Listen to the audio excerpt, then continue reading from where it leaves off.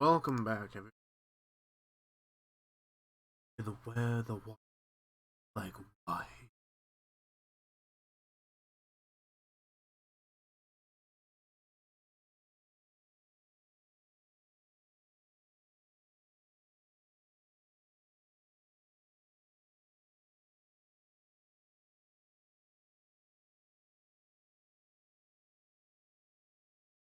Fine, we should be live. Hold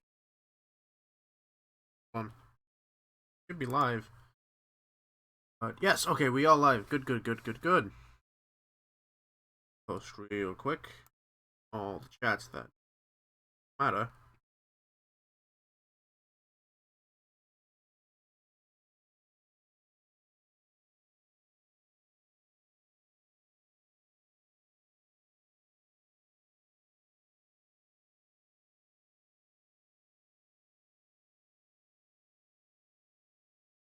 Go.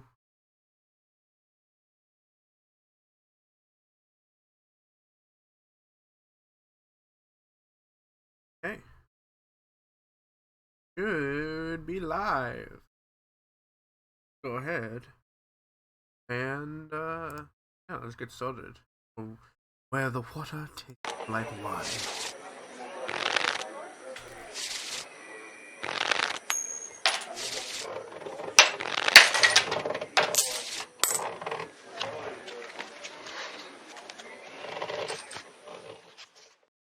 Night has fallen and you're weary from travel. Stars fill the sky above, and in front of you is a brightly lit wooden house, the only building you've seen for days. You walk toward the house, hearing the sounds of laughter and talk as you reach the door and push it open. Yeah, enter.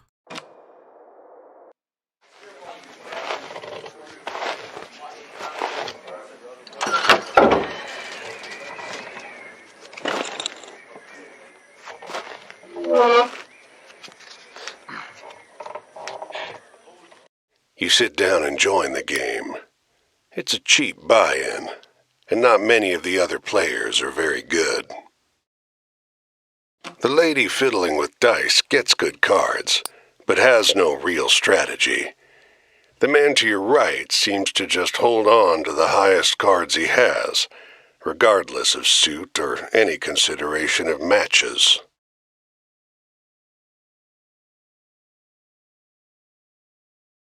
The man in gray across from you, though, he's good. He already had the largest pile of coins when you bought in, and while your winnings grow quickly, you can't quite catch him. One by one, the other players leave the table, sometimes with pique or with wry humor, leaving their winnings with you or the man in gray. Oh, Eli.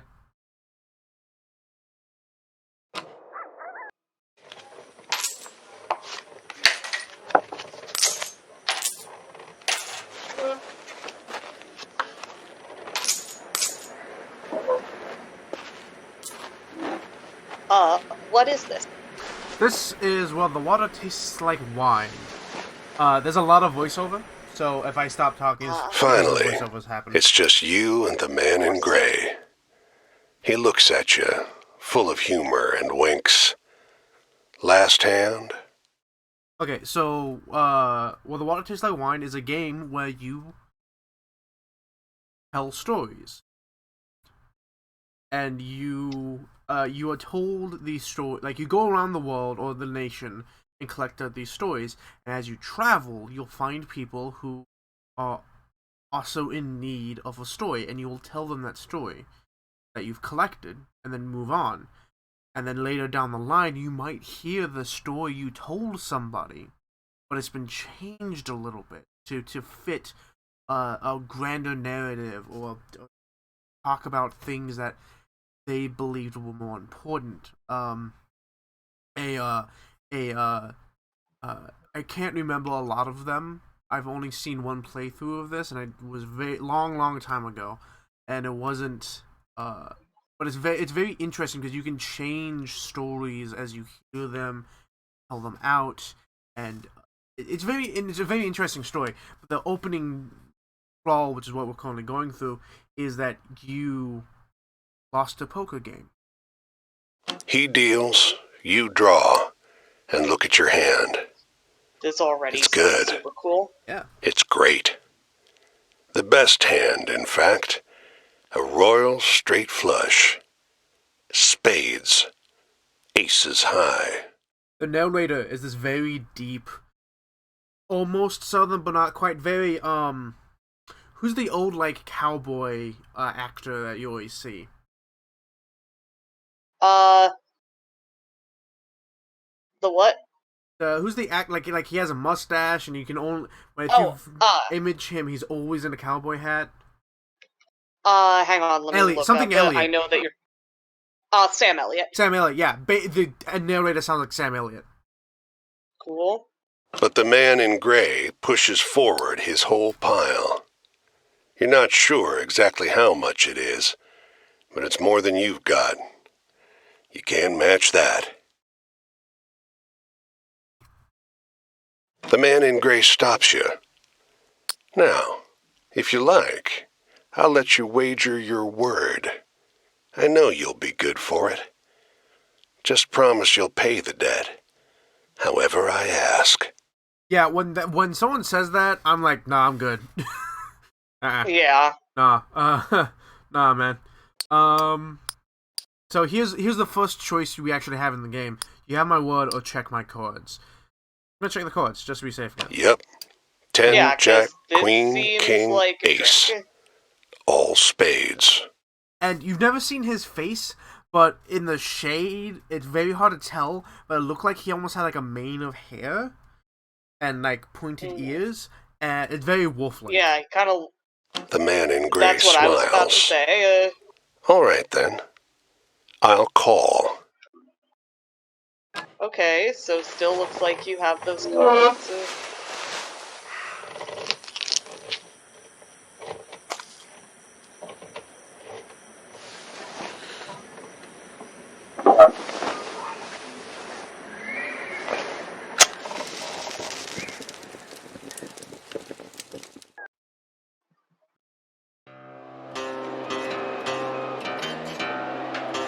Well, your luck wasn't so good, was it? There That's we go. quite the hand, but not for the game we're playing. I'm afraid you owe me. Your life, sure. But more than that. Your labor. Now, so the wolf actually has a different voice actor than the narrator, which is cool. I think all of like the really like specific people that you meet have different voice actors. Cool. You see, this land is built on stories. It's one big story, this country, woven of many small ones. Few of the small ones are strictly true, and the big story is mostly a lie. What was that, Eli? Just this wolf. Yeah. So actually, the line he's saying is that this land is built on stories. The big one is a lie, the small ones are strictly true. Was very much a sentiment I had when I was making the character of Steve. And also, it just makes sense to me. All the stories and songs and myths and legends start somewhere, Ooh, it's with a seed. As they're told and retold and passed around, they grow and change to become the stories we know. What was that, Eli? Thank you for informing me this game exists. I'm probably buying the shit out of it. Yeah, and actually because of the way that stories change and are told and how you choose what stories go where, it's very different each time. And in fact, I think there's a DLC as well that adds more stories. To pay your debt to me, you'll be carrying stories, finding the seeds first and then spreading them, telling them onwards so they can begin gaining strength. This is no light task. Stories are heavy. What was that about DLC? Right now, it's only... The only DLC it seems to have right now is the soundtrack. And sorry if I'm interrupting interrupting stuff because No. I can't tell. Oh, you're not interrupting. What is that the music's quite loud, and so is the audio, the voiceover, and I can't change that until this dialogue is over. So when I can't hear you when they're talking. I understand. Most of I the don't wanna stories talk you'll over them find anyway, will be small but, seeds. anyhow, They might be true, right now, but they'll the grow only DLC wild and seems to be unbelievable the with the soundtrack, telling. and also it is only $5 at the moment, so Just this. if you want it, get it. Yeah, kind of. Just the music alone, like that's right here, is quite good. It's like very 1800s country. I completely get that, and I appreciate that. I'm just not really into getting soundtracks ever. I mean, I didn't even get the Undertale one. No, that's fair. Neither am I. But like the music is quite good in this. It's one of the things about the game that's quite good. This I can totally see this song being played in like Firefly. The more important stories are the true ones. The ones people will tell you about their own lives. Those often get lost in the weaves of the big story. The more true stories you can find and tell, the more you can weave that truth into the big story. Tarnish it a bit perhaps, but isn't a dingy and battered truth better than a shining lie? I really want to use the line that he just said by Anada, and isn't a dingy and battered truth better than a shining lie? Now, go ahead. To be fair, that You tell me a story. I'll trade you some information about your task. I mean, if you're telling something because it's true, yes, obviously. But if you're just telling something to tell a story, then no. And so here, I'm gonna go into my sound settings and turn down the game's volume a good bit until I can actually go in and the thing myself so I can hear you. So Right, and you are always allowed to tell me to shut up because I know that there's narration and I can't tell when. that's fine. So we kind of come through this mechanic, and they don't really explain it to you at the moment. But it's using tarot cards, and this is how you separate what stories are and what they mean. So like the 3 stages is about travel. So if you want to tell a story about travel to somebody, maybe someone is trapped where they are, and you want them to feel like traveling is good, so you tell them a story about travel. But there's justice, which is choice and morality, and multiple stories can be in this. A story can be in multiple categories at the same time. And if you tell a story, like there could be a story of travel and choice, and you can choose that story. But if you choose it as a justice card or a 3 staves card, will alter how that story is told next time you hear it. So if you focus on the travel aspect of the story, it'll be more about the travel the next time you hear it than it will the choice. And let's see, we have the world, which is heaven, desire, fulfilled, wishes come true. Oh, heaven, desires fulfilled, wishes come true.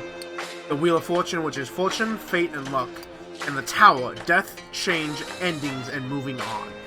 So we have to tell him a story right now. So which of those 5 do we tell? A story of travel, of choice, of desires fulfilled, of fate and fortune, or death, change, and moving on. Of not cheating people in card games. I feel like that would fall under fate. Yeah, probably. So, Wheel of Fortune. Tell the story of tossing a pair of bone dice on a blood-red velvet table. They come up snake eyes and a wink at you.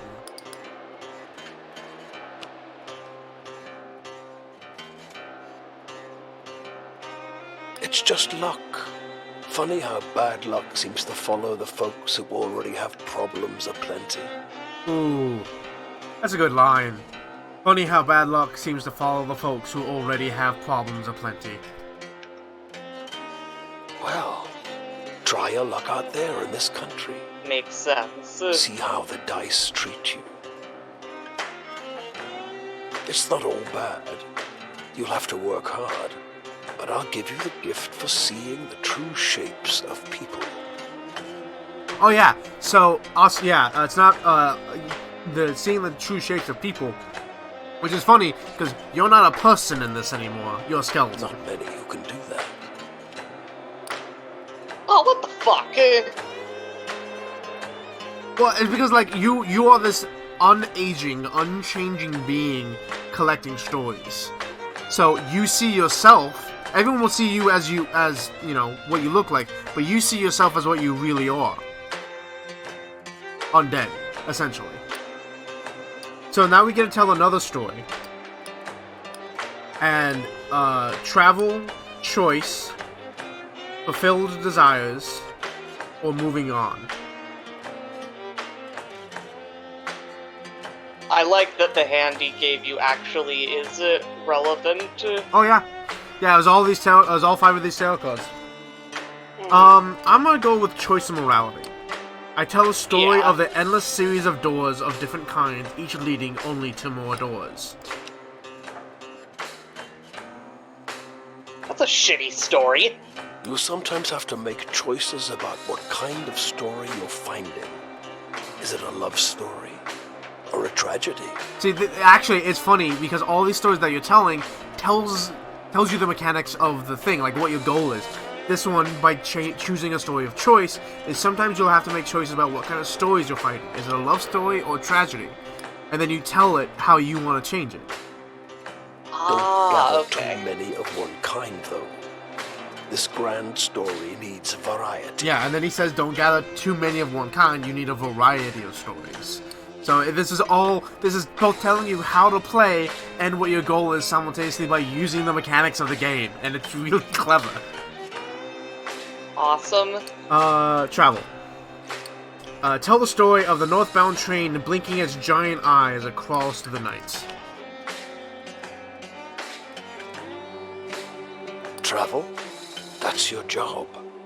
Wander from place to place, gather those stories and spread them.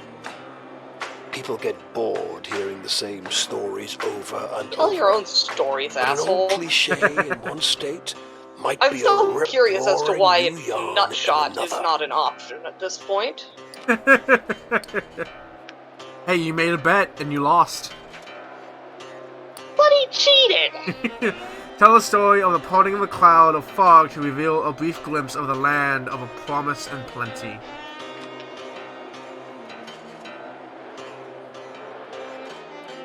Your deepest desires, your greatest wish, heaven, Big Rock Candy Mountain, El Dorado, the Promised Land, that place just over the ridge where they all say that the water tastes just like the sweetest wine. And that's where the title of this game comes from. There was once a story, long ago, of a land whose water tasted just like the sweetest wine. Well, I don't know That where that is is. not healthy. It's supposed to be somewhere in this country. Ask the people you meet. They're all searching for the same thing.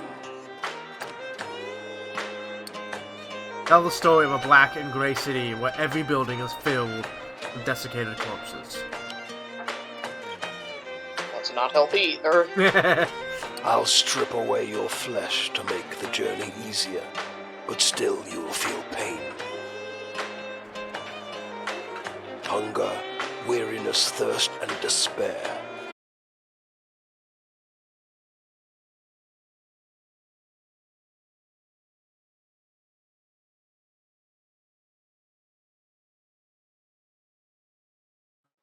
There we go.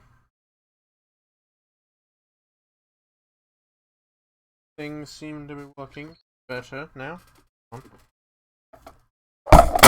Ah, crap.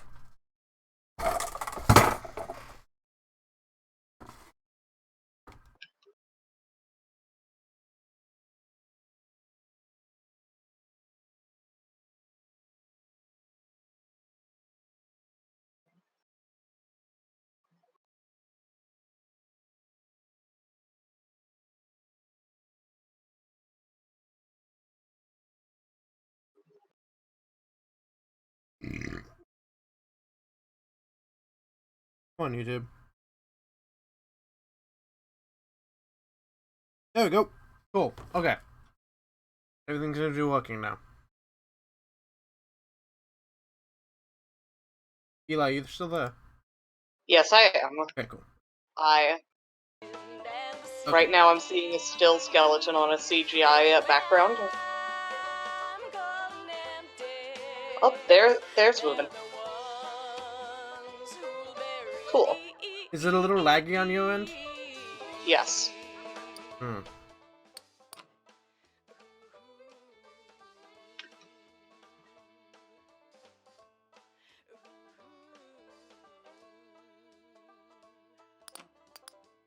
Okay. So, I'm actually starting so far north that I can see Canada. No shit. Yeah, it actually Oh says it yeah, on it's the right yeah there. yeah. But there's a house here. Can I?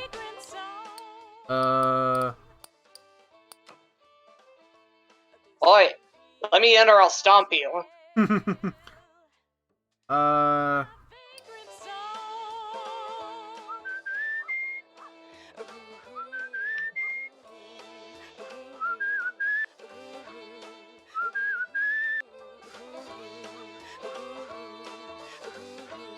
Now let's see. See if I can find something. Nope. Found another building. I guess. Oh, I guess the building has to have a little thing floating over it for me to go and really get.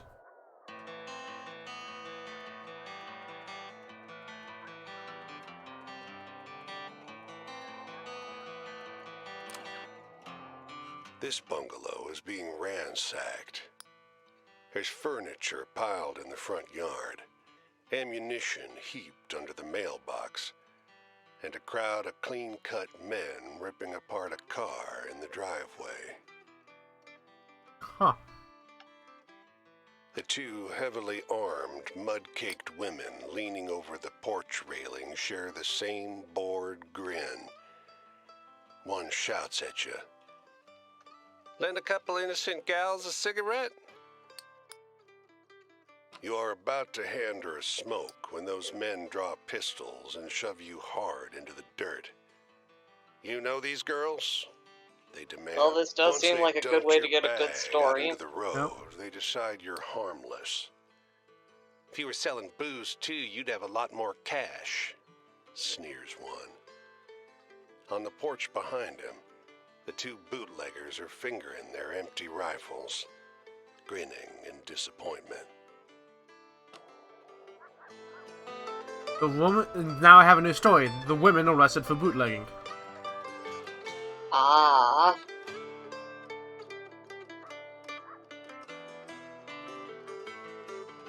And then I go down the road. Now I actually see in the distance. I don't know if you can see it. But I see in the distance a building with another thing floating above it. But it's off the cool. beaten path. So let's see if I can. Oh. Oh, yeah, your goal is to fulfill your obligation to the wolf by finding all 16 characters scattered over the US and trade stories with them until you can earn their trust and finish the story. Cool. Oh, wait, I can actually play with a controller, which would be a lot easier on my hands.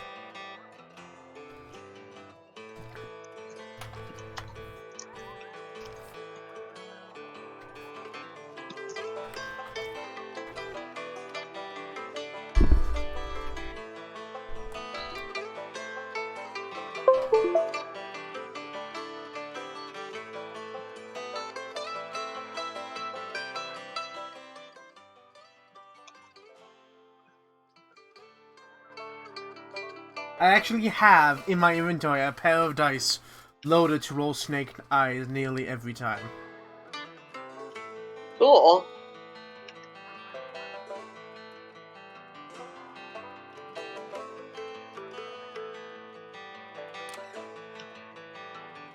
Off the road and into the woods, You can't help but come across this package by the old tree tied to a sturdy stick.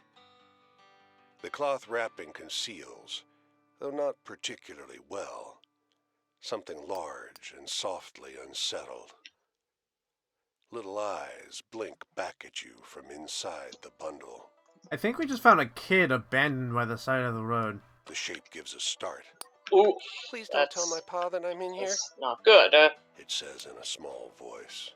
Pa doesn't want to live with us anymore, but I want to go with him. Don't tell him, please. I'm hiding. Oh no! This kid is hiding in a like the handkerchief thing you tie onto a stick and you carry your stuff away. And he says, "My pa don't want to live with us no more, but I want to go with him. So don't tell him I'm here, please. I'm hiding." Mm-hmm. Okay. But also, hi Ellen, hi Luna. Hi, Ellen. Hi, Luna. So here's the thing. I can change how the story ends. Do I want to do travel, or this crown, which I imagine is the king, but I don't know what the king does. What story the king is. I Hi, Alan. have no idea. I'm gonna go with the king, and maybe I can find out what the king's stories are. You tell the boy you'll Okay. keep his secret. You don't see see his his father father anywhere. anywhere. You don't see another soul. Do you two need any context? I don't know this game at all. Ah. I have no So, sorry, go on. No, go ahead. I have no idea.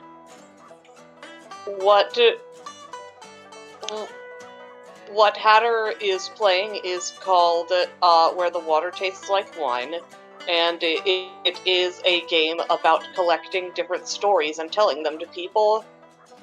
Uh-huh. Yes, and so your job is to go around collecting stories, and when you tell a story, to somebody, you can hear that story later on, but changed based on how you told it. So it'll be a different story, and it'll slowly advance over time. Ah, interesting. Yes, so actually, I am now in the city of Portland. Oh, hey, visit me. Nice. uh, There's a penis house. Yes, there is. I'm actually on Portland, Maine, I think. Yeah, I'm in To be Portland, fair, Maine. a penis house does sound like something that would exist in Portland. I mean, it's just that house over there on the other side They of don't come every year, you know. The old man is sitting at of the edge of New a rotting old pier, crooked legs Hampshire. dangling over the water. That house He and watches a pair like of big seagulls tower over in preening New in a Hampshire gloomy looks like a gutter penis. on a rock just I off know. the shore. So I can either ask. This old man tells me they don't come every year, you know. Talking about these two seagulls. And watch the seagulls and get another crown, or ask why and get a moon. That's why. Just when the fishing is going to be good. He taps great, black, thick globs of spent tobacco out of a huge Why are you collecting ceramic grounds? pipe. Grounds. About another year, I guess. Yeah, why are you collecting ground? Crowns is what Hatter said. Another year of this Things town kings being wear. here. And Yeah. these replies. stories are Little sorted grin based on, spread like, across tarot his cards. face. If the seagulls came, that means enough fish to keep it What in is place. a crown? What does it mean? So I don't know, actually, because I haven't seen it. So actually, hold on. Right now, Hatter's collecting stories and not so much telling them. Yeah. So the crown is the Queen of Cups. Okay. And the only story I have for the Queen of Cups is the boy who ran away with his father in Maine. And let's see, I have a story for the High Priestess, which is what the moon is. The seagulls and the fishermen near Portland, That's Maine. confusing, considering there's something called the moon. Yeah, but the priestess is like wearing a headdress that looks like a crescent moon. Ah. Yeah, I don't have all the tarot cards. The tarot cards are, the two pentacles, the star, the world, the lovers, the wheel, the high priestess, the justice, the fool, three of staves, queen of cups, empress, power, the devil, the emperor, the sun, and the knight of swords. Okay. And I Interesting. have one for the emperor, which is the women arrested for bootlegging in Maine. But I actually have What is bootlegging? the illegal make and distribution of alcohol, known as Oh, moonshine. okay. Thank you for teaching me English. This takes place during the Prohibition era, in which alcohol was stupidly made illegal. There's actually really cool. There's actually a map of the United States that shows where I am in comparison to where my stories got picked up. Oh, that's cool. Cool.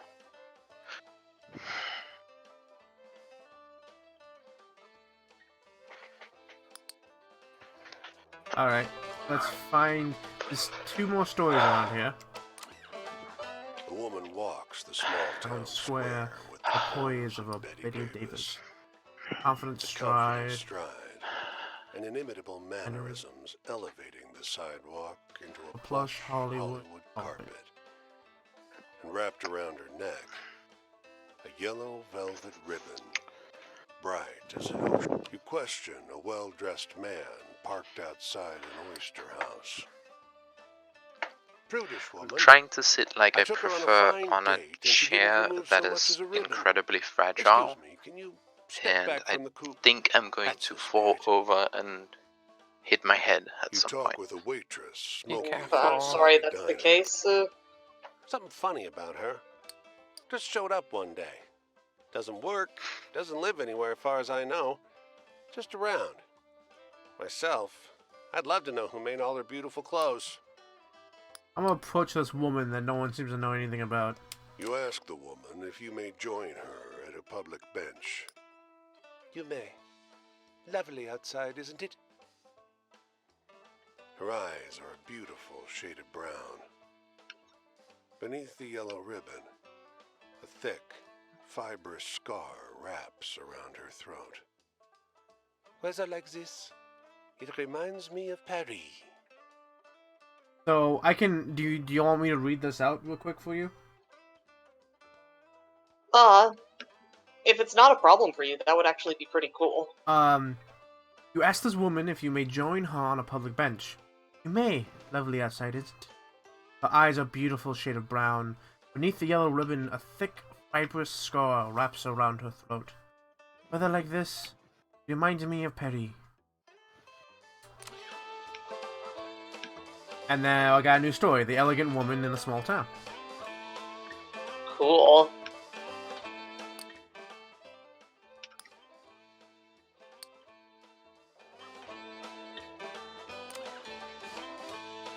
I love the fact that after hearing some douchebag's opinion, you decide to get a second opinion. Yeah. You find the lighthouse door open, with a daunting staircase before you. You can see storm clouds on the horizon, and you don't relish the thought of being caught wandering this rocky seaside alone in the rain. Fortunately, you find the lighthouse door open, with a daunting staircase. At the top of an ornate wrought iron spiral, you're breathless and feeling the strain on your knees. Rain already batters the walls outside. You can only knock on a heavy wooden door leading into the upper level. Muffled voices and light seep in beneath the door. At the top of an ornate wrought iron spiral, you're breathless and feeling the strain on your knees. Rain already battering the walls outside. You can only knock on a heavy wooden door leading into the upper levels. Muffled voices and lights seep beneath the door. Looks like we got a visitor. Sounds like a man's voice, deep and rough. Well, behave yourself. I'll open the door. Another man, this one with a higher, more sonorous voice. I always behave myself. He feigns indignation, but his tone betrays affection instead. Looks like we got a visitor. It sounds like a man's voice, deep and rough. Well, behave yourself. Well, behave yourself. I'll open the door. Another man. This one with a higher, more sonorous voice. I always behave myself. He feigns indignation. His tone betrays affection and After a moment, the door unlatches from the inside and Aw, opens. cute. The man before you is tall and muscular, with a hint of a paunch beneath his wide chest. The heavy iron knob on the door looks nearly dainty in his huge hand. Didn't want to be out in this rain, did you? Come in. After a moment, the door unlatches from the inside and opens. The man before you is tall and muscular, with a hint of a paunch beneath his wide chest. The iron doorknob on the iron knob on the door looks nearly daintily in his huge hands. Didn't want to stay out in the rain, did you? Come in. Despite the rough exterior, this room looks like a well-appointed parlor. There's a rug on the well-trod wooden floor, and an enormously plush couch. And sat upon it is a stocky fellow grinning through a great hazel-colored beard. Tea? He offers, hoisting a teapot. Despite the rough exterior, this room looks like a well-appointed parlor. The rug on the well-trodden wooden floor, an enormously plush couch. Sat upon it is a stocky fellow grinning through a great hazel-covered beard. Tea? He offers, hoisting a teapot. And now we can decide whether or not we want the son or the lovers. I'd take the lovers. Yeah, I want a lover's story. It must be lonely up here. Oh, we manage. The tall one sits on the sofa, casually wrapping an arm around the other lighthouse keeper. The quiet suits us just fine. He needs his quiet time. He's a writer. The tall one grunts. I dabble, but you must have some good stories from the road. We manage, the tall one says, sitting on the sofa, casually wrapping an arm around the other lighthouse keeper. The quiet suits us just fine. He needs his quiet time. He's a writer. Tall one grunts. I dabble, but you must have some good stories from the road. I have some. You wake up the next morning Ooh, on their old you get to sofa, share stories. still warm from an excess of tea. And cake? I don't actually get to choose the story that I tell them, but I get their story. Aw. And Okay, cool. I'm gonna see if I can... Yeah, okay, so here's what I'm gonna do. I'm gonna turn down the voice volume, and then I can do the voiceover without him, even though he has a really good voice. You can feel free to just let us, or let the voiceover's voice. No, it's fine. Someone named Patracha? Yeah. Says it's a cheat. What's a cheat? Also, welcome. Hello. Hi. What's a cheat? What are you specifically saying is a cheat?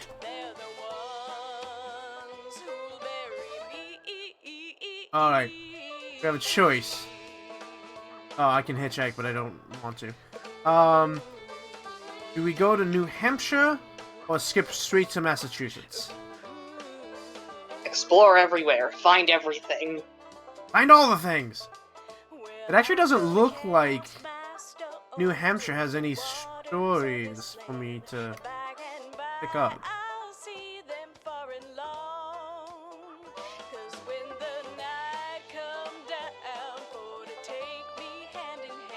Alright, so here's what I think we're gonna do. We're gonna head over to Boston and grab all their stories. They're gonna swing around to Vermont and pick up the stories in that little town over there. Maybe you'll need a young Bernie Sanders. But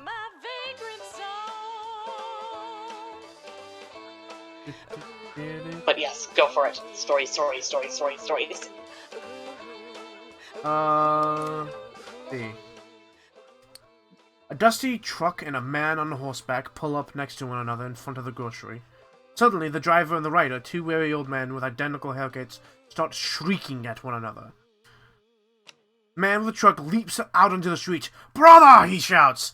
And then one on the horse tumbles off of his saddle. "Brother!" he screams. They embrace in the road. 30 years! Howls the driver. The rider, tears streaming down his face, corrects him. "No! 32!" Everyone here is watching these two older men cry and hug one another in the middle of the main street. Cars and wagons are backing up. People are yelling, "Take a photo of us!" The driver begs you. He's just hauling a tripod out of the bed of his truck. So, we can either say cheese, which is a empress, or let's get out of the road first, which is like sun card.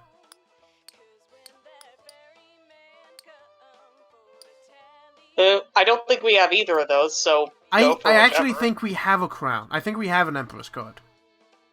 Oh, crowned as Empress? Yeah, the crowd is empress. So Okay. that's the thing. Do I want to say cheese and take a photo right there, which I think would be kind of a better story, or do I say let's get out of the road first, which is a story I don't have yet? Do the better story. Yeah, let's do the better story. Say cheese! The long-lost brothers pose in front of traffic, cry, snot pouring out of their noses. As angry passersby wave you out of the road, each brother presses a coin into your hand. When the traffic disperses, you realize that they overpaid you by quite a shocking amount.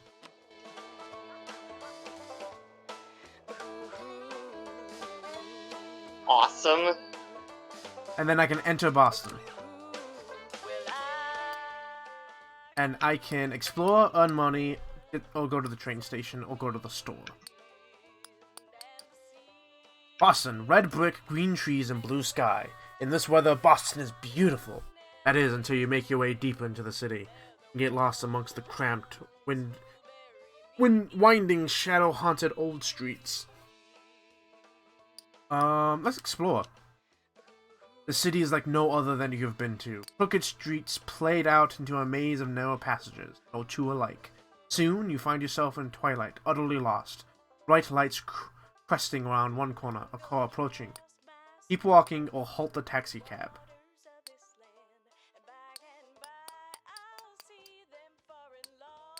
I can keep walking, get a sun card, or halt the taxi cab and get another high priestess card. I don't think you have a sun card yet. Let's keep walking. Unable to afford rescue, you keep walking. The asphalt turns to crooked cobblestones that threaten to wrench your ankle out of place. Was this always a moonless night? The stars multiply, each one looking like a pinprick through which light is exiting the terrestrial world. It's hard finding your way through pitch darkness. You go by touch and sound, feeling the scale of the streets by the echoing of your footsteps. Fingers tracing the rough surfaces of the buildings. And then, a rumble of noise in the distance. Quiet yourself, suddenly fearful. The clear skies tell you it's not thunder, but cannon fire. The city comes alive with fires and shouting. You find yourself trampled by a mob of men in thick brown coats, a phalanx of bayonets advancing up the street.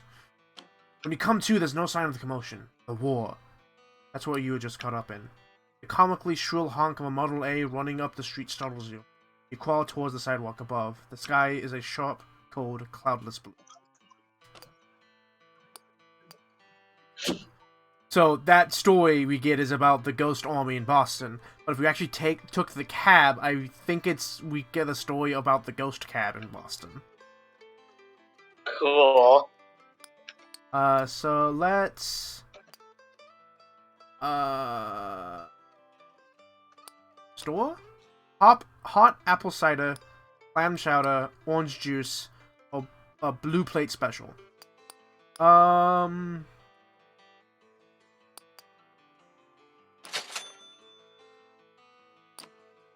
Let's earn money. You wander the streets of the city looking for a way to make some cash. Panhandle or look for work. I'm gonna look for work. It starts to rain in a kind of torrential tree stripping away the only... It starts to rain in the kind of torrential tree stripping way that only happens once or twice a year. Everyone scrambles for cover, but one guy stays out in the street. Fellow with a bale of bent and lopsided umbrellas. 10 cents each, he hollers. What an opportunist. The rain has soaked him through, but he's doing a roaring trade. Hey, yells at you, go around to the main shopping streets and pick up all the umbrellas you see, okay? People sometimes drop them when they blow inside out. I'll pay. I can seek shelter or go find umbrellas. I'm in. Let's go find umbrellas. He's right, there are Not like umbrellas. we have any skin to get chilled. Alright, there's umbrellas scattered all up and down the street like fallen birds. You gather up an armful, and the umbrella seller buys them off you for a couple of coins. The next morning, though, your throat is hoarse, your nose is running like a faucet. Damn it! So, yeah. But I got some money. I can go to the train station and head to New York City or Detroit, or I can just... I'm not sure if this is how this game works, but if it's up to me, I'd walk everywhere. Yeah, I think I'm gonna walk too. Actually, I found there's a fire going on at a train station, I think? Hold on, I don't know what this is. Oh, it's a camp. I can rest here. But instead, I'm gonna grab this story right here real quick. His clothes are expensive but unkempt. A tailored jacket stretched out and warped out of its best fit by long days on the road. His thinning frame weighs down the boxcar next to yours. You got a light, friend? You offer a match which bends and nearly snaps as he scratches against the pitted iron edge of the boxcar. Thanks, he mumbles, clutching one last cigarette on his lip. Don't rightly know where I'm going. You notice how deeply wrinkled his clothes are, as though a huge hand plucked him from a high society party, crumpled him up like a sheet of paper. Don't rightly know where I got going, either. They built a railway just past Missy Hudson's estate. Dan racket ruined our soiree.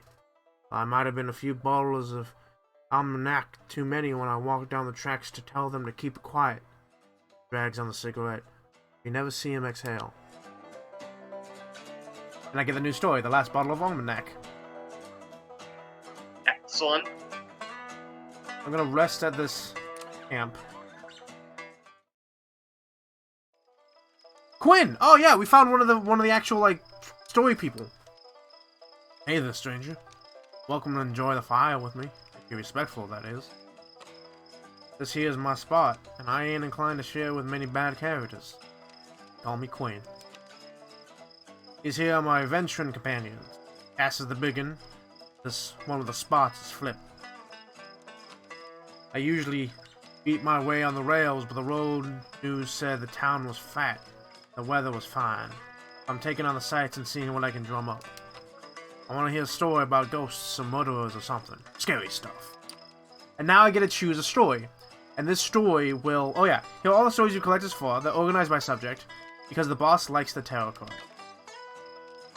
This is the subject of a story here. You can tell this person a story about love, for example, and they will tell you something from their own life relating to the subject of love, or thing.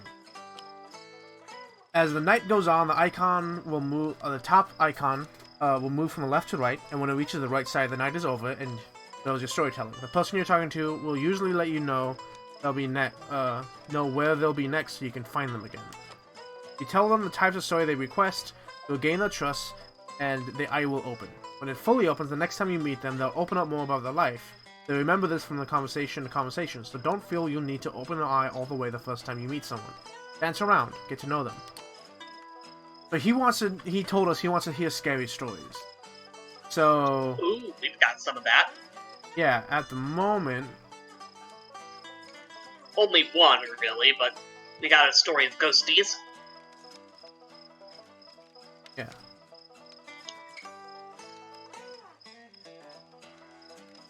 Hold on. Okay. Here we go. Here we go. Okay, so the Emperor, which is authority. The Sun, which is past and memories. High Priestess is the future. The Queen of Cups is family. The Lovers is love, obviously. The Knight of Swords is sadness. And the Devil is bondage, traps, and imprisonment. Devil seems like the obvious choice here. Yeah, so let's do the Devil. Tell the story of the last bottle of almanac around Boston. Let's not do that, because that's not a really scary story. Okay, instead find the haunty one. Yeah. Nope. Oh, yeah. Tell a strange story of the climb on the streets of Boston. tell them the strange story. You spin a good yarn. I was shivering there for a bit. Well, I don't know a whole lot about the past, but they say there's an Indian grave around these parts. Say it's haunted and full up with angry spirits. I used to love hearing stories of cowboys and Indians fighting it up. I'd swap tales with the youngins, but, well, I suppose if someone shot me, I'd be pretty vengeful too. I want to hear one of them vengeful tales. Got any? They want to hear a thrilling story. I'm not sure we have any of those yet.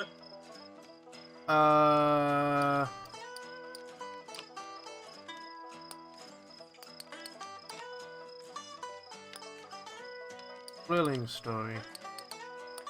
The story of the woman arrested in bootlegging for bootlegging in Maine might work.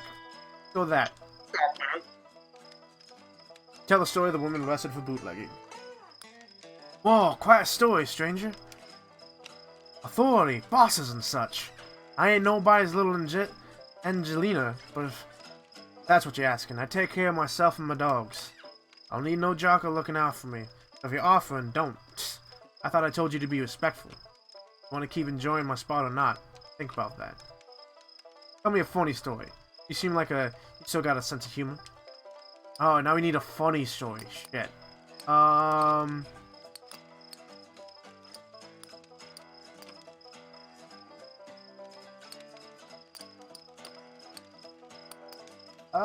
don't think we have a funny story. Yeah.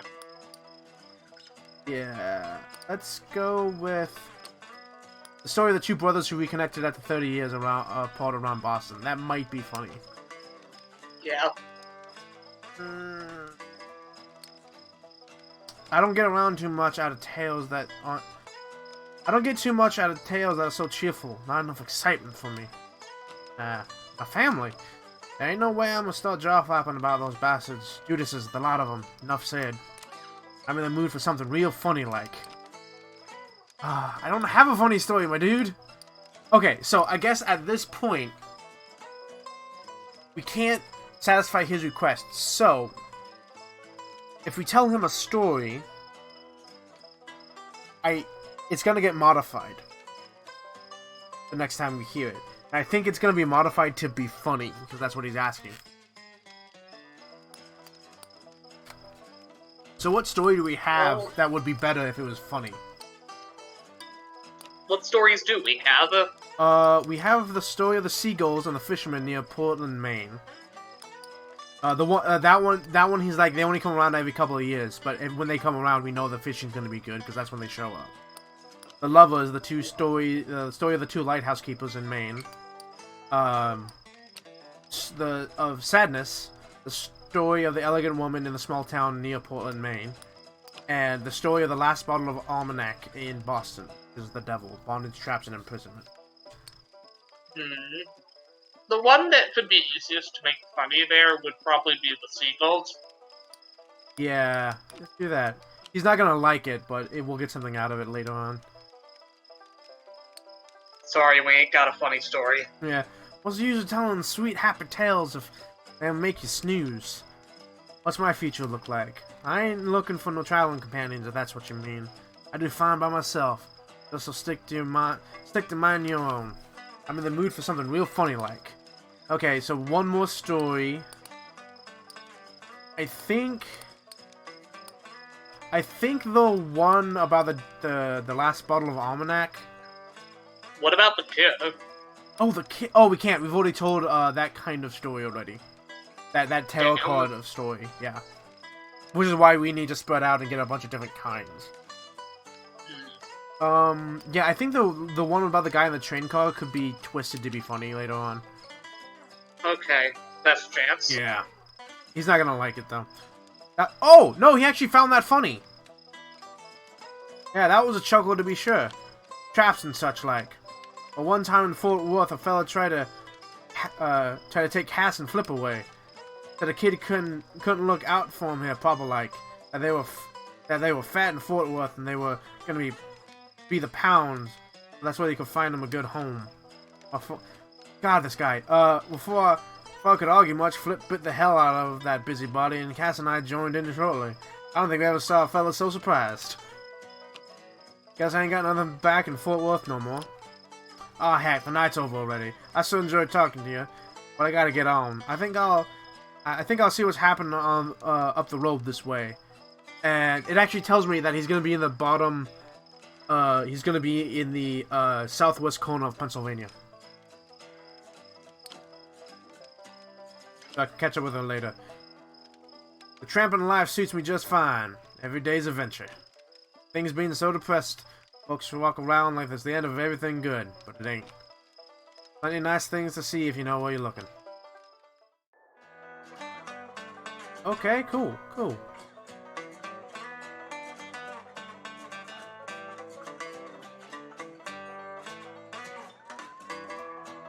What happened to Ellen and Luna? Are they still here? Yeah. Oh, hi. I was I was eating. Oh, okay. It's just all really quiet and I can't hear when people leave and go away. I was muted because maintenance.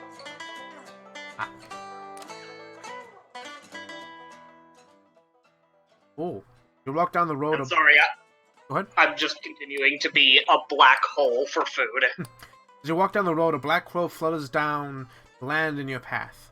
It looks at you, cocks its head and speaks. Well, you've got a long, long road ahead of you, don't you? All those people to chase down, or so I hear, it laughs. I got some experience when it comes to chasing folk. I can either ignore it, or ask her to tell me about it. I'm going to have it tell me about it. Well, if you want, you can go find your friend again. Ask him more about your life. About their life. They might want better stories this time, though. It peels up at you. Didn't they tell you they were where they were heading next? But the world's full of people. But you can find another friend just like that. You went around looking. There's more one interesting person in the land for sure. There's a gravelly laugh. That's what humans say, anyway. And with that, it launches in the air and disappears. So basically, that was telling me I could go find him again really easily. And also, it didn't answer the question. Or, I guess you just said, tell me more, not, why are you a talking crow?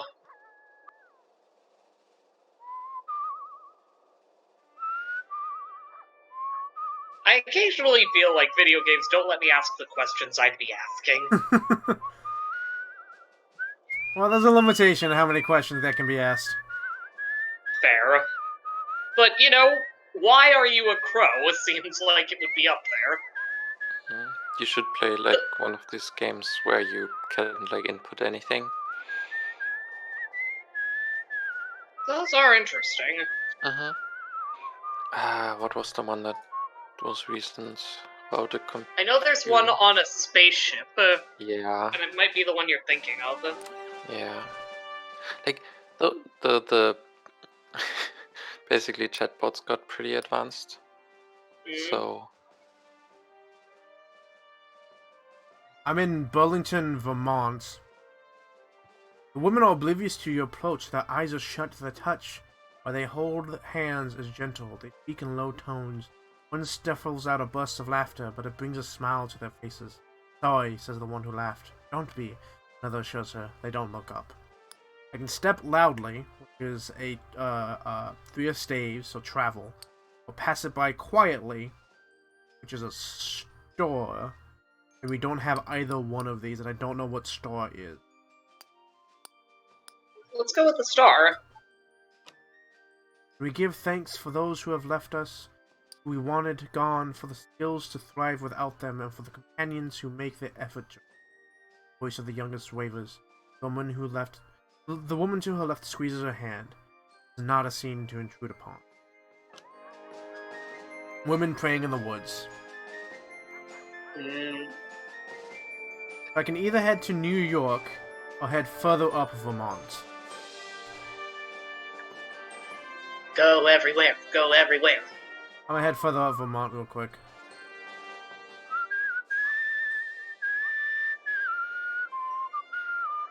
There's actually a moving, move faster button, but it's you whistling, and you have to, play a rhythm game with the whistling to make it, to make you move faster.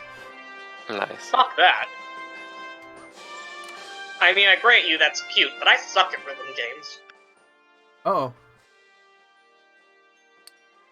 You hear the whippoorwill whip? Oh my god, what? You hear the whippoorwill first, shrill and close. Then you see him, high up above the black streets of the wires, a lineman, fraying belt holding him to the pole. A damned bird has come to perch on a power line and started staring hungrily at the man's soul. I watch him, and this is gonna end poorly. This is a tower card. He's unsteady, his hands are shaking, and his body sways to the wind. Mom spaghetti, no I'm kidding. You spot his tool bag next to the pole, worn and frayed, much like the man. A half-gone bottle of cheap rye pokes out of it. I can either walk away, which gives me a devil card, or take the bottle, which gives me the tower. So devil or tower. I don't think we have a tower card. We don't, so let's take the bottle. What's he gonna do? Come down from his pole? You snatch it from his bag in one quick motion and walk away. Hey! He starts. Whatever he's about to say slips into a slurred whine as his belt snaps. Oh no! Oh, fuck. We can either look away or look at him. And this will affect the story. Look at him?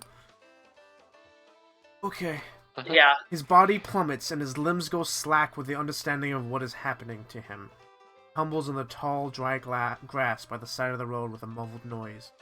All you hear is the call of the whippoorwill, eager, loud, thankful. Oh no. Oof. Yeah, I actually can't walk in. I cannot walk into Canada. It won't let me. Aw.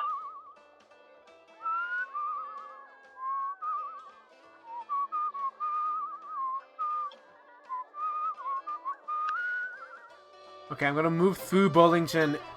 Oh, hello. There's a thing over here.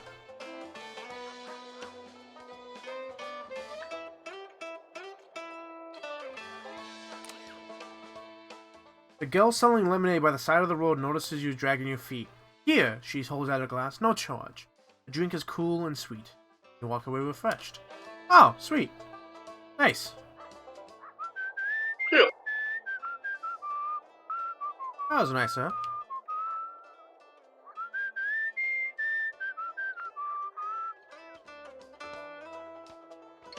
Oh, I can hitchhike.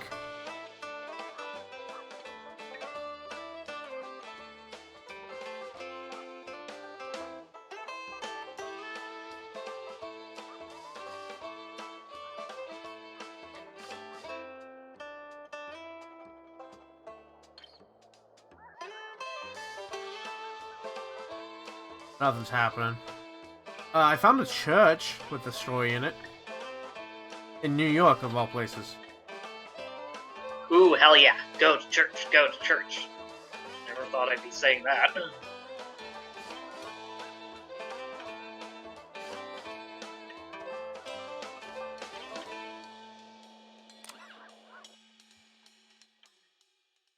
He leans against the fence and turns to face you passing by. At his back is a bag full of birdseed. He shows you that the gawking birds perched on his body are the last remaining passenger pigeons. I thought they were extinct, you say. They look extinct to you? You're not sure those dull gray pigeons look anything like the pictures you've seen of passenger pigeons. Though you can't help but think they're staring at you a little too intently. Hey, you like birds?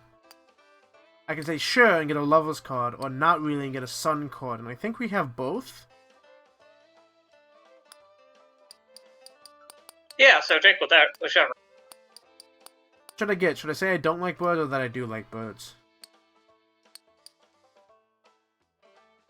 I like birds. Yeah. They're lovely creatures. Guileless, really. Hunted damn near to extinction. Once he strokes one of the birds under the chin. You think you see drips of blood flecking the creature's dirty gray head. Excuse me. You sense it's about time that you start moving on. You be kind to the little birds now, you hear? Hurry along the road through the flapping of ungainly wings to follow you for hours. Story, the Pigeon Keeper.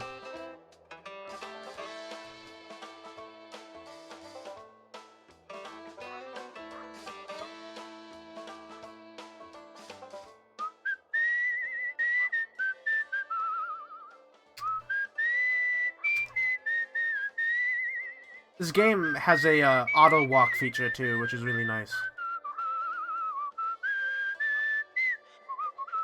That is very good.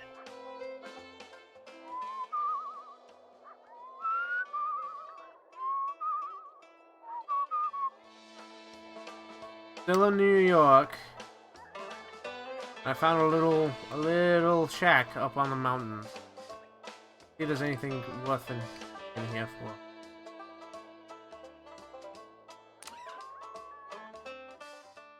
Outside the quiet thicket of apple trees, where he is tended to by Johnny Chapman, carved into a fence post. Nearby, a hound lays on its side, perfectly still.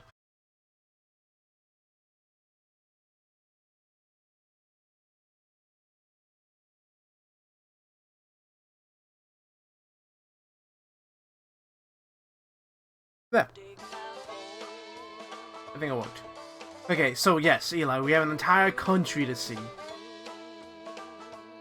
I think what we should do is go down the coast and then swing back up northward.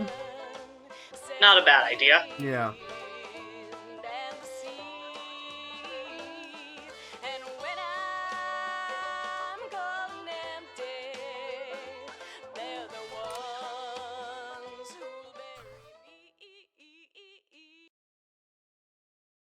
A long black car growls up in front of this hotel. Out steps a woman with an extravagant hat and coat, followed by a whole crowd of hangers-on. Is she a singer? An actress? You don't recognize her face, but to your surprise, you recognize the story she's telling. Oh shit! Mm-hmm. In a sharp transatlantic accent, she's telling everyone in her party a story of the two brothers who wandered seeking one another for 50 years. It's clearly the story is of the two brothers who reconnected after 30 years apart, but changed in a few entertaining ways. Isn't that something, she says? Her various followers agree. She pays the driver of the limousine and sweeps into the hotel like a thunderstorm of red velvet. Someone should do a picture about it, you hear her exclaim. And now, the story changes. The story grew in the telling. The two brothers who wandered seeking one another for 50 years instead of the 30.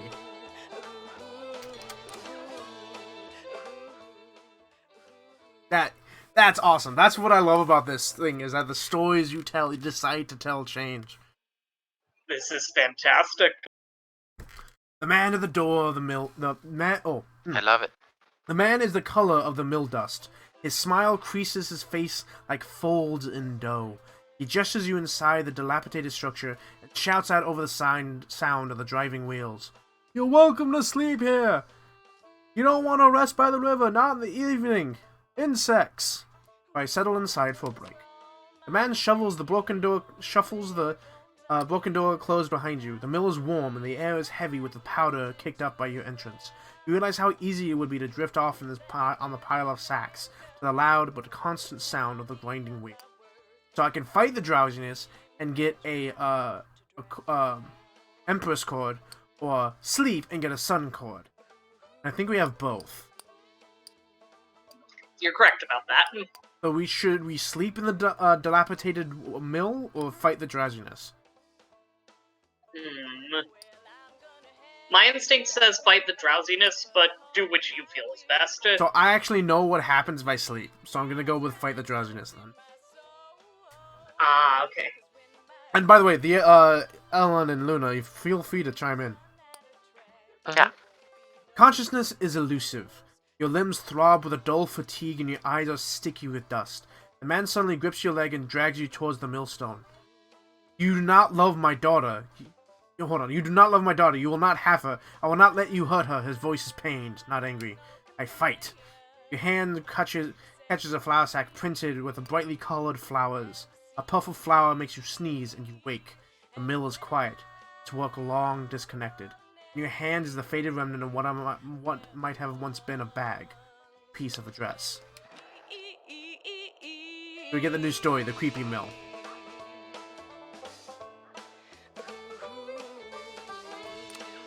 And now we enter New York City. Good, another scary story. The air stinks of gasoline and trash, and you're boxed in by brick. But damn, there's something invigorating about that stink. God, you feel like there's an engine in your chest. Explorer. The engines belch black smoke as the ferry churns gray water into froth. A broad-shouldered figure leans out over the rail, eyeing the skyscrapers on the horizon. Nearby, a man and a woman speak in low, urgent voices. He takes her wrist gently. She's weeping softly. Listen to the couple and get a lover's card, or talk to the man, get a traveler's card. We have a lover's card, so I'm gonna go with a travel right now. Talk to the man. Yeah. The man gives you a once-over as you approach. His new boy cap is ragged with age. You look familiar. Did I meet you at Union Square? Did we meet him at Union Square, or I don't think so?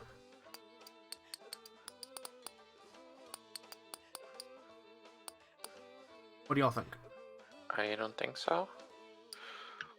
I don't think we did. The man shrugs. Maybe somewhere else. You look like you get around. Me too. When Gramsci was arrested, we all had to flee. The Futurists and the syndicates, and all the rest scattered across Europe. The luckiest ended up here. He nods decisively, proudly. We continue the work. Come on.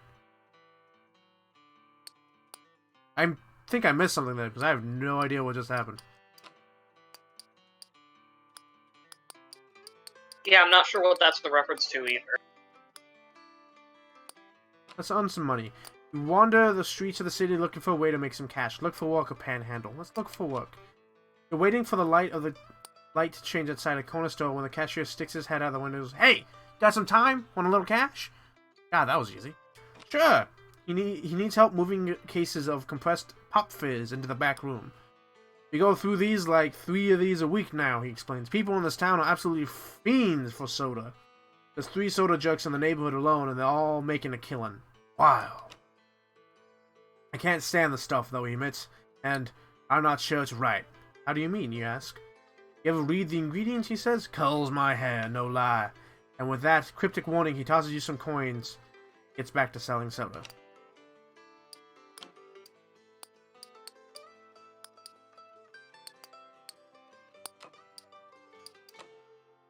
I can go to Boston, Washington, D.C., or Detroit. We've already been to Boston. I don't think I want to go to either of these places. I want to walk everywhere. Just keep walking, and eventually you'll end up in Detroit. A jet black crow alights on the low branch of a twisting tree. Look at you, it caws. So you got good stories already? Well, I heard better. Much better. It seems to wink at you. Want to hear my tricks? Ask about the stories. The ones you got now, psh, pathetic stuff. You tell those stories around and they'll get more exciting, more satisfying. So always listen to the stories other folks tell. The tales are less true, sure, but they're more useful around the campfire. The boss has a point about the true ones, though. They're extra interesting. You learn a couple of folks' true life stories, and everyone will like them, no matter what kind of story they think they want to hear. Well, everyone's got a everyone's the captain of their destiny. It gives a burst of laughter. Ain't no bootstraps in the world that can save you now. Choices you make change the kind of stories you can tell. Ruffles his feathers and sort of a shrug. Choose wisely. Don't. Well then.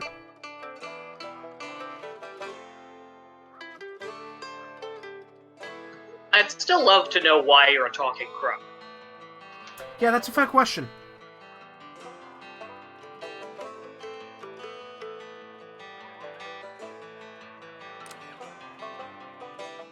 You know, it's a black crow sitting on a fence post watching you with unsettling intensity.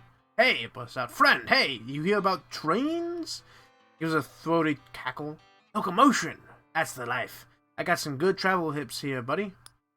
Talk about travel. You ever ride a train, it asks? With your budget, you'll need to. Hop on a train yard, though.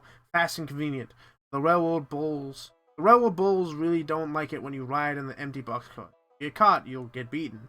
It hops and pecks at something on the ground. On the positive side, maybe you'll meet someone on the train stories. Someone to trade stories with. If you don't like the sound of that, you could hitchhike. Find a friendly car, it laughs. I feel sorry for the landlubbers. No wings, just motors. Can't even cross rivers when you want to. Only at safe crossings. You notice that the beak doesn't move as it speaks, but before you can tell anything else about it, it flies off.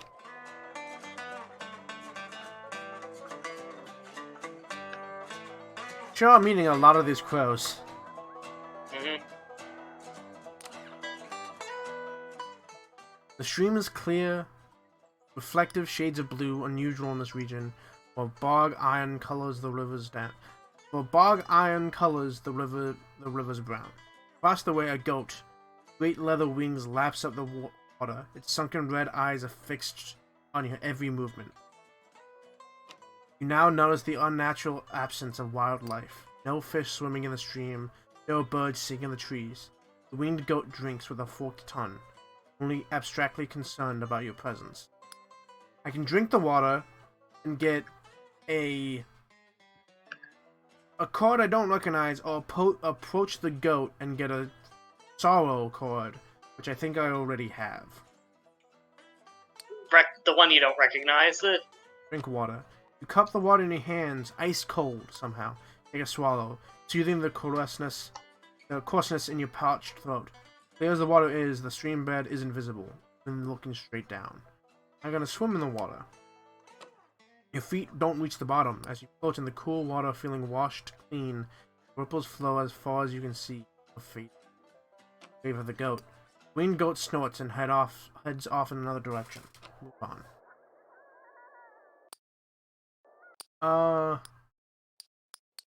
Oh, that was the Empress card. Wait. Oh, the Queen of Cups is the one I keep... Yeah, that I think is the Empress.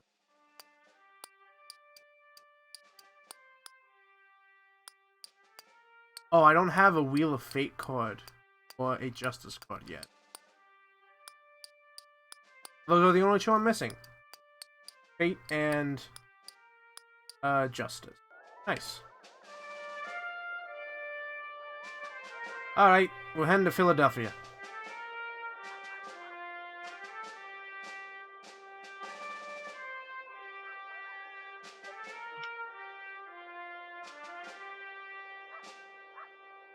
I've just realized that there's no town in America to which my instinctive response isn't ugh. It's break time at this half-finished bridge. The workers are gathering around a young man who sits on a bucket like a king. They listen raptly to a story about the fisherman and his fish-calling seagulls. Hey! You realize it's the story of the seagulls and the fisherman, but heavily embellished. The young man on the bucket tells it masterfully, doing all the voices as if he was told it this way 1,000 times before. So our story about the seagulls changed. It's nothing close to what actually happened, but this version is pretty good. You'll have an easier time remembering it. Nice. I wonder if there's a way to remember the original true stories in character. I actually have no idea. I think it, as long as you don't tell those stories, they don't change. So if you don't ever tell a story, it won't change.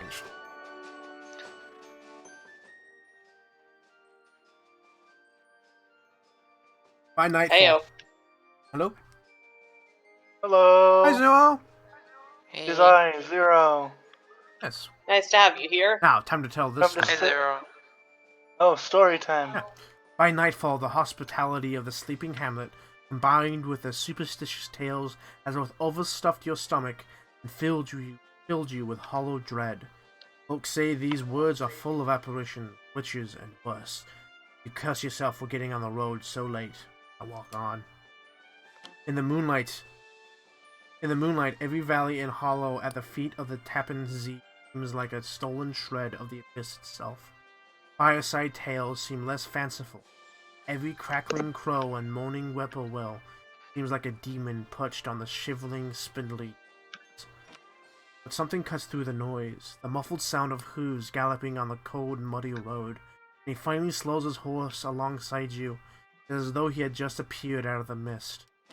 Astride a gigantic black cruiser. Though his boots are muddy and ragged, he wears an immaculate coat, great shining buttons. From his saddle hangs an antiquated flintlock and a cavalry saber. In the darkness, you can just see above his towering shoulder. His voice is a rumbling croak, deep, as though his throat were filled with thorns. Have you happened upon a cannonball around? can tell English isn't his first language. German is. Hand, so pale, almost blue in the moonlight, grips the reins in a fist. I can either run the hell away and get a travel card, or sorry I haven't and get a devil card. I'd say somebody saying thinks you that's hot. haven't is better. Saying you haven't is a better story, but you have fewer travel cards. Yeah, but I only think I have one devil card as well. Okay. Yeah, I then think I only say you have have. one each. I'm gonna say I haven't. He mumbles an apology, and watch as he silently rides away back into the mist. He's cloaked in black. You notice from behind, the blood running down over his shoulders glints crimson in the moonlight. So this German, like, revolutionary warfighter got beheaded by a cannonball. Well then, he seemed nice at least. Yeah. What's up, Zero? Have you ever heard of what the water tastes like wine? I saw it on YouTube when you said it to stream today. That's it? That's all I know. Ah. Yep. So I just thought I'd sit here and draw while y'all play. So, there is a story in America, which I'm not sure if you know of, but it's a story about a place where the water flows free and tastes like the sweetest of wine. And Oh yuck. yeah. That's not for me, but like, imagine like in the 17 and 1800s, that'd be amazing. But Yeah. I mean, I'm biased. yeah, so. no, that's fair. But like, so this game is about you going around the United States collecting these stories, these folk tales, and then picking them up and then sending them off and telling them to other people.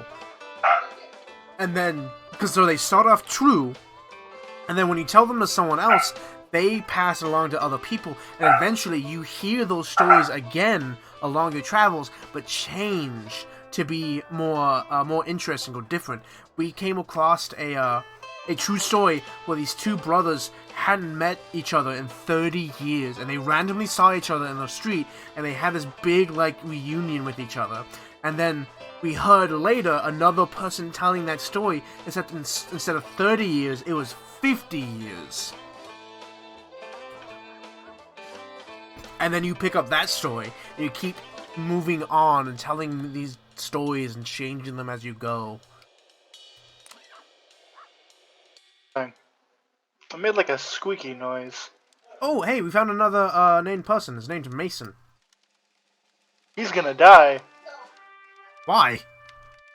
I don't know. My twin brother Paul. Welcome to old folk stories. Yeah. My twin brother Paul and I always got into trouble, but we were good. We didn't do nothing to nobody till we left. And we hurt a lot of people. Me more so than Paul, because he didn't make it through. The march I was on, the bonus army, the lesser bonus, and more an acknowledgement of what I have to suffer. Civilians would never understand. Tell me a happy story, something to make the world seem kind. Ah, fuck. That's what you get for getting a devil card? Question mark. No, I have a ton of stories, but now I gotta Find a happy one. yeah. Oh, they fucking tricked me. What? So there's a dude in a straw hat, and that's travel. But I confused that with the hobo sack, which is actually freedom. Hmm? Did you pick a wrong story or something? No, but like I thought it was a travel card when I picked that story earlier, but it wasn't. It was a fool card. Ah, that's alright. I am thou, thou art I. Yes. But I'd say maybe try for the lovers, like the story of the lighthouse peeps. Okay, so yeah, we could do that. To the story of the two lighthouse keepers. We also have the story of the two brothers, which is a happy story. That is a happy one. Ooh, yeah. So it has seen some change, so see if you want to tell it knowing that it'll change up. Yeah, he wants something happy. So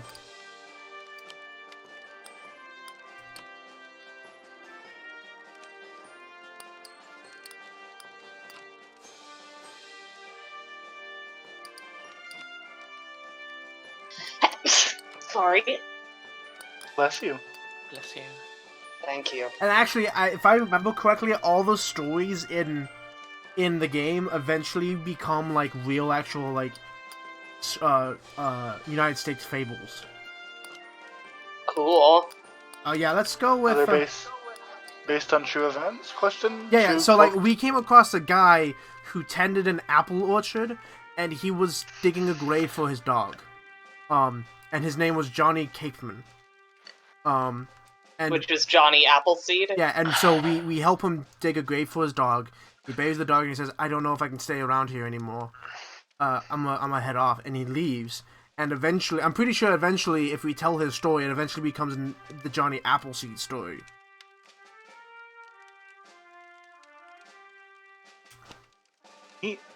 So we tell the story about the two lighthouse keepers that are in love. Oh, and he liked that one, yeah. I liked that one. There's some hope left for you too. You know, don't give up. Don't give it away too quickly. Love. It was real long time ago. I put a ribbon on her hair, and her pigtails came undone. She tattletaled on me. Never really tried after that. Have any exciting kind of stories? My memories get my adrenaline up, but they're not exactly fun. So we want exciting stories.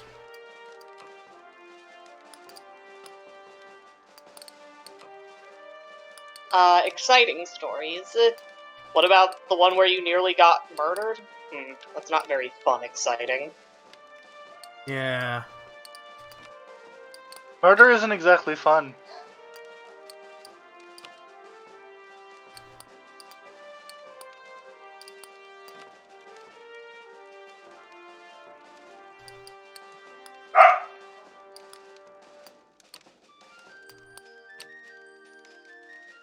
Oh, we could tell the story of the two women that were arrested for bootlegging in Maine. Ooh, not a bad idea. Yeah, let's hope he likes it. Oh! You're fun to listen to, you know? A good distraction, anyway. Yeah, we did it. Authority, law. Nice. Well, I had a thought once in the trenches. You and I, all of us, had the right to in the pursuit of happiness. Can't say I've held the Declaration myself, but does it say anything about having a right to achieve happiness? No. Must have seen some interesting stuff on the road. Anything exciting? Yeah, actually I do. The story of the Ghost Army in Boston. Hell yeah. Heck. Oh, damn it. No, he didn't like that one. I got nightmares enough without hearing that kind of horror. The past doesn't even feel like it happened. It feels like it's happening in every moment, in every slumber. When your memories come back to you, do they clutch at you? Or at your heart? So anyway, tell me a funny story. You seem like you know a few good ones. Ah, shit. Yeah. Well, we go- know that the story generally of the speaking. dude on the, we know that the story of the dude on the train car sounded as funny to the kid. To the kid, but it may not to him, because Mhm. because the story of the women being arrested was considered exciting to the kid. So let's see if we can't find another one that might be better. So funny, he said? Yeah, funny. Mhm.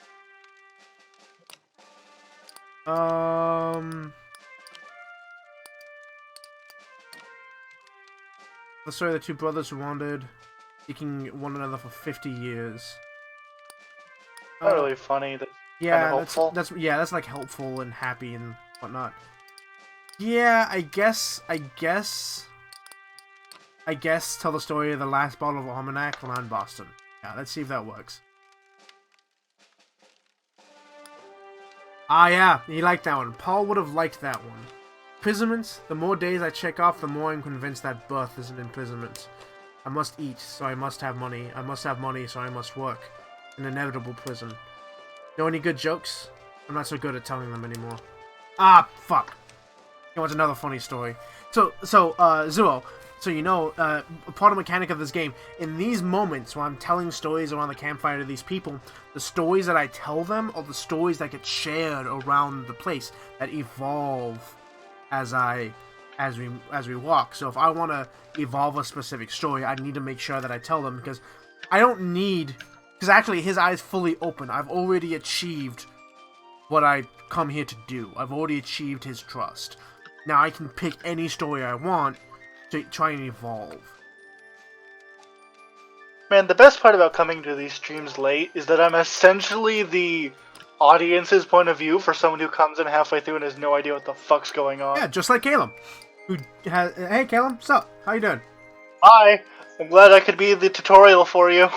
So, is there any... Okay, so here's all the stories that we have. We have the story about the boy who ran away with his father from Maine. The story of the two brothers who wandered seeking one another for 50 years.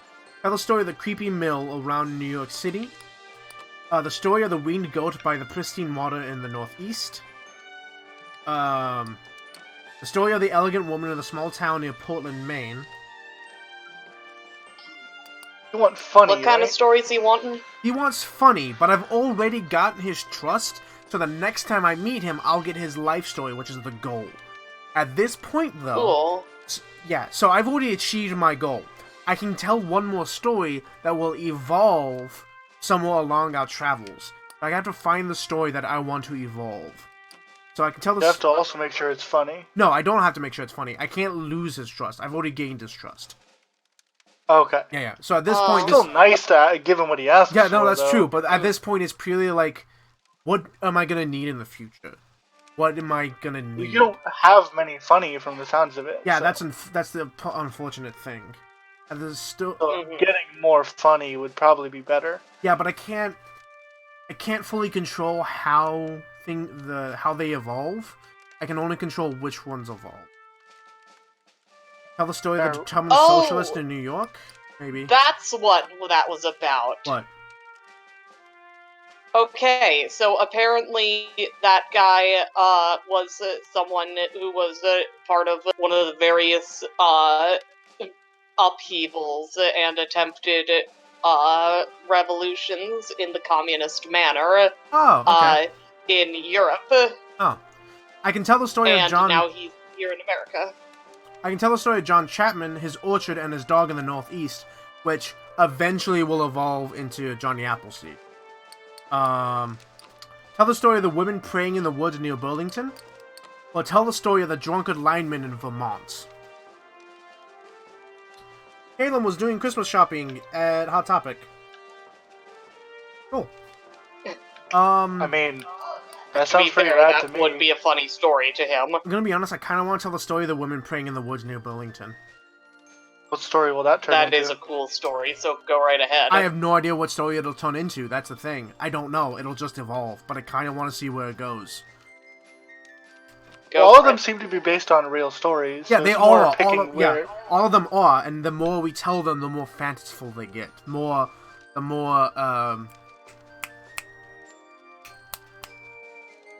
Exaggerated? Fantastical? yeah, fantastical, exaggerated, the more folky they become.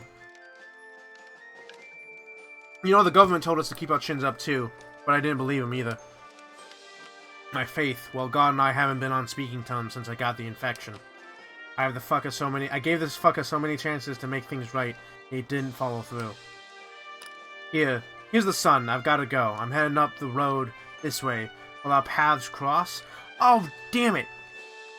He's all the way up in New York. I guess we'll see if it... I guess we'll get there again eventually. The days come and go and terrors return. I'll never be able to pay back what they owed me, but I'll always keep at them. What about you? Is there something somebody owes you? The Great War Veteran. Alright, so... Honestly, this is just like a really interesting concept for an RPG character. Yeah, right? Like, this whole thing is it's really interesting. And the music is really good, and I don't have it up on stream, but the guy that does the voiceovers, he sounds like not Philip Elliott. Eli, what was his name? What was what? The actor's name, something Elliott.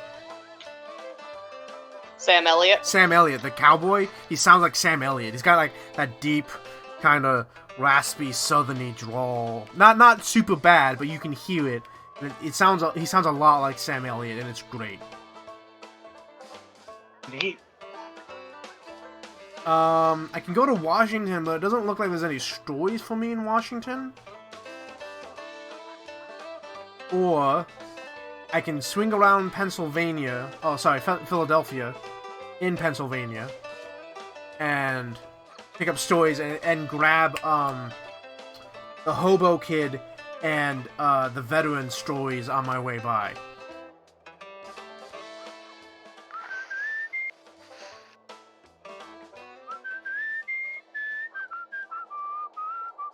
Interesting.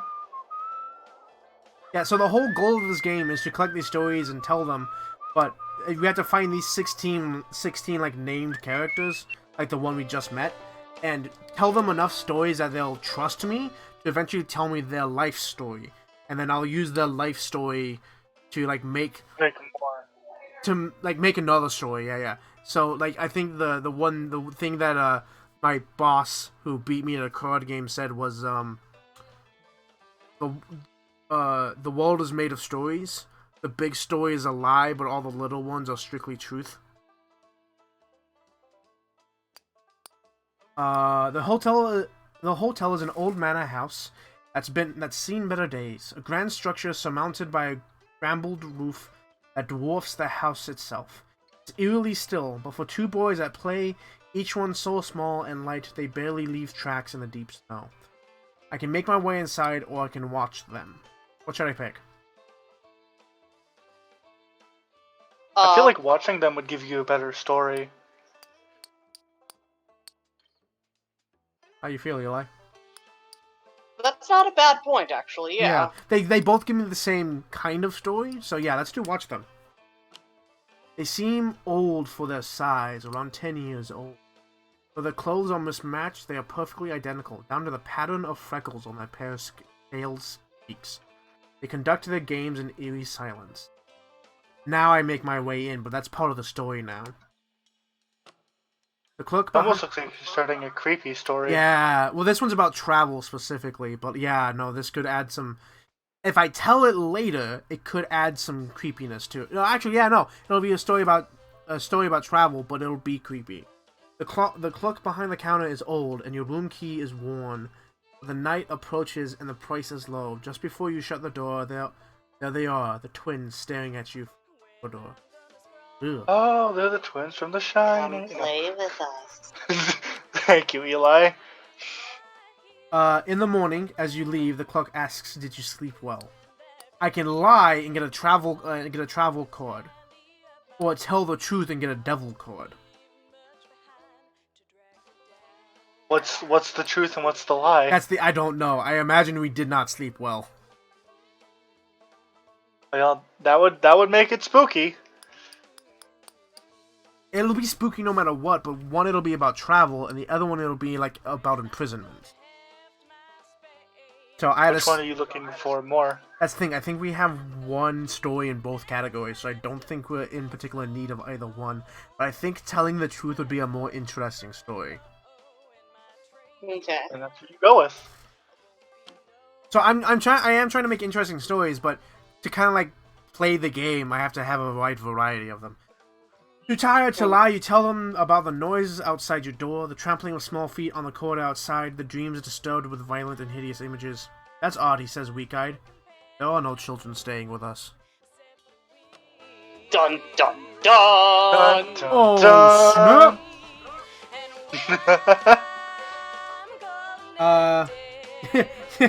Caleb says, "How's everyone's day?" And then, "Come play with us, John." Yep. Yeah, you were asking for a Shining reference at that point. Yeah, yeah. Do you know his line here? Here's Johnny was improvised. I believe you. Yeah, Caleb, I'm actually perfectly. I'm good. I'm good. We're playing this game because I spent 40 cents on it so I could get a get a game. And then next time, I think we'll be playing not next time, but at some point we'll be playing Sunless Skies, because that was a Christmas present given to me. Nice. Alright. So, I'm going... Go ahead. I actually have a fun story. Today I got my dungeon crate, the D&D box I get every month. Oh. And I got some of the weirdest shit this time. I got this nifty D20 amulet that I'm wearing right now. A set of dice, some of the generic D&D stuff. I also got a random ass guitar pick and a fucking Hershey's chocolate bar. Oh, actually, I'm like, so not Hey, I playing wouldn't with you. complain. yeah. So actually, here's a story that we told earlier that gets evolved. You share this bus stop with an old man who shifts from foot to foot, thumbing his suspenders and watching the passing traffic with anxious focus. "Hey!" he blurts out, suddenly turning towards you. "Want to hear a good story?" With an air of a man Hell who's, yeah. with the air of a man who's distracting himself from something else, he stumbles quickly through a tale about a shootout between female bootleggers and the cops, confusing himself now again, backtracking and adding new details out of order. You barely piece the story together. Wait a second. You suddenly realize that he told you a twisted version of the story about the women arrested for bootlegging, but massively changed. The whole new chunks that you don't remember. "This is true," the man insists, turning his wincing eye back towards the road. With that, the conversation seems over. The original version of the story was these two women were bootleggers and are sitting on the porch while a bunch of like FBI agents are stripping out their car looking for the booze and are going to arrest these women. And that's it. There's no shootout, there's no big thing.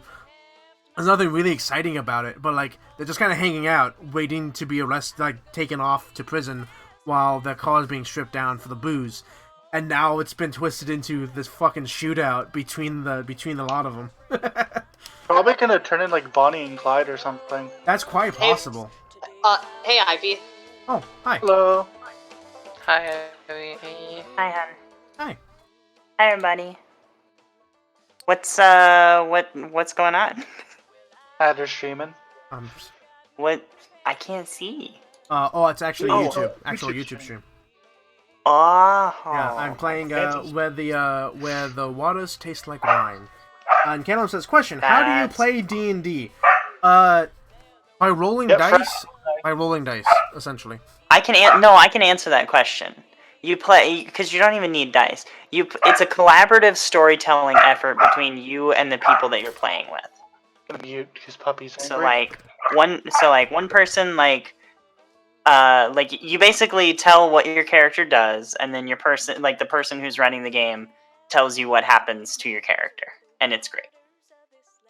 Yeah, in D&D though specifically, there are dice rolls, so you can't just say, "I punch him so hard I break his jaw." You have to roll anything that has a chance of failure must be rolled on a D20 to see if it succeeds or not, and then you tell the story from there, and so on and so forth.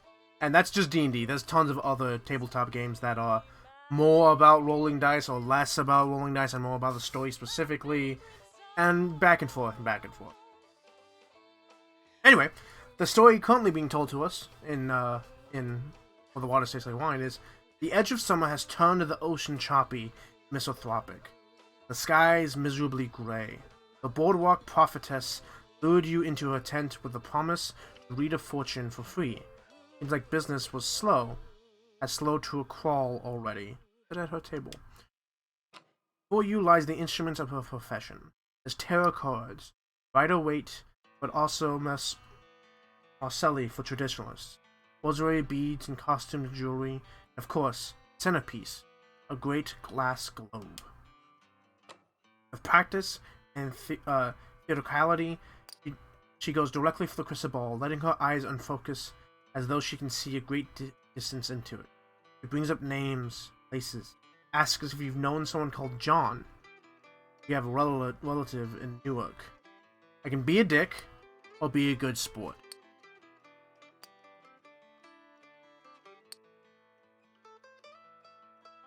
You I'd know say it's nice. John. Sorry, what was that? Aw. My God. I'd say be nice. Okay, yeah, I'm gonna be a good sport. You latch on. Luna's a cute marshmallow, though, so like, Uh, I vote be a trub. I'm gonna go with play along because it gives me a fate story which I don't have yet. You latch onto what she says, and together you dance towards some insights about your romantic prospects. It's relieving to meet an honest charlatan instead of the ghouls and ghasts of the road. Might even say you're having fun, until she abruptly stops talking. Ask her what's wrong. Your eyes, she says, her voice suddenly drained of the bassy drama that was her stock in trade. Met him. Seen him too. Carry him with you. Yes. The words that come out of your mouth are not your own. They seem unwilling or unable to form properly out of a human throat. They're more like snarls, warning noises of a vicious animal. Yeah, our boss, the one that's making us do this, is like a wolfman. The glass globe shatters, your vision is hazy and your body is not your own. Came far to get away from me, the voice lodged inside you says.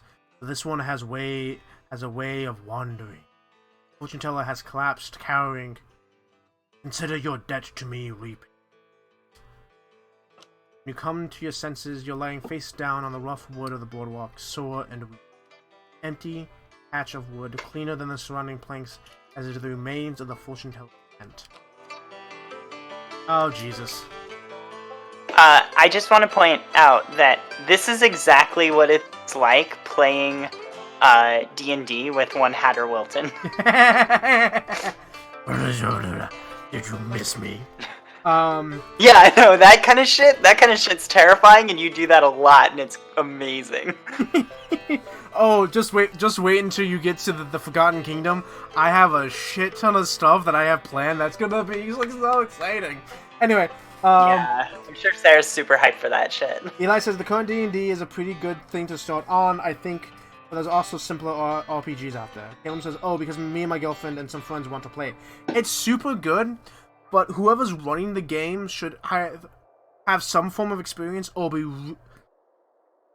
read the books really well and understand what's happening, and also know that the rules are there to give structure to the game. They are not hard set, so you can be flexible. The rule of cool applies. If you want to, like, decapitate a guy because you killed, like, you rolled and you did enough damage to kill a person, and you want to flavor it as beheading him even though you have a rapier, let it happen. It's cool. I'm gonna head to Pittsburgh real quick.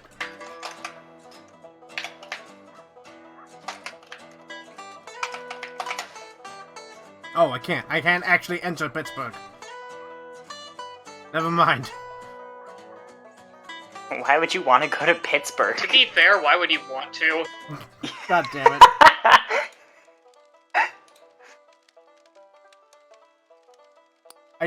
Because that's okay, Eli. It might give me a story. That's why we get along so well, because we can read each other's mind.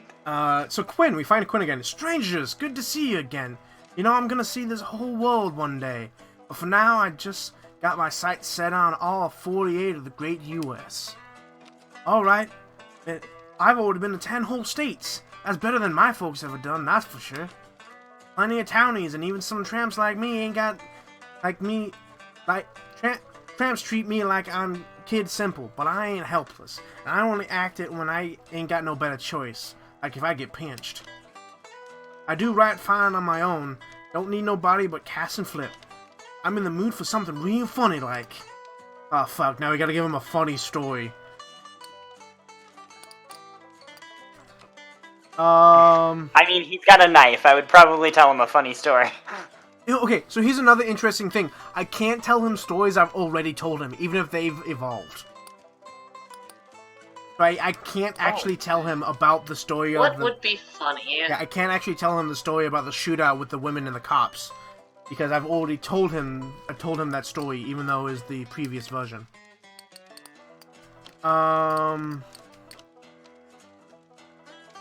He might like the story of the boy who ran away with his father. That's not a bad idea. He might find the pigeon guy funny. What about... Yeah. What's on the other side? More stories. I'm going through them. Oh, okay. Okay, so I'm gonna go through the list of the ones that we can tell him. We can tell him the story of the boy who ran away with his father in Maine. We can tell the story of the creepy mill around New York City. We can tell the story of the pigeon keeper in the Northeast. Or tell them the story of the 2 lighthouse keepers near Portland, Maine.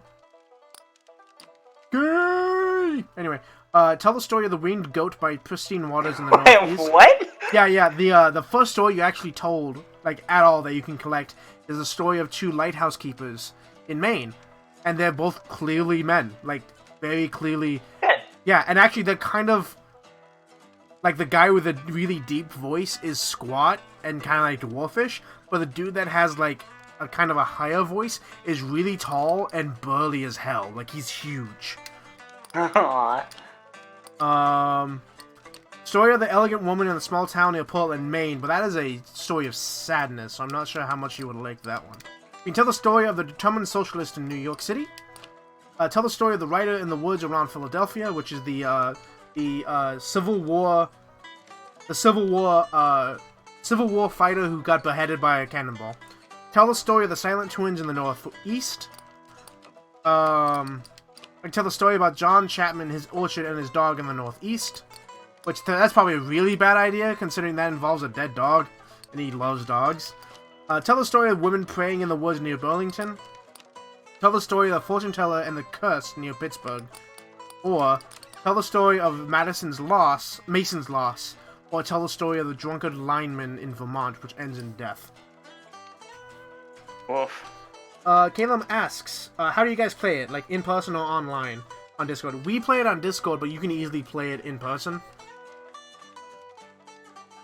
Yeah. There's something really sweet about playing it like in person, because you can see the other like players and their expressions and gauge how you're doing, like or how like the DM thinks they're doing based on that. But also like online gives you so much like freedom to like, you know, use other tools and like different kinds of things that you can, you know, like add in to like a call, make it more of a like a media experience. Yeah, there's a program online called Roll20 which gives you like maps and stuff you can play on and tokens and you can move around and stuff. It's pretty simple and nice. It's pretty useful for those kinds of things.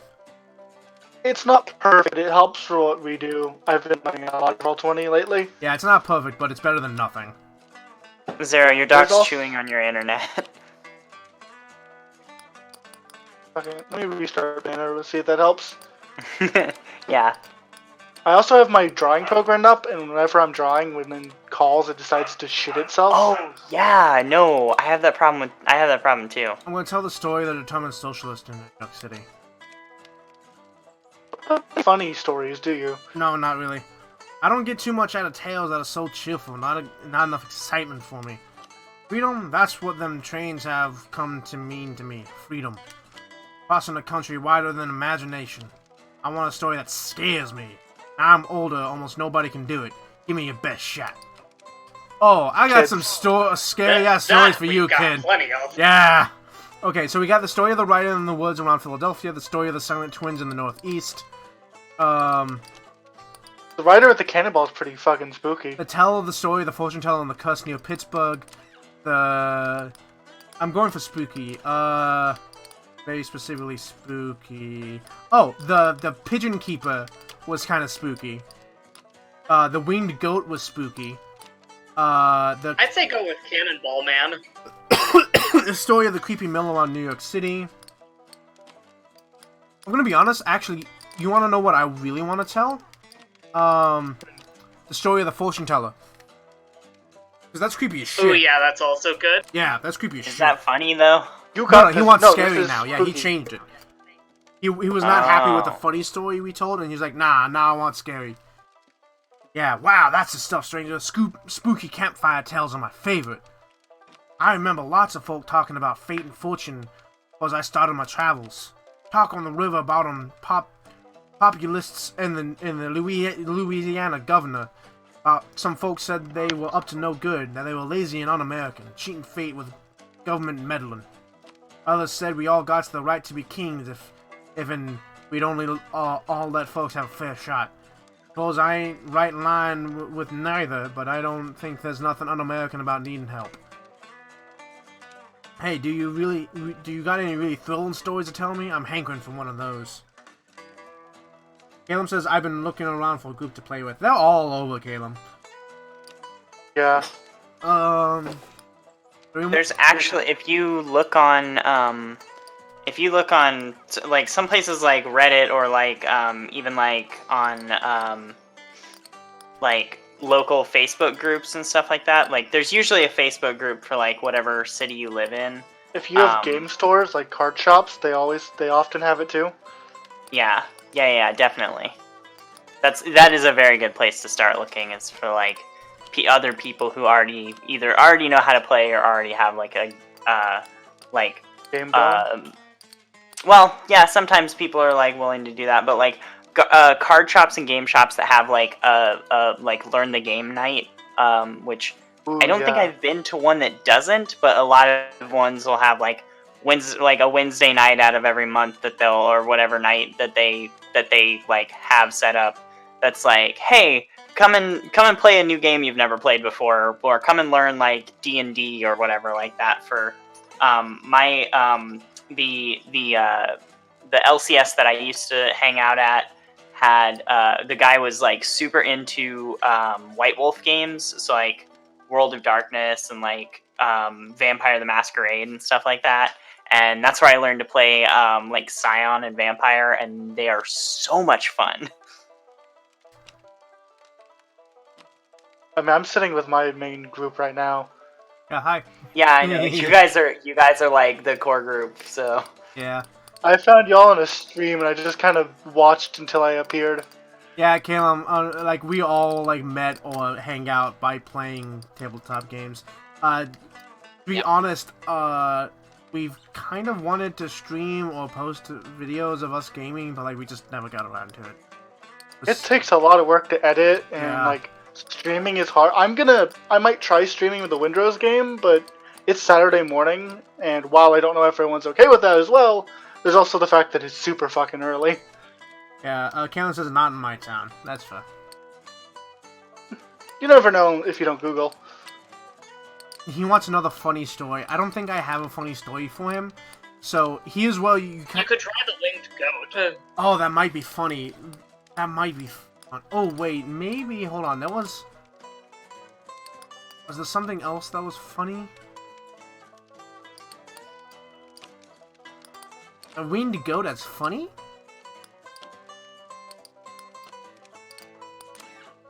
I don't know if it's that funny, but we can try. Either that or maybe the girls in the woods. Yeah, I usually like scary stuff, but your story needed more punch, I think. This country, I don't rightly know what this thing called America is. I know that I've been told in school where the words don't fit the picture. With what trampling across the whole thing, figured I'll find out for myself soon enough. I'm in the mood for something real funny like... Okay, so we just don't have something funny, but we can tell a story that he hasn't heard before and have it evolve later on. So what story should we tell? Should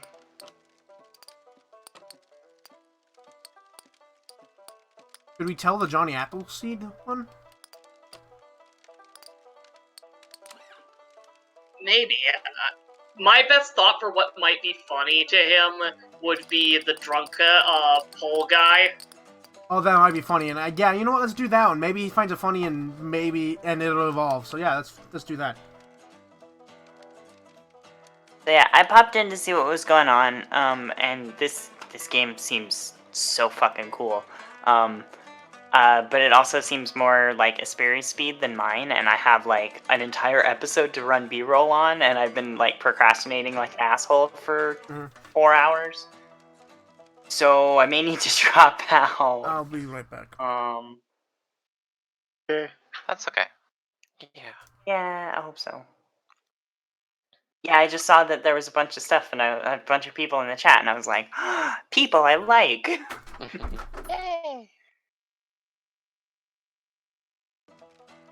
Yeah, Caleb, I'm not against other people joining, but like we have like a ton of games already.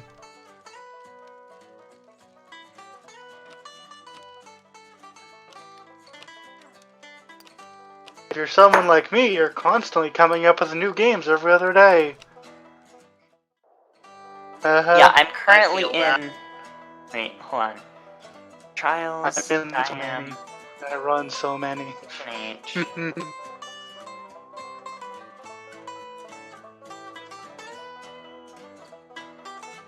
feel like I'm missing one. Are you getting the ones that we have multiple of them in chat? Well, yeah, I mean, like, yeah, so, like, there's like, H&H, Trials, Diam, Paranat, Pathfinder 2, which I know is on hiatus right now, but whatever. And then what else? Oh, Sharks in, Priesma, and Ash is in, what do you call it? Monster of the Week. So yeah, we're in 7 games right now. Not to mention we're starting Harbinger soon. Ooh, fun. Mm-hmm. So then it'll be 8. By soon I mean it's probably gonna be like mid-January, like maybe 1st of February.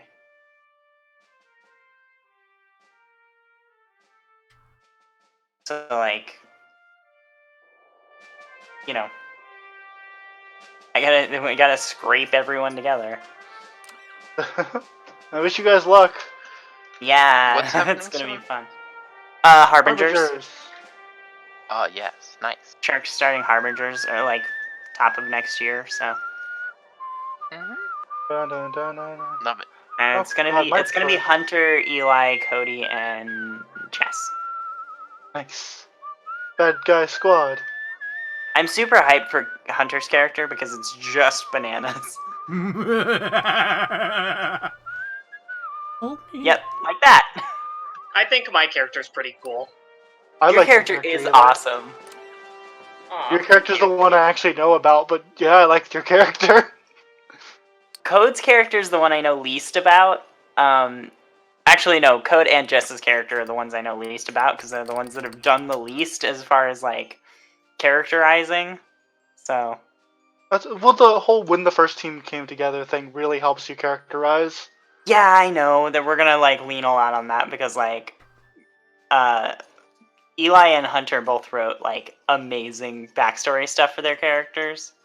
So I hate to interrupt, but there's there's a story to be said, correct? yes, and I need to leave because I'm just gonna keep putting it off. Bye. Later. Bye. Muddling through the dark, you stumble into the path of the white deer. Its beauty strikes you at once. It's something otherworldly, beyond borders. A moon swimming in the void. Humans shout not far away, breaking the spell. The deers prick up. This thing is being hunted. Help the deer or do nothing.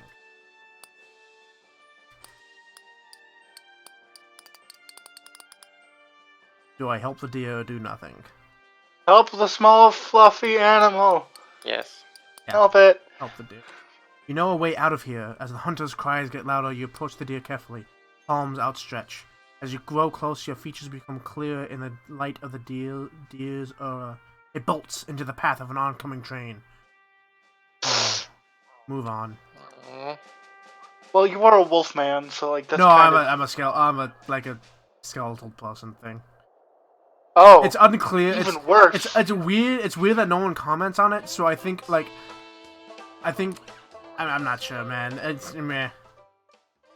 It could be an artistic choice. Animals might see you for what you really are due to being animals, and people just see you as a person. That's fair. Well, hiring pickers, the foreman says. Today only, he drives you over. 30 or 40 people are already making the slow way across an impossibly vast field that touches the hazy horizon. Backbreaking work, but the folks are friendly and the pay is okay. So I get a bunch of money. Wait, Yay. I gotta head back into New York real quick. Pick some stuff up. Oh, yeah, Buffalo, New York. I was actually in Buffalo, New York at one point. Interesting. Yeah, literally the entirety of the United States is at my crawling fingertips.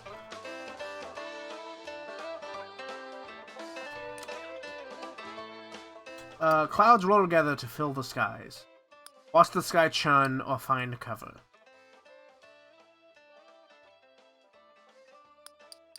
Ooh, what do I do?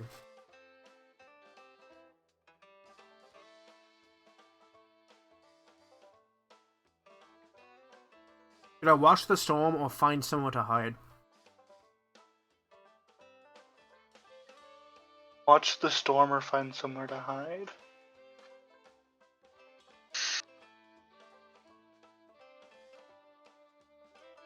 I want to watch I think the storm. watching the storm. I was gonna say that might be interesting. That might give you something. Well, if I hide, I'm probably gonna find a building to hide in, which has something interesting in it. The lightning is so strong that it seems to open a path in the haze above you. You're sure you see massive talons curled around the clouds. The thunder is so immense that the ground trembles. Your lips and hands tingle from the electric charge that fills the air until the dancing lightning passes over the hills. Move on. Nice.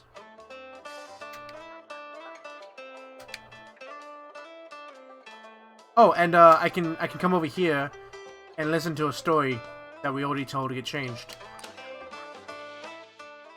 A long black car growls up in the front of the hotel. Out steps a woman in an extravagant hat and coat, followed by a whole crowd of onlookers. Is she a singer, an actress? You don't recognize her face, but you do, surprised, recognize the story she's telling. In a sharp transatlantic accent, she's telling everyone in the party a story about the fortune teller whose dark past stains the souls of her clients. It's clearly the story of the fortune teller and the curse, but changed in a few entertaining ways. Isn't that something, she says? As her followers agree, and she pays the driver for the limousine and sweeps into the hotel like a thunderstorm of red velvet. Someone should do a picture about it, you hear her exclaim. So that changed. And then I get to talk to Mason, the war vet.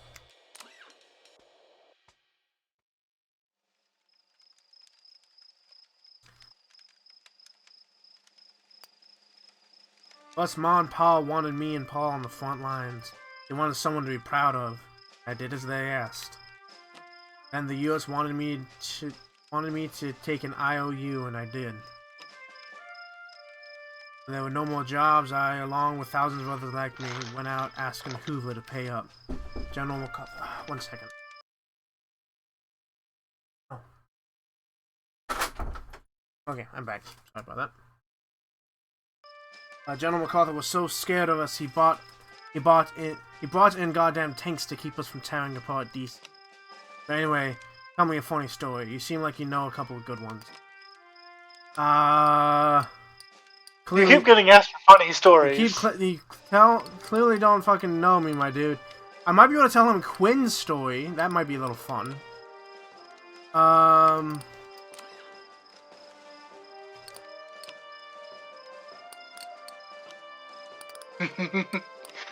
Tell me a funny story. Have you ever met me? I have not done a funny thing in my life. Oh, the story of the fisherman and the fish calling seagulls might be funny. That's pretty good. Oh yeah, good idea. The two brothers might also be funny. Yeah. I think we tried the two brothers with the kid and it didn't.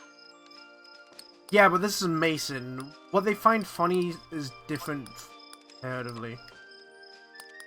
Like, so let's try the seagull. For the story of the fisherman and his fish calling seagulls. You know, the government told us to keep our chins up too, but I didn't believe him either. Ah, it's a hopeful story. Damn it. Tell me a happy story, something to make the world seem kind. Let's try the two. Yeah, happy. That's happy's the two brothers. For a moment there, just a moment, I felt better about it all too. My family won't look at me anymore. They only see Paul. I can't put them through that every day just for my sake. Know any good jokes? I'm not so good at telling them anymore. God, keep asking me for funny stories, damn it. Hey, you funny? You look funny, Mr. Skeleton Man, with your spooky eyes. You look real funny. I'm gonna tell him the story about the pit. No, wait, no, maybe not. I'm gonna tell him Quinn's story. So Quinn's adventures, focusing on the funny parts. Paul would like. Yes, that's right. I can tell them the story of any of these people specifically, and no matter what, they will like it. The cheat answer. Yeah, the cheat answer. However, I can Yeah. only use it once per person, so I can never tell him Quinn's story again. If my journey, if you look at all at once, it'll overwhelm you. It'll hurt your mind. If you take it day by day, then it won't hurt quite so much. My foot bears it a bit better. You know any happy stories? Hopeful ones. Hopeful ones. What's a hopeful story? You could tell. Sound like you got those. Yeah, determined socialist in New York. I think the determined socialist did a hopeful good. Yeah, that might be the best one, to be honest.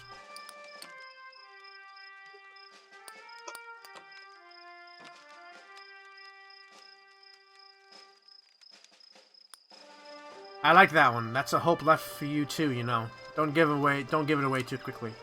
Freedom. Many of us are free from suffering, and well, war is doing the opposite of stopping that. Got any good jokes? I'm not so good at telling them anymore. God bless it. He just wants a funny ass joke.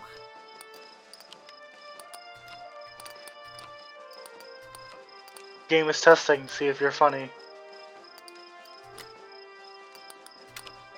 Are you funny, Hatter? No, I'm not. I'm gonna tell him the Pigeon Keeper. That might be funny.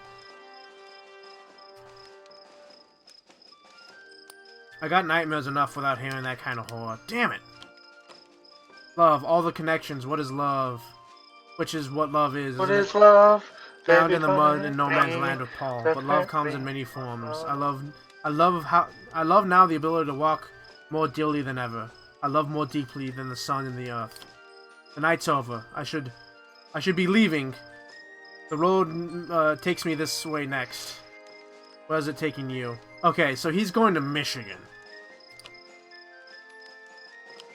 I wish there was a road I could take home. Home, I knew it, to my sister Jessie and all of them before the war, but there ain't.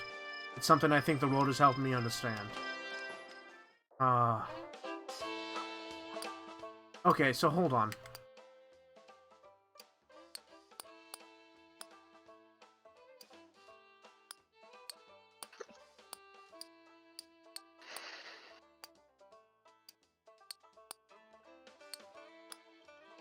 Yeah, okay, so I have Mason's loss and Quinn's story.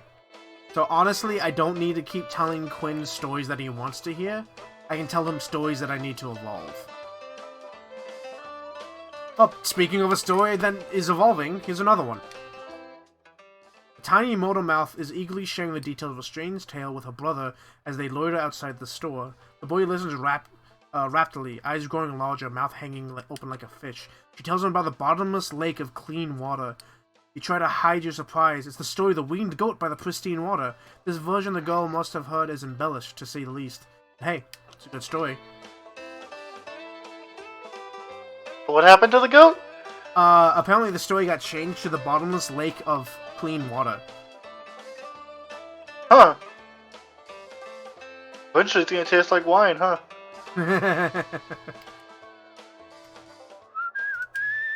I'm clever.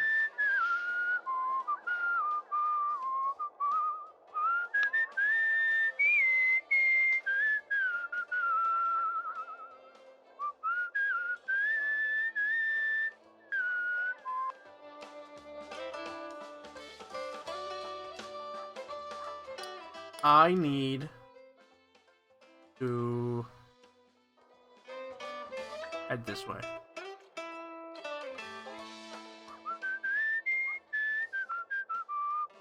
Actually, hold on.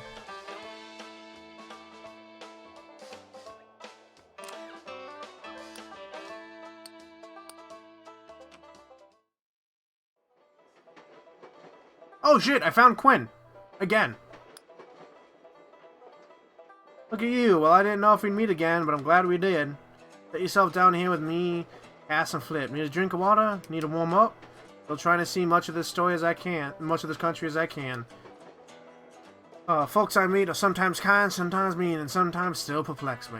But all of them beat the folks I left behind. How about you? Seen anyone interesting since we last met? I want to hear a story that scares me. Oh, thank God. That's all you got. I got some sad ones too. You got sad and scary. You don't got anything Yeah, else. I got sad, scary. I got a few hopeful ones. A few about belief. Yours fucking funny though. I basically have everything but funny. Hope this guy is funny then. Yeah, so let's tell him the story about the pigeons. You might find that scary. The pigeon keeper. Cam says I'm back. My phone lost service. Aw. Wow, that stuff's strange and spooky. Campfire tales are my favorite. A love story. Well, some of the songs say love is like being sick in your heart. They don't sound pleasant to me. I love my dogs, but I don't feel like being sick. Being sick in your heart sounds more like getting Judiced. Something I know a thing or two about. I want to hear one of them adventurous tales. Got any? A thrilling story. You might like the storm in Boston. That one is pretty cool. Good idea.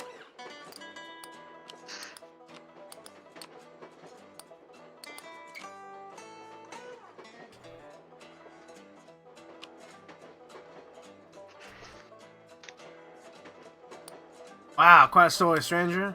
This country, I don't really know. Yeah, we know this one. Oh, I'm an idiot. I already have Quinn's story. I don't need to keep giving him what he wants. I can give him I stories. was about to say. Yeah, I can give him stories I want to evolve. So, Alright. which stories? Do what you do. You fucking. You told his story to somebody like a minute ago. Yeah, I totally forgot about that. The two people I've actually met so far, already have their stories. Let's tell them the story about the boy who ran away with his father, and it might evolve. I want to see what it evolves into. Gotta catch them all. Gotta evolve them all. Hey, Stigley. Okay, what else? Oh, I'm telling the story of the white deer in the Northeast. I want to see how that evolves. That's a cool one. Yeah, it's sad though. Yeah, ain't life got enough tearjerkers without telling stories like that? The story of the white deer sounds like it's gonna get pretty like magical though. Oh, definitely. Oh, you're telling Bambi. Oh, god damn it. That was the mom. You helped the mom get hit by a car. Train. Yeah. Oh, you know what? I'm gonna tell the story of the elegant woman in the small town near Portland because that was one of the first stories I got, and I haven't told anyone it yet, so it hasn't evolved. Man, my favorite part about this entire thing is trying to think of what stories these are based on. Yeah, right. Okay, so he's gonna be west of Pennsylvania. I'll run into him again maybe at some point. Oh, you hop out of the train car, successfully sneak your way out of the train yard without catching any unwanted attention.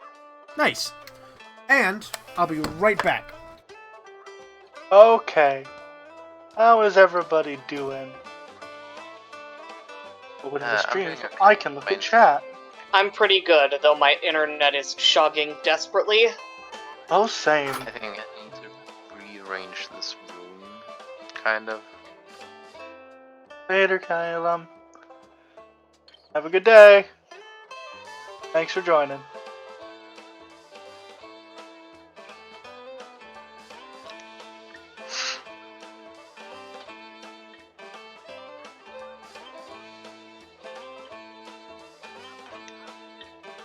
I'm just sitting here doodling. As I do. I got stuff planned for tonight with you guys in H&H.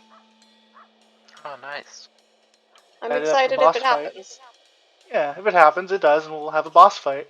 I guess. Could be a boss fight, could not be. It depends on how things go.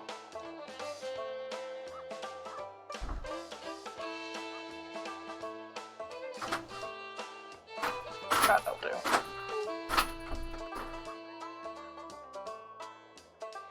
Well, I'm gonna scrawl my name on the bare bones of the earth. I that a Hatter back out here? Alright, I'm back. There he is. Caleb had to go. Yes, I saw. Making sure. I'll be watching chat too. God damn it, I came back to Philadelphia and there's immediately a story that's changed. But, These fellows are lounging in front of a half-finished office building, taking their lunch break. Hey, one calls, waving you down. Rick was telling us a story. Listen, okay? Tell us if it's bullshit or not. Rick, a credulous-seeming fellow, starts telling you a story of the blessed lighthouse sanctuary where souls in love could find respite. You realize that the story of the two lighthouse keepers would change in a few major ways. So it's definitely part bullshit, right? But also a little real. Is it bullshit or not? fucking real, yo. It's not bullshit. Love Half is real. Half the group groans. How the hell is that supposed to be a real story? Exclaims a man who wave you down. You're all the most gullible pieces of shit I ever met. The other half of the group, vindicated, shares a bottle of pop with you. Nice.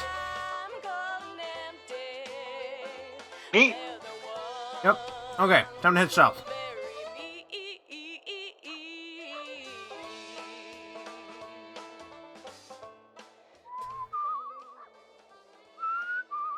Oh, I can hitch a ride. Nice. Well, I'm gonna cast my stones o'er the waters of this land, and by and by I'll see them far and long. While you were gone, I was just telling people how I have plans for H&H tonight. Oh, good. Yeah. You ready for a boss fight? God damn it. Caleb's like, I'm here again. Whee! Bye now. Oh, bye again. Return, flee, return, flee. It's like a Pokemon fight sometimes. Caleb attempted to escape. It was not successful. You cannot escape at this time. Suck. Can one of you talk? Zero? Ah, fuck.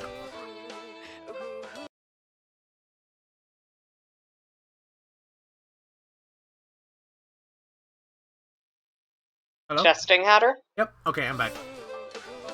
Okay, cool. Okay, so, I'm in Richmond... I want to say Virginia? Yeah, Richmond, Virginia. You know what? This would be a really good game for kids to play to learn the state. Yeah, And, for a the little record, bit of history. that would be cool. I hear the words you're saying, but I don't approve of them. Why not? I don't do states very well. I don't either, but I'm like... Pittsburgh... Like, what's state I'm in? I'm in the state with this city. Oh, this city's in the state. And it's, it's a game. It makes kids remember. Eli, were you saying I something? know. Nah, I'm good. I was just gonna brag on, hey, I know what's in Virginia, because, duh. Caleb says, I'm back. The door disappeared. Oh, no.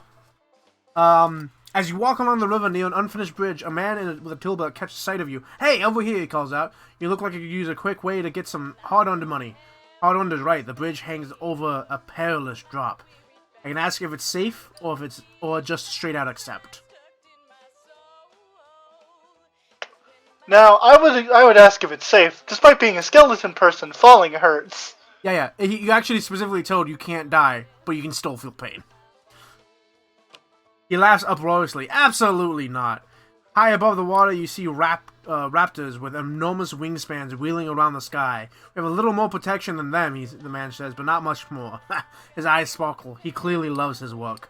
No thanks or sign me up. He told you the truth. Yeah, sign me up. Great, he exclaims. Suppose you'll want a safety belt. We Thunderbird people don't need them. We fly when we fall, he chuckles. Back away or belt up. Let's belt up. You find yourself up high, looking over the rushing river that crashes around the foundations of the bridge.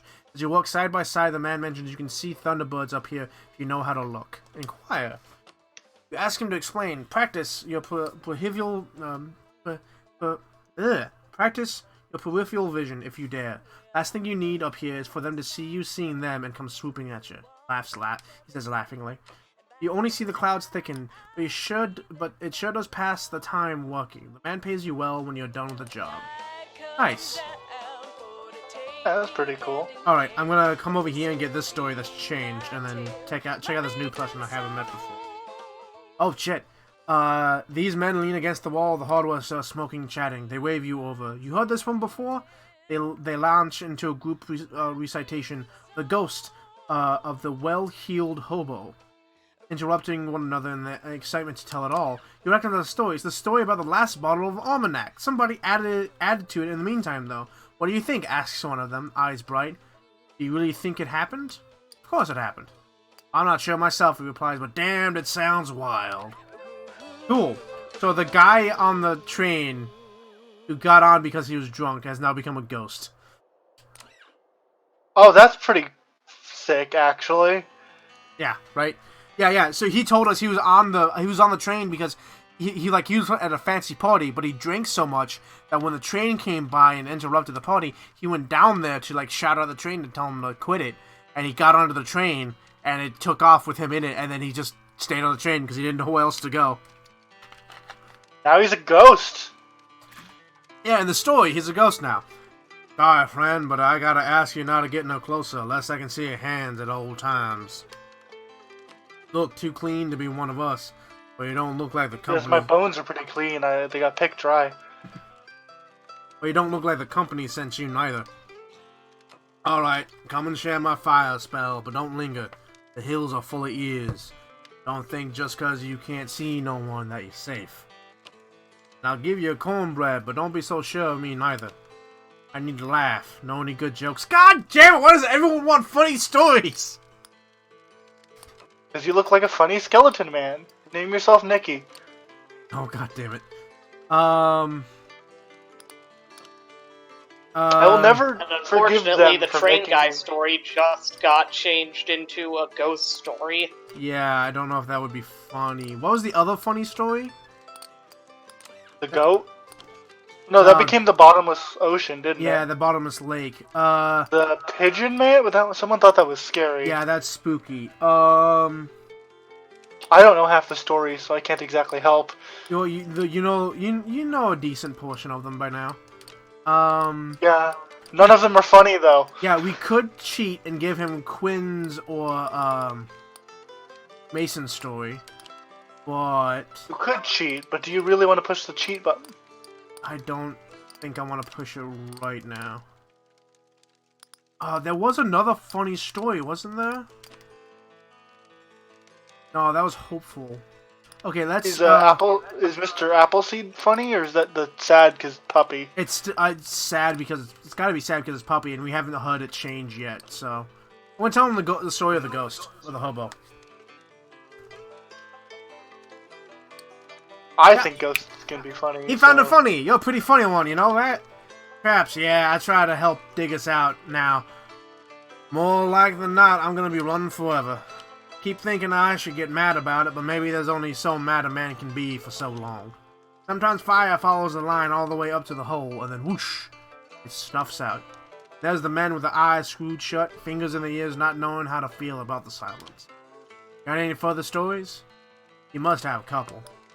Oh, he wants another fucking happy story. Kim says, You have happy, you just don't have funny. oh, that's right, yes. He wants a funny story. He wants funny, not happy. No. Ah. Caleb says, Hatta, tell me a joke. Shut up, Caleb. I don't have a joke. Wait, no, I do have a joke, Caleb. I do have a joke. This game? No. But, I can't do it with you, Caleb. I'm gonna do it with you, Zero. Hey, Zero. Oh, fuck. Knock, Stop. knock. Who's there? Interrupting cow. Moo. Moo! God damn it. Look, I've been to 3rd grade. What's a funny story? Tell him the time you tried to tell the cow joke and it didn't work.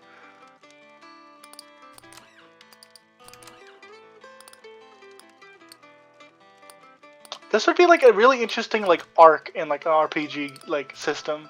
Like not like the basis for a system, but just an arc where you tell stories in between adventuring and combats. Almost like a mini game. Yeah, I kind of like that, but like the stories that you tell and change like affect the world around you. Yeah, it's like a mini game for like a party member that's like a bard or something. Yeah, yeah. I actually came up with a magic item earlier too. Ooh. That I thought was really I cool. like- I'm gonna cheat and tell him the Quinn's adventure. Quinn, the funny adventure cheat code. Hey, you got some wit, stranger? Travel. Well, next time you take a train, take a peek up at the beating heart. Black breath. That's just what a mighty man looks like inside him. Coal dust, smoke, and fire. See something exciting out there on the road? Mostly I just seen dogs. Who wants a thrilling Woof. story? Woof. Shoot out, shoot out. So, Ooh, the yes, shootout, yeah. The shootout, probably. The bridge builders might be exciting. We know for a fact the storm is exciting. The shootout's a good idea, though. Yeah, that's a dude's shootout. Oh, yeah, no, I already got his trust. I get his story next time I meet him. Yeah, cool, so I can tell him whatever story I want. You'd be popular at mealtime while I'm for him. Could keep a whole crew glued, I bet. Authority, bosses, you ain't worth nothing to him. You're like a pickaxe or coal cutter, a damn shovel. You break, you get replaced, and it's almost like they're proud of that. See anything exciting out there on the road? Mostly I just seen dogs. What's another thrilling story? You had the storm. Yeah, but I already told that storm once, so it's already going to evolve. Let's see if I can't find a thrilling story that I haven't told yet.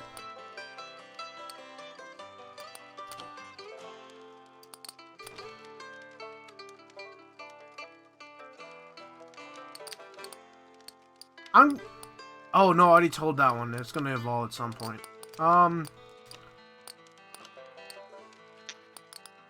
Yeah, so let's tell him the story about the thunderstorm. I came up with a magic item earlier. Caleb says, "Sigh, that's not very good." Now tell me a funny story. Caleb brings me back. There's a time that when me and Big Ben were just enjoying exciting stories like this.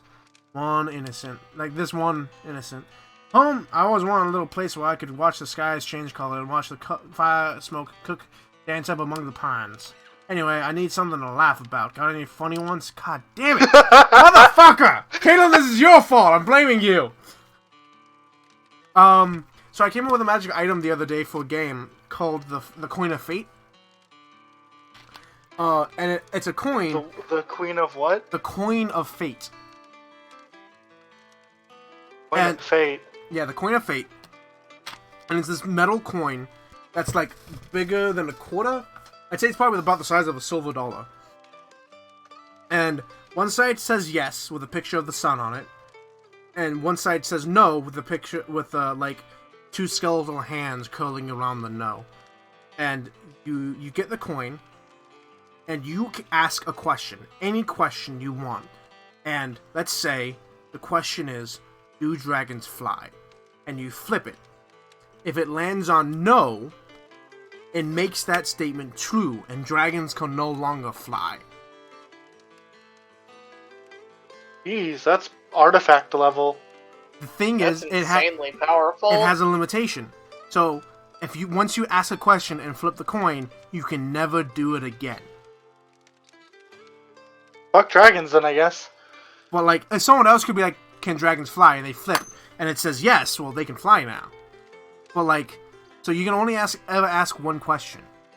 And there's a 50% chance that it doesn't come up the answer that you want. But the coin makes it a reality.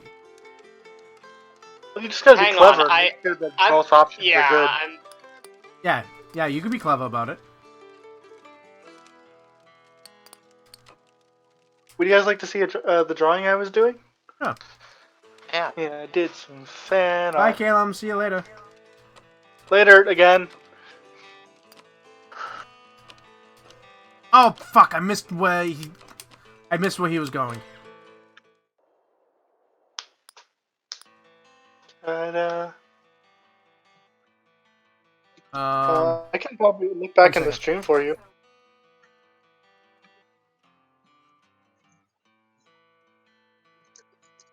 Okay, I'm back. Let's see if I can't find the Coleman on the map. If I flip this coin for or when I flip this coin for my eternal happiness, the result will be the opposite of the current result. It has to be a yes or no question. No. Shit. Hang on. Yeah, you can be creative with it and try and figure it out, but like, there's something about that. Like, you gotta figure I something tried out. to. I tried If to look I back in want the stream eternal for you, but you happiness- skipped. If I want eternal happiness, will the coin flip give me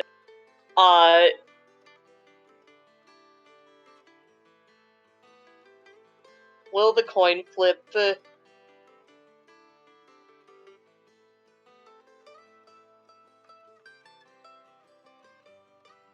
give me the result that I get for this flip? So, that way, when you flip it, if the answer is yes, then you'll get yes. And if the answer is no, then you'll get yes. As a DM, I could choose whether or not that would work. Yeah.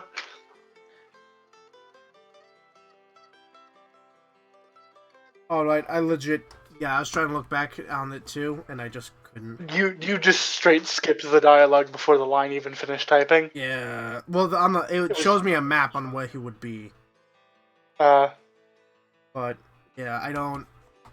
I think he should be on the map somewhere too, but not...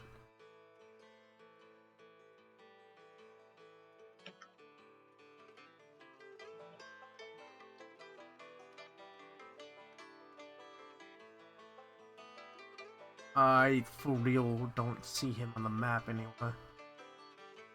He should pop up. Maybe go somewhere else first, unless you're specifically trying to hunt him down. I'm trying to see where he is, because if he's like if I have a backtrack to find him, I'm just gonna do that. That's possible. My God. Yeah, I found him. He's back in he's back the way I came. So yeah, let's head that way.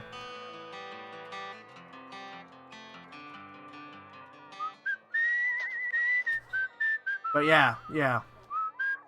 Anyway.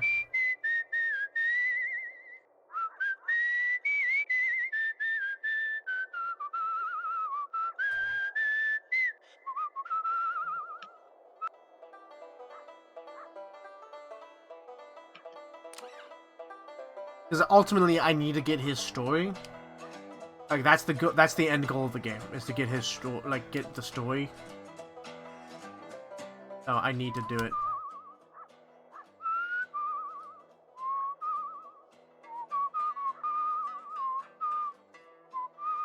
Anyway, Zero, you still there?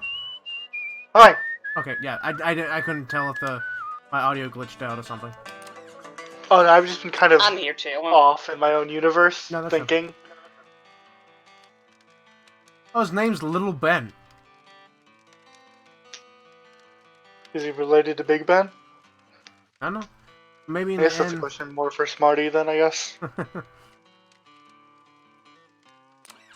Well, I ain't got much, and I sure ain't got more than that. But I share what I have. You'll do the same for a stranger one day, by and by. Anyway, tell me a scary story. I'd like that. Well, Ooh. thank Thank God. you for asking for a scary story. Everyone in stream, oh, thank God! Yeah, I got. We are fucking lousy with those. Yeah, I got some scary stories for you, motherfucker. That's all I got. I will fucking give you a scary story. Bondage. My brother Big Ben, he went down every day picking up the coal to bits with his bare fingers. Told I you he thought- was related to Big Ben. I thought he was a man so soon, with those bloody fingers all swole up like they do. He had a minute too to load up the bits and baby that mule, and I wanted one. Well, I got my day at work in the end, and I was wondering whether one day they'd excavate the bones. My brother and baby from them got trapped down there. Can't hardly remember my brother, but I still think a lot about how his bones got no rest. You'd say I think a lot about that. Can't get it out of my head. See anything exciting out down the road? I've mostly seen dogs. Okay, exciting story. I have his story now. I'm gonna tell him this. I'm gonna keep telling him. Just gonna tell him stories that I want evolved. Oh, that was perfect. That was the story he wanted to see anyway. And by just telling him stories that he doesn't care about, you can figure out what different stories are. Yeah, that's true. And not every character is gonna be exactly the same, but it'll give me a rough estimate of what they kind of get considered. So he wants a thrilling story. That one's probably scary. Honestly though, you know what? I'm gonna tell that one again because I could have sworn I already told it to somebody, but I haven't seen it evolve yet. Oh, Chigo says hi. Sorry, I was working. Yeah, it's fine. It's fine, Chigo. Welcome to the stream. Welcome to stream. Jinx. Yeah. Well, I was thinking about the past. Thinking about 10, 15, 20 men. All passing the time, enjoying almost no one language between us. All different stories. We all have black fingers, though. Cold mind turns us all in the same color in the end.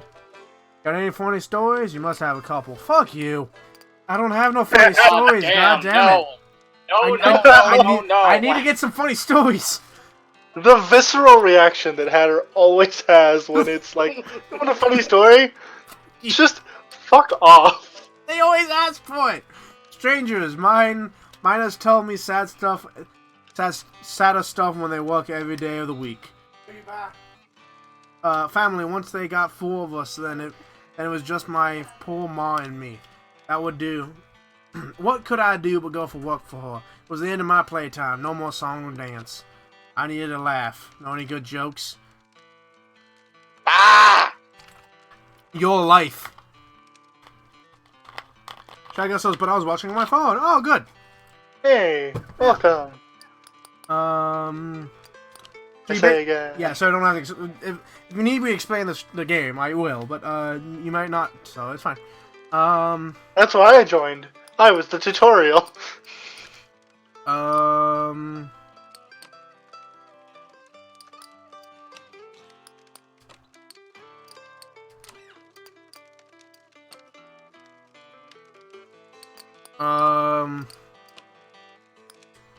That's a funny story, but I don't have any funny stories. You can tell him his own life story if you have it. I don't actually. Until Give it died something- half an hour ago. Oh, I'm sorry. Come on, don't try to cheer me up with that lying nonsense. Why ask me about love? Had a chance once, think it passed. That's just the way it went. Me, I can run to the hills and till my ribs showing, but I wasn't gonna do that to you.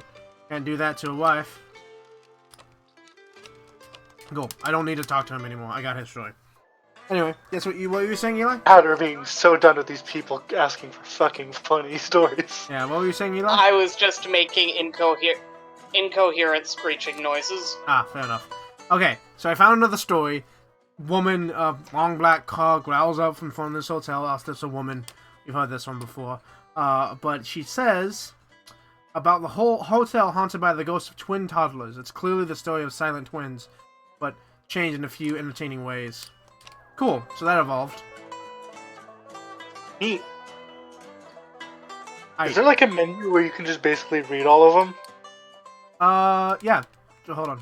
You don't need to right now, but just in general. No, you don't like fully read them, but like is the synopsis that you read before, like the women praying in the woods near Burlington. John Chapman is orchard and his dog in the Northeast, etc., etc. Oh, they're the tarot cards. Yeah. And each of the tarot cards means something. Yeah, tarot cards. Yeah, the starting of this game is really good because it just throws you into that menu with the 5 stories that you can tell your boss, basically explain to you how to fucking play the game. It's really great.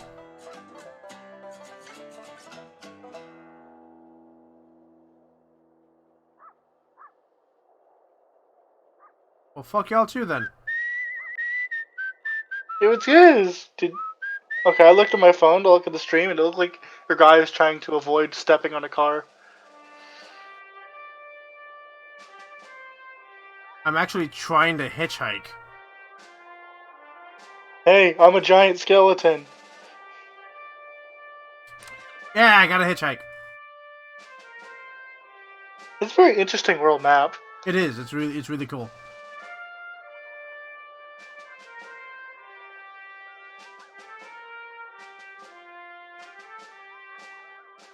Here we go.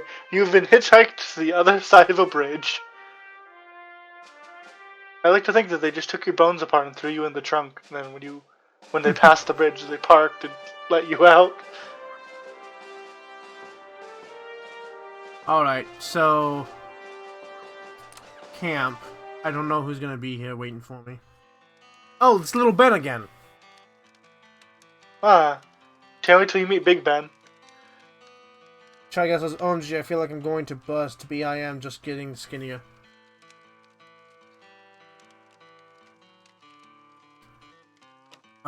You'll forgive me for being careful, but nothing less to be out there. You want to see the sunrise, so sit down and share a little dinner. Talk a while, keep the cold out our lungs. I need a laugh, know any good jokes? Eat my butt! This is great. I'm just trying to tell stories that, I haven't seen evolve yet. Oh, I haven't seen the story of the writer yet. And it ain't funny. Well, you already have this guy's story, so he's Yeah. basically just gonna take anything. Yeah, I'm just gonna use him to evolve stories. Oh, I haven't told the creepy mill yet, either. Howdy there, cowboy. Actually, he's a miner, Shy Girl. But, I don't know if there's a cowboy, but he's a miner. Howdy, well- howdy, howdy, howdy. Howdy, howdy, howdy. Howdy. What can Howdy, I do howdy, but go to work for? Then in my... Oh, yeah.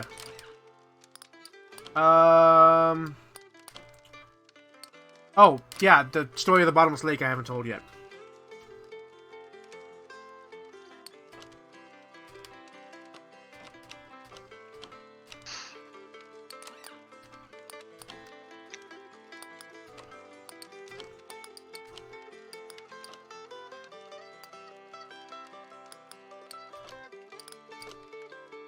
I'll tell the story of the women frame because I haven't heard that one yet.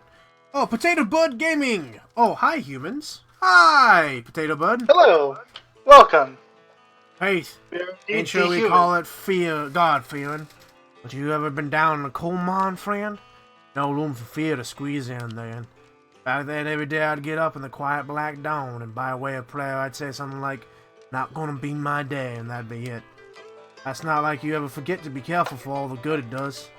But then every day, you and the others come back up out of the mine, you see the stars and the night sky comes into your lungs all alive, like all those times you feel alive.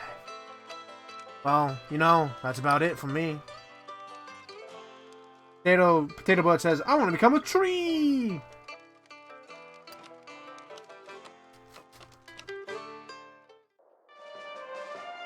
Make sure you're not barking up the wrong one. Oh, I might be an idiot. Why? I might need to hit all of them multiple times to get the full stories. That would make sense. Oopsie.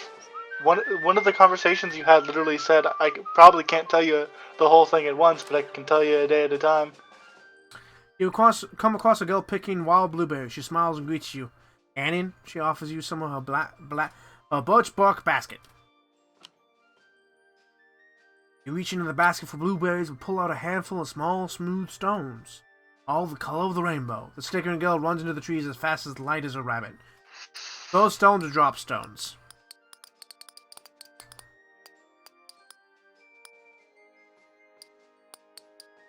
Should I throw stones or drop the stones?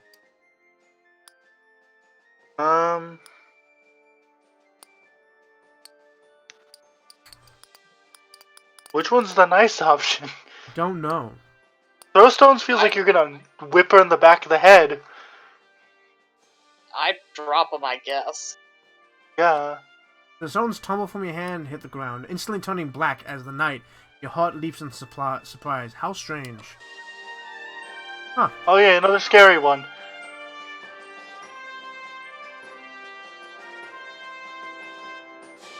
You'll get a funny story one of these I don't days. think it was scary. I think it was just weird.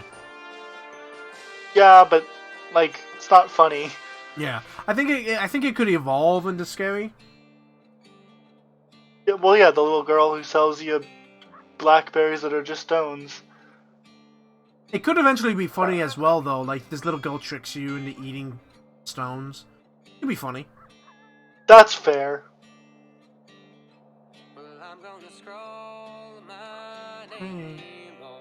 Bone of this land. Potato Bird says, I'm secretly a bird in a human body. Trust me, just about everyone in this chat's a furry. We get you. We understand. Oh, he smiles. His smile lights up the room, or rather, the cab of the locomotive. Folks gather around as he holds the pull cord. He's a showman, through and through. You all want to cover your ears now for this next part. Sure doesn't help much. The engineer pulls the chain and the whistle blasts inside your skull. He just smiles through it all. The man must be half deaf. A round of applause erupts from the small crowd. He passes out bubblegum to the shell-shocked kids, half of them in awe, half in tears. Gets shuffled on. Remember now who gets there remember now who gets you there on the advertised Casey Jones. Everyone's all talk as they head back into their seats. That engineer sure is handsome, gosh. And that whistle sounded just like a whippoorwill. What, didn't it? Ain't this the way to travel?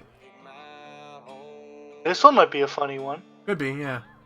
Like it has the potential. Better than all the other ones. Potato Bud is... Potato Reaching. Bud. I must ascend!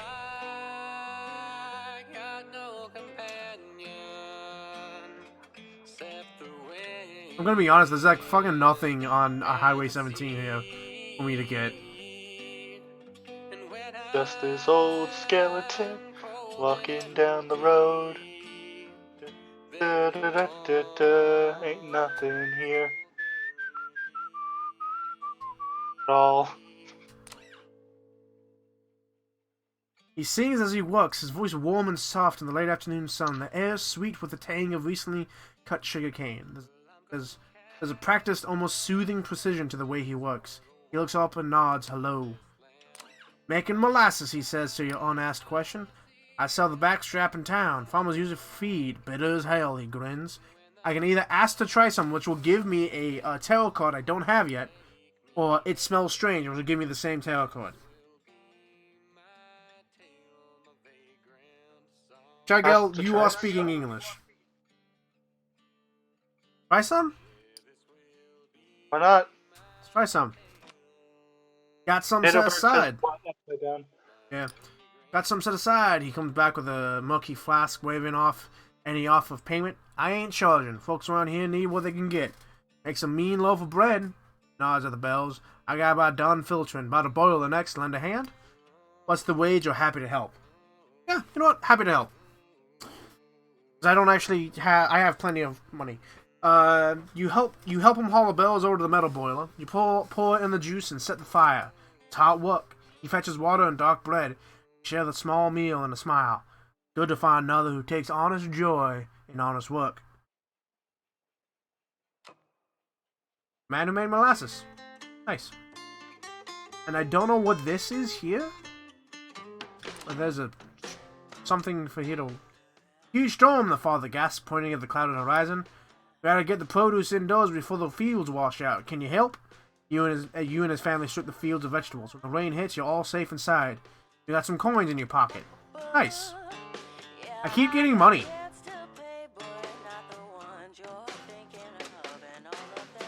What can you actually buy in this game? Whenever you go to a big city, you can buy something that gives you more sleep or more food. But I actually don't know what the penalty is for getting... not more food, sorry, more sleep or more health. I don't know what the actual penalty is for hitting 0 on that. Well, don't hit me, please. I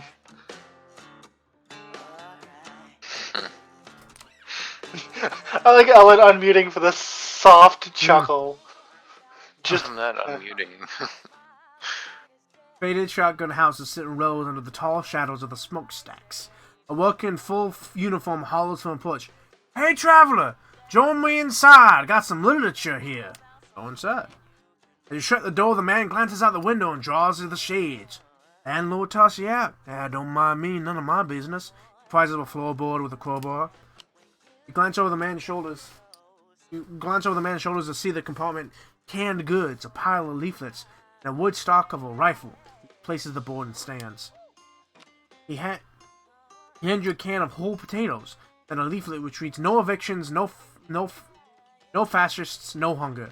Headed back to the shop, but we have a Bible meet soon. So, I travel around will give me a travel tarot, or a Bible meet will give me a star tarot. I like stars. Yeah, let's do stars.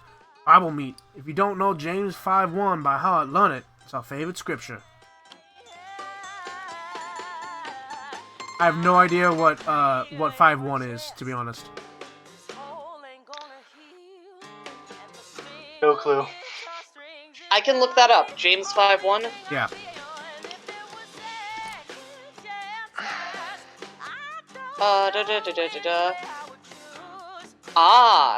Come now, you who are rich, weep and wail because of the misery that is coming on you. That works. Fuck the rich. Burn the rich. Devour the rich! The rich, it's what's on the menu. Guillotine. Guillotine. No, let me out! Come on, let me out! Oh, damn it. I think I've made a horrid mistake. The skeleton in the backseat. No! Rattle, rattle, rattle. I've made a horrible mistake. Oh. Let me out of the car! God damn it! He's taking me all the way to Florida. Well, you're just going to have to walk back then, aren't you? This is why I said you should walk everywhere. You're right, Eli. I'm sorry. You were right. Wait, what the fuck? Hold on. Halfway across the country he is drove. Where he goes, nobody knows.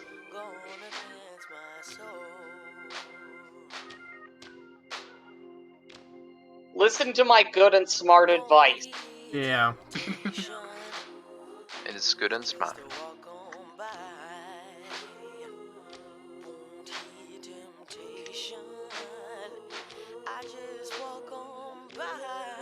Alright, so I'm gonna go straight to the southernmost tip of Florida and then head north. Okay. Florida should get you some funny stories. The beginning of Florida Man, I see. Where it all began. Alright, so I have Miami the city, which probably gives me a changed story, original story, and then meeting a named character. Let's do this. This man reads the newspaper with barely contained horror. His grimace spreads wider and wider as he makes his way down the page. Suddenly, the frown cracks into something more amazement in it. Whoa, he says. What's the matter? We added a story about a deer which chose death over enslavement. You're shocked. It's the story of the white deer, but with some bits changed. You think it really happened? Oh, yes, I do. Shrug. Sounds like nonsense for me, he says. The stuff they print these days. Well, I feel like I've heard that story before, actually. Yeah, the white deer? Well, I've heard something. It's vague. I feel like I've heard of it before.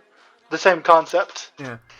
We need a sixth, she tells you, beckoning from the steps of a great dark mansion. Just like you found yourself sitting in the strangers around a velvet-draped table. Her voice is reedy and high, modulated by the tight collar of a Victorian dress. Join hands, everybody. Your host keeps her eyes closed as she beseeches the spirits of the dead, but everyone else around the table lets one lingering, awkward glance bounce around between them. You sense they're just about done humoring her when it happens. A deep, nasty thump. The whole table starts to shake, threatening to lift right off the ground, and then the strayed candle flame starts flickering like mad, casting ghastly shadows on the walls and then a viciously cold wind cuts through the parlor like sharpened ice. Keep holding or let go. I mean, you can't die. Keep holding. Let's do this. The damned candles are dancing in midair around you now, singeing a hair here and there off the coiffed heads of those well-heeled guests. You notice your host across the table has her eyes open wider than they should go, a rivet of blood dripping down from her nose. I can let go and get a travel card, or keep holding and get a fate card. I'm gonna get a fate card. I'm gonna keep holding. When you come to your senses, sunrise has begun to creep in, and the parlor is empty but for you and the woman in the old-fashioned dress who slumps dejectedly over the table. He didn't show up. All that sound and fury, and no sign of his spirit. Move on.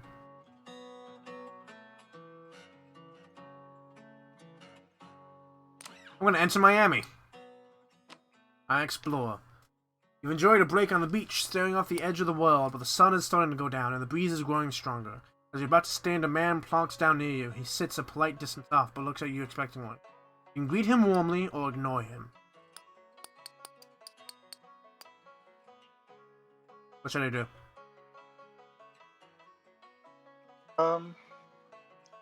If he's looking at you, you ought to do something. Greet him. Greet him warmly. He smiles weakly. Just got fired. Well, Spanish-American radio host in the state, and they fired me. They need to make cuts, I get that. But I'm twice the... He tails off. I don't know what I'm gonna do to tell my wife. I can be sympathetic or stay silent. Let's be sympathetic. I could try the docks. They're holding more men than jobs, and I could barely support a family on the way they pay. King said, my boy, I can't bring myself to tell him though. I don't know what to do. I sit with him. Calms as the sun drops below the horizon. Expanse of darkness is ahead of you. Turning back from the light of the city reminds you this world hasn't gone away. After a long silence, he speaks. Never gonna get better, is it? The country's on its knees, which give him a sorrowful story, or give him hope, which will give him give me a high priestess story. Hope. Yeah, give him hope. He takes a moment to notice his sobbing over the noise of the waves. Got to tell them, haven't I? I gotta do the port in the morning and see if they'll take me. You no longer make him out in the dark, but his hand touches your shoulder as he leaves. I got a new story. Seagulls scream overhead as you mosey down the beach. Out at sea, ships crawl along the horizon towards the harbor. The sun's a little intense, so you search for a scrap of shade.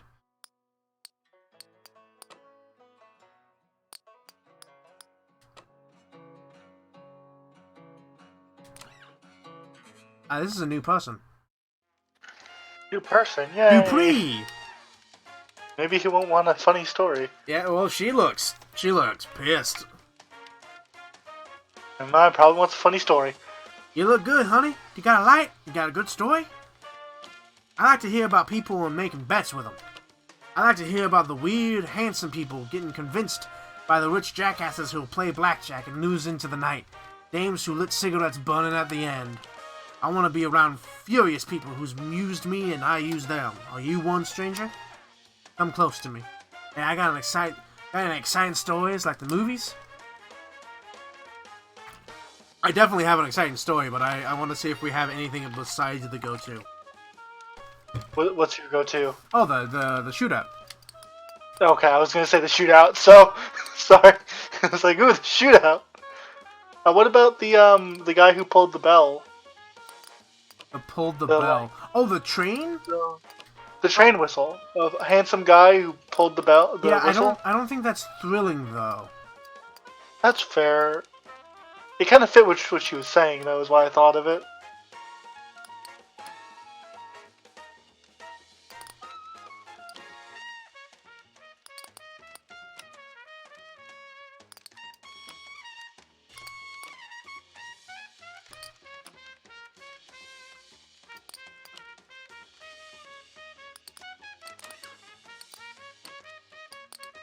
I'll be right back. So the story of the shootout between the female bootleggers and the cops. Honey, thrills is the stuff I live on. That one's keeping me going. The law, I can get by with the law. The law thinks I'm a victim and a sad girl of the streets. A damaged girl. A girl I ain't got no fate and whose daddy didn't love her. My dad is dead and all the cops in my pocket, stranger. I'll tell you that if I can tell you anything. The law is bad for us Roman kids. It does not serve us. But you learn to get on with a sad, pale girl. They love that. Sometimes you gotta promise them something more, and, well, I don't say it's pleasant, but you're born into the body, and sometimes people treat you like you need power taken from it. Hey, I got exciting stories. Like the movies? What's another thrilling story?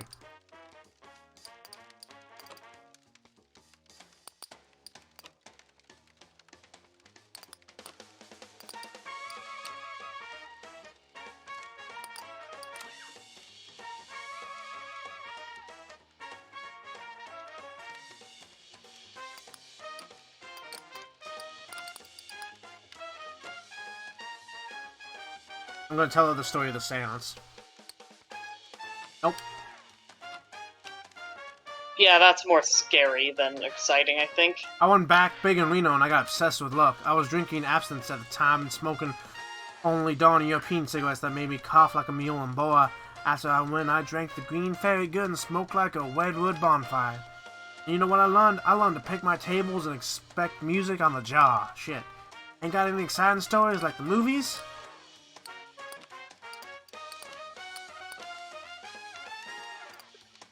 If you ain't used it already, shootout's not a bad idea. I already did it. Damn. Yeah,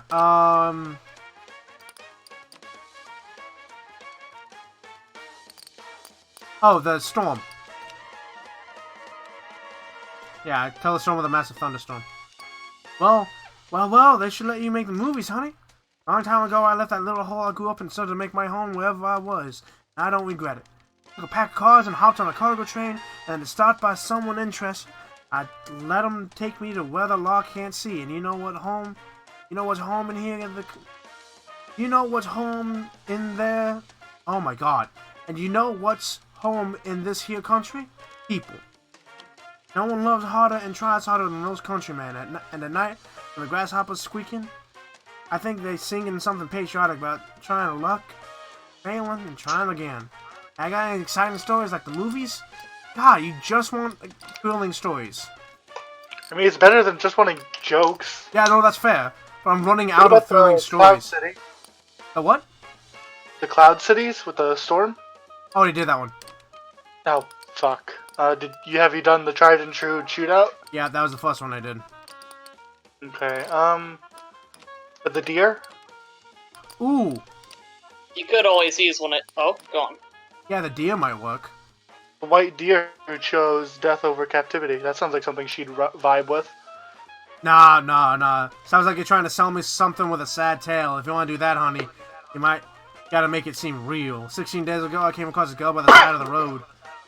She had her smoke all bent out of shape in her mouth, and she had a bundle like I used to buy her with little brown boots. She caught my eye just for a little second. I thought I ain't get no feeling from her. I smiled to myself because you bet a lot on leaving the protection of the unknown, especially when your body out of shape. Choosing your challenges, that's freedom, and she knew it, I think. Got any stories with ghosts and murderers or blood or something like that? Oh, yes, you want a scary story. I can give you that shit. So many! I would pull out a fucking deck of scary story cards. Like, fucking pick one, friend. Tell the story of the Rider in the Woods. God damn, you're giving me chills, sweetheart. I spent a night in jail once, and it was nicer than the prospect of going back where I was born, you know, just become my mama always wanted me to be. When I was 12, she caught me kissing a girl once, and I felt like I would never get out of all that strands of her red as hell fury. I said to her, but you said, but you said I ain't to kiss no boys, and I ain't. She and I both knew that ain't what she meant. Next time, let's up the stakes, shall we? Why don't we spend some time with a bourbon and 5-car stud? You bring the bourbon, of course, and when the moon's full, I might let you in on some secrets on live. Have you any? Cool, she's gonna meet me in the Florida Panhandle. Gambler.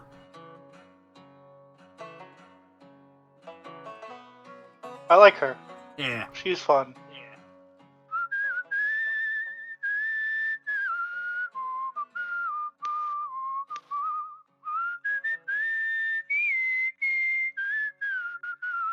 Phone is fucking dying. Oh no. Well, I'm not on my phone. I'm on my PC. The phone is what I'm super using for stream right now. So where is my portable? No fucking clue. Cool. Coming over to St. Petersburg.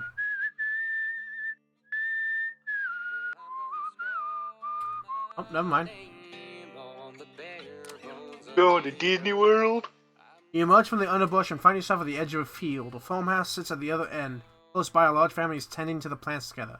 He pauses and regards you almost nervously. Hello there? The grandmother asks. Hello! The family is almost too nice to you. You ask for water, they don't even let you walk to the pump by the house. A child runs back to the shed for a folding chair. Serve you lemonade in a glass amongst the lettuce heads. Halfway through your glass, you notice something moving furtively down by the house. The cuffs of his white shirt are stained red. The father sees you look, shifts to block your view. His eyes are bright and his teeth are bared in something way. How do you like your lemonade? His wife arrives with a bag full of sandwiches for you, and the whole family ushers you back into the woods, waving, wishing you well. Take one long look back over your shoulder, and the man by the wall is gone. Ooh. Add a list to your scary story list. A farmer is loitering beside a couple of crates of berries, idly watching the clouds go by. Waiting for the pickup, he says, trying to make small talk. Hey, you want to hear a wild story? He starts telling you about the killer pigeons. Takes a couple minutes, but suddenly you recognize the story about the pigeon keeper. Whoever told it to the farmer changed, well, a lot, but it's still pretty good. Oh, I can't remember where I heard it, he says. I think I've known it for years, since I was a boy, for sure. That can't be right. I can leave him with a tale or say that story happened to me.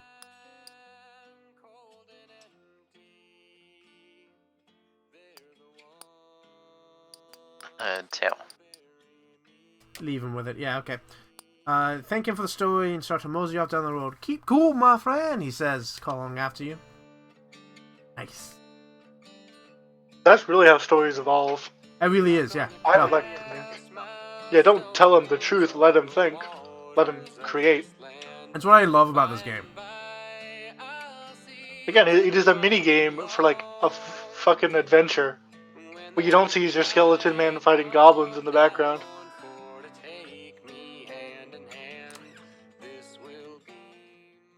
Excusez-moi? Beckoning you over, the woman shows you a letter, beautifully typeset on thick vellum.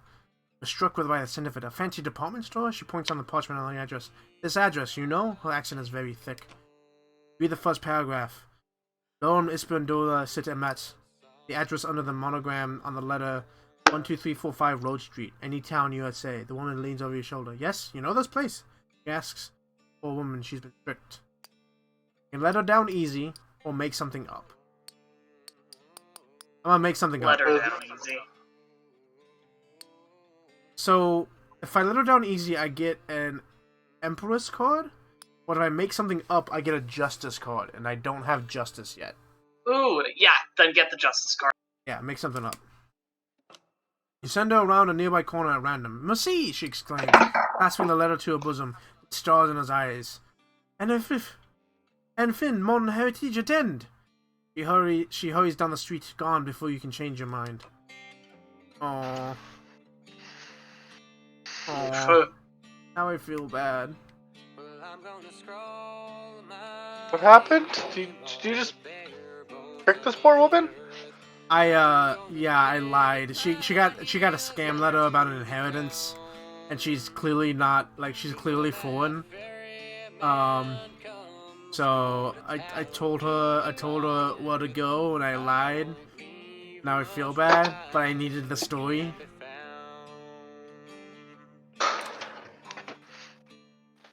You listen to The story of how you were a piece of shit.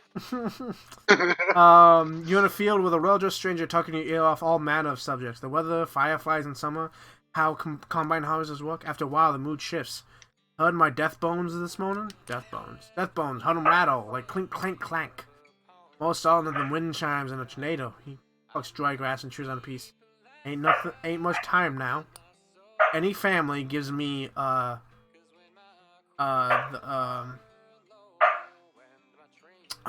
one I always get wrong, or Priestess card. You seem young, or any family. Should I ask him if you seem young or any family?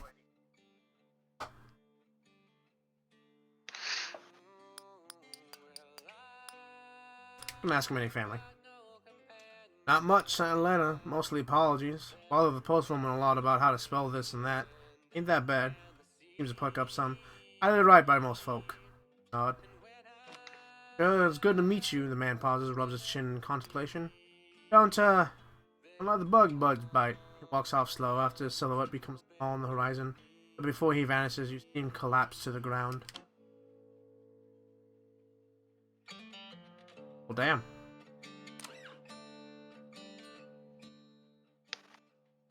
Got two good hands, the old man calls. A down a tree has flattened his front yard and his porch too. His two sweaty sons are chopping it into movable pieces. You throw the logs into the old man's cart. At least I can sell it for firewood, he says, tossing you some coin. Yo, I got some money.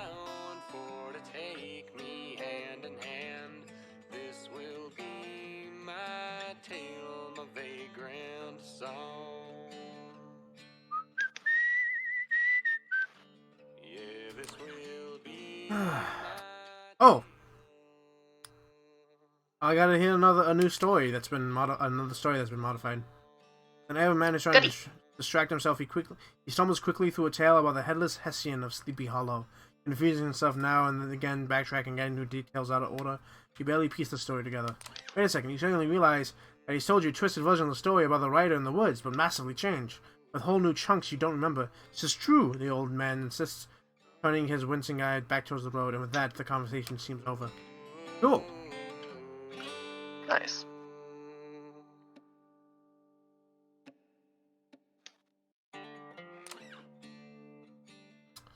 Electric lamps stipple the cotton field below you with orange light, moving you like a group of lethargic fireflies. The voices of the workers reach you in a soulful, united song. You gently lull to sleep, and the song floats over you. Well, Lordy, pick a bale of cotton. Oh, Lordy, pick a bale a day. You're pulled out of summer by a woman's pained scream and a collection of shouts rising from it. Force yourself back to sleep, or focus on the noise. Oh, noise. The noise. We love noises. The woman screams tapers off, soon replaced by the raw cries of an infant. Applause briefly fills the night, eventually fading back into song. Oh, Lordy. Now wake up. You wake up to the gentle crescendo of the worker song, unsure if it ever ceased at all. Dream of the cotton field at night.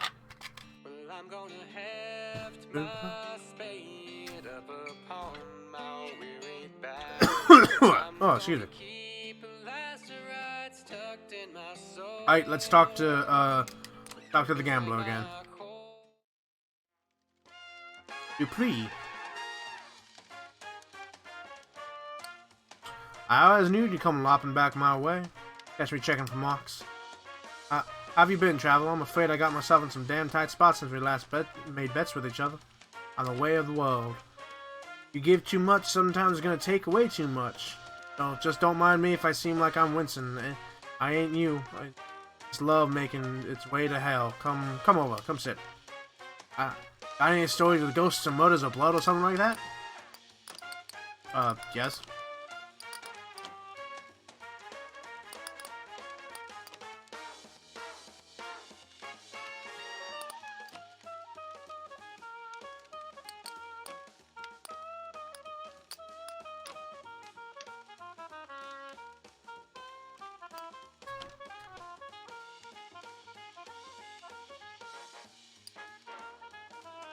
Yeah, cool. I succeeded. We've got so many ghost stories. We are up to our asses in ghost stories. Yeah. I'm thinking about this one, Pinko, that came over by the creek recently. He said an uneven life was manufactured, and that it didn't always have to be peaks and troughs. And evening it out was a way that it could be. I thought about that for a long time. Is it best to be in a slow-moving river all the time and never have your heart in your mouth out of the rapids? Hey, I got any exciting stories like the movies? God, you love the exciting stories, don't you?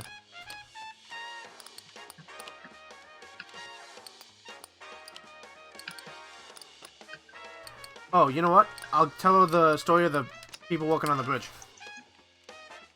Good idea. Honey, those are the stuff I live on. Yep, I'm working. Freedom's a trap. The more they tell you you have it, the more they're taking it away. The more you try to move towards it, the more your legs get deeper into the web. I left jail one morning, the jailer said a sweet goodbye, and I walked out in town square, and a man spit on me for looking like I wasn't dressed for outside. Hey, I got an exciting story. It's like the movies. Exciting stories.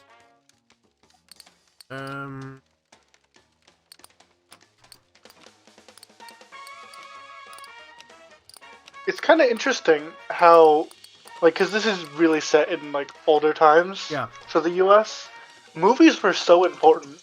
Oh yeah, but also like it's also not clear like when exactly it's set either. It's it allows for a lot of leeway.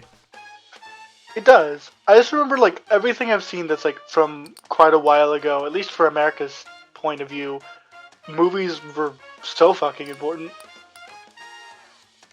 You couldn't go much places without it being mentioned. Have I ever told y'all the story about the Hays Code? No. So, the Hays Code is a bit of American cultural ephemera that I like telling about because I hate it. So, the thing about movies back in the day is they could be quite porn.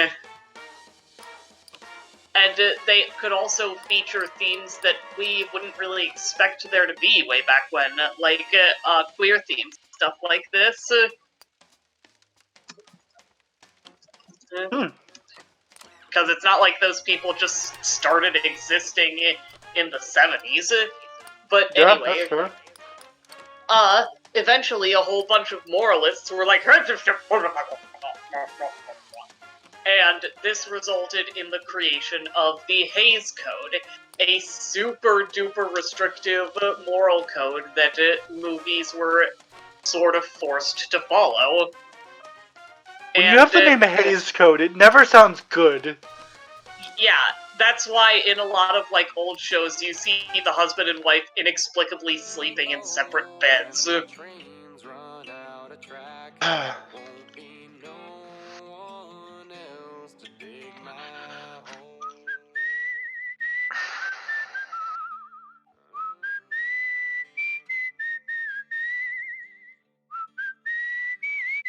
It's very similar to the Comics Code Authority, which was another piece of dumb censorship shit. Old people ruin stuff. He's small for his age. Always. A boy of 13 or so, sitting on an untucked bucket by the side of a tiny wedge of farmland. Dog, as though by contrast, is massive, and enormous yellow-brown mutt. A rover. The boy explains, Pa says he can't come home with us. Where's home?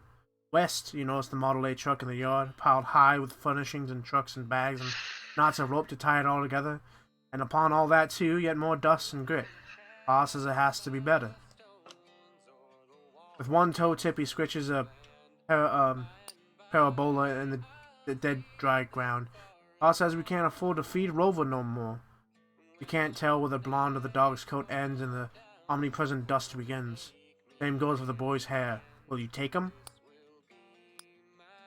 Puppy adventure. So here's the thing. It doesn't say that we can.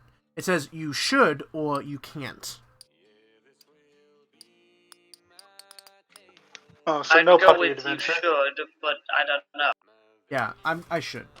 Rover follows you eagerly after you feed him the tiniest sliver of jerky.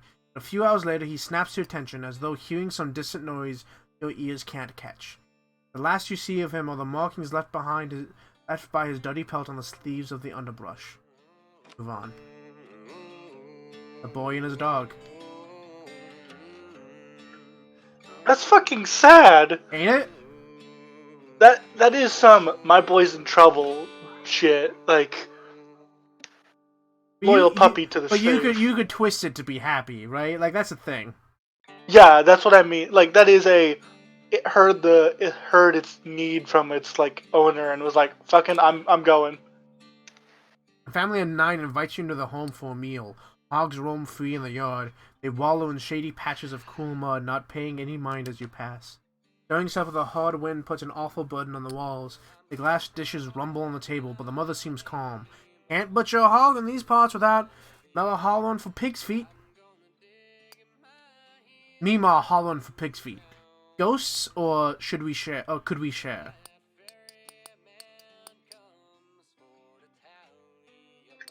I'd go with ghosts, but up to you. I think we should do. Could we share? Yeah. Mother's heavy Whichever one's sighs gonna get you a funny story at this rate. Mother's heavy sighs gives you the impression a child asks this before. Mima wants more pig's feet. Heaven can provide. Family of pigs farms. And actually, real quick. So I need more pentacles. More pentacles. I have 3 stars already. Yeah, so I need more pentacles. I need more pentacles, more emperors, more suns, and more Knight of Swords. Sorrow. Right.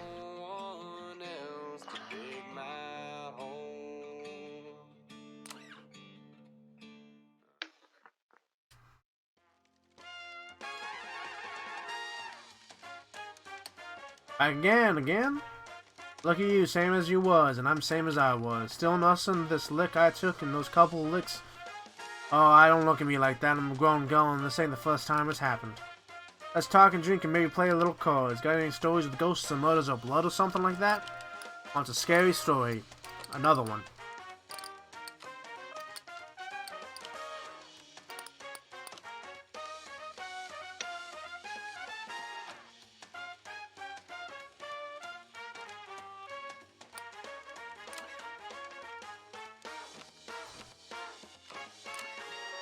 Sometimes I look at you and find myself liking you.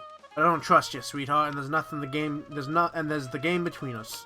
The game is always between us, pushing us away from each other, this big checkers board. If I wanted you, I could never tell you, and that's the way the game works. Got any stories about ghosts or murder?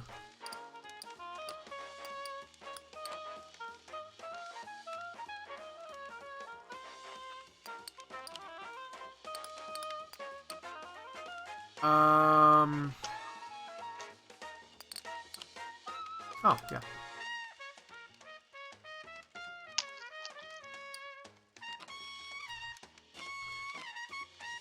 Maybe Lady Fortune has it in for me. I've been losing recently. On a tilt since he left, like a branding iron. Ain't never left my skin.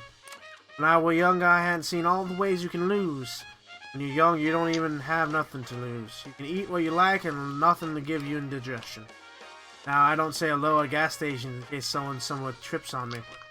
You ain't got any stories with a happy ending, right? Right now, I want a happy ending. Finally, someone wanted a happy ending.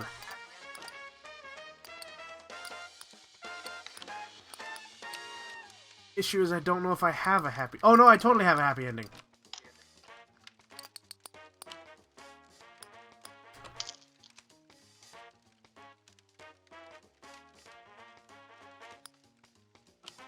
Well, that was a sweet tale. A couple more like it, and you'll be a charmer like me.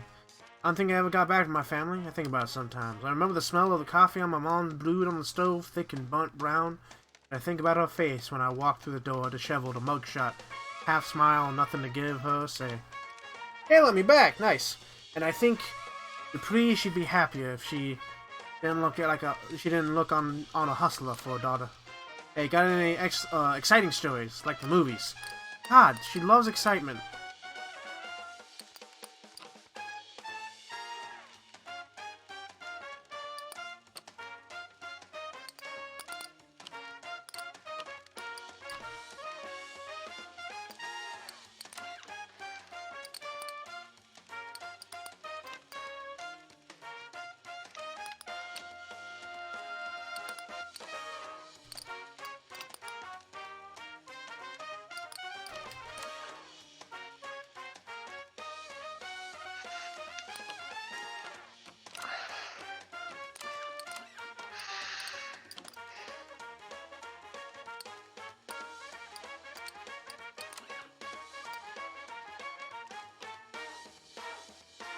What did you miss? We made it all the way down to Florida, but because I goofed up and I hitched a ride from like North Carolina down to Florida, so I completely skipped Georgia and South Carolina.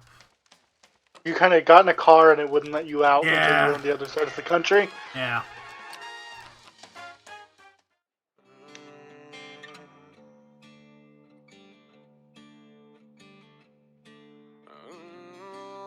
But I need to head over to Georgia.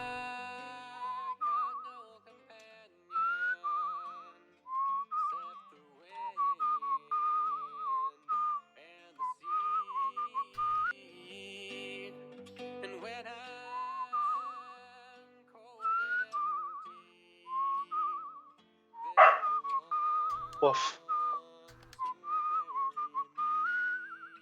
Sorry about Puppy. I'll mute if she barks a lot again. Puppy. Uh,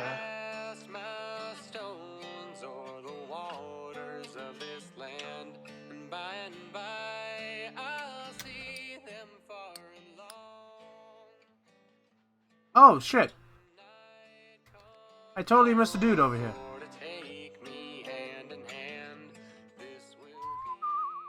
Actually, you know what? I'm gonna hit a lantern first and then come around.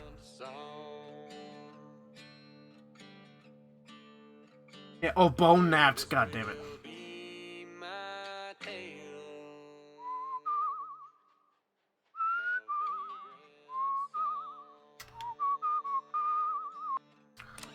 Walking into Atlanta.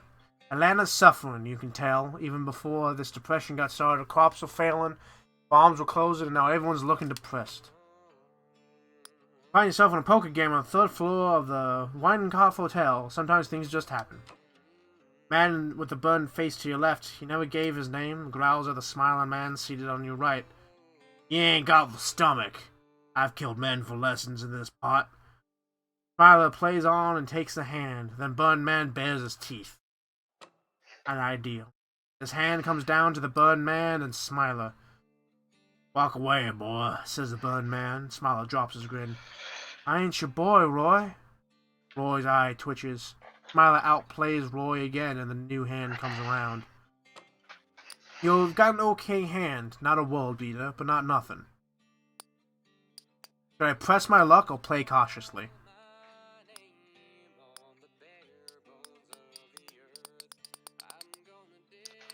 Pressure luck makes for a better story, and you have money. Does. Hey, Eli. Yes. Should I press my luck? What's the I'm in the middle of a gambling game. And, I got a hand. It's not a world beater, but it's not nothing. Do I play cautiously or do I press my luck? Don't you have infinite money? No, not really. maybe press your luck in hopes for a funny story of you getting beat up. That's fair. I was just thinking that, like, last time I was in a gambling game, I got turned into a skeleton. You play your hand well and push Smiler into folding. Scrape a good number of chips into your pile. Roy's preoccupied and has to be nudged into dealing. Finally hit a decent hand. Make it count or don't overplay it.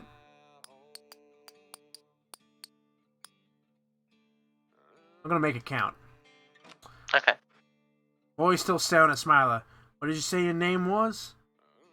What did you say your name was? I didn't, but it's Jackson. Jackson, repeats Roy. I knew a Jackson once.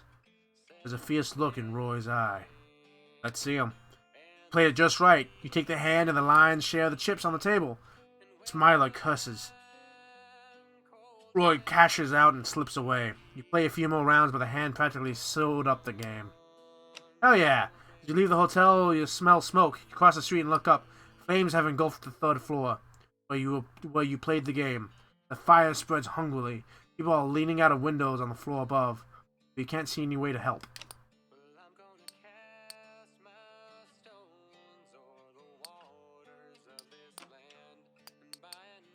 well then, Well, shit.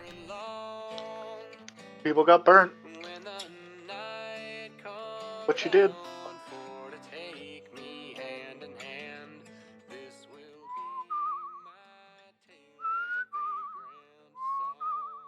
So, with what I've heard from the past few stories, you're probably within the area, the time of the Great Depression. Yeah, it's around there. But however, we got a story earlier that seemed to be more of like the uh, uh, World War II, but also some stuff before then. So it's not clear 100% when we are. A sign in town says a farmer's hiring for sugarcane harvest. A bag-eyed man drives you and 10 hungry strangers out into the cane, but he leaves you. Everyone gets a hatchet, but no instructions. The foreman is missing, and for some reason, nobody shows what to do. A young man in a red jacket stuffs all the hatchets in the pack. This is stupid, he says. I'm leaving. You can get $5 for a nice axe like this. He launches off into the cane, and the others follow. Don't, a young woman shouts after them. It's not right. You don't owe the farmer shit, or she's right. I mean, I'm with she's right, but I don't know. Yeah, me too. She's right. The thief left some hatchets behind, so you and the three chumps left start chopping cane. It's brutal work. None of you know what you're doing. Keep going, the girl calls. Her hands are bleeding and her face is bright with sweat. Soon her cane is piled high. Chop, chop, chop. Sometime She's afternoon. better than all three of you. Yeah, chop, chop, chop. Sometime afternoon, the truck rolls up with a boozy foreman riding shotgun. Good work, he croaks. The girl wipes her blood-pinked hands on her apron, take her pay, but doesn't notice the crumpled body in the back of the truck, or the hatches inside it.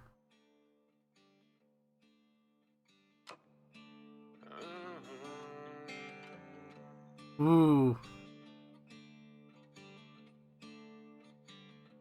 Well, I'm gonna heft my spade up upon my weary back. I'm gonna keep lacerates tucked in my soul. Oh, I need to go over this way. 'Cause when my coals burn low and my trains run out of track. What did you get from that? The sugarcane thing? I got a story about sugarcaners being oblivious to death. Because the guy that stole all the hatchets ended up in the back of the truck dead. What the fuck happened to him? Oh, the foreman and the farmer that, those axes belong to found him. Oh, Yeah. shit. Yeah.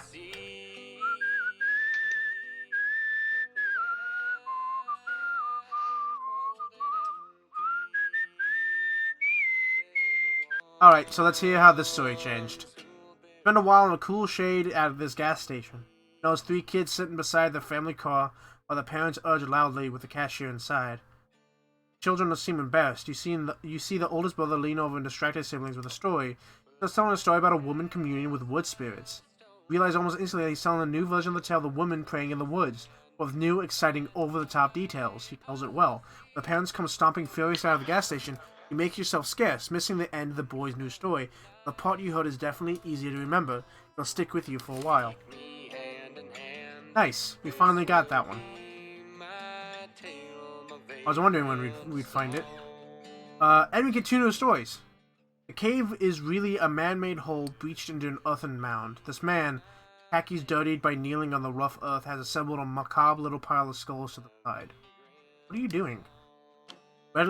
Readying these for sale, friend. He wipes his hand on his pants. This pile of skulls clearly claimed from his enemies by an Okay. He wipes his hand on his pants. This pile of skulls, clearly claimed from his enemies by an Indian chieftain, would be perfect for any cabinet of curiosities or sideshow attraction. Why dig up a grave? Why, these skulls belong to no one. They're just here, lying under the mound, waiting for an enterprising soul to make some use of them. Ain't that what America's all about? Look deeper into the mound. Little sunlight reaches that deep in, but you can still see the skeletal remains, their heads carelessly removed, laying neatly in the excavated resting places. Oh, fuck. I accidentally hit A. He pauses to consider the small man greedily arranging someone's remains as though they were a trinket for a mantelpiece. Tell him to fuck off or make up a ghost story.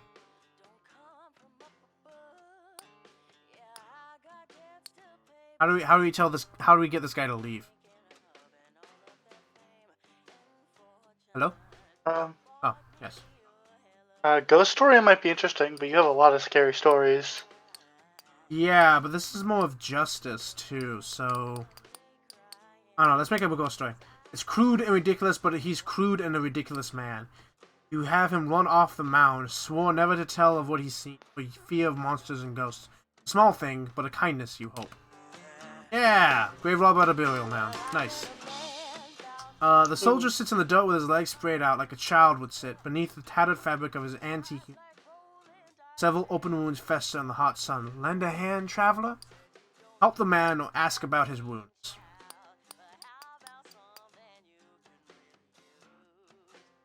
We should help the man, shouldn't we? I'm gonna help the man. Not. You kneel in front of the soldier, his body's marked with bullet holes, along with deeper wounds that could be from knives or bayonets. Maggots squirm inside the raw, red flesh. About time I earned an amputation. You seen any bluebellies around? Bluebellies. The soldier leans uncomfortably close to inspect your features. Where his pupils solid white before now, he tilts his head and narrows eyes, sniffs you. What are you, stranger? Back away or pardon? You back away or ask, pardon?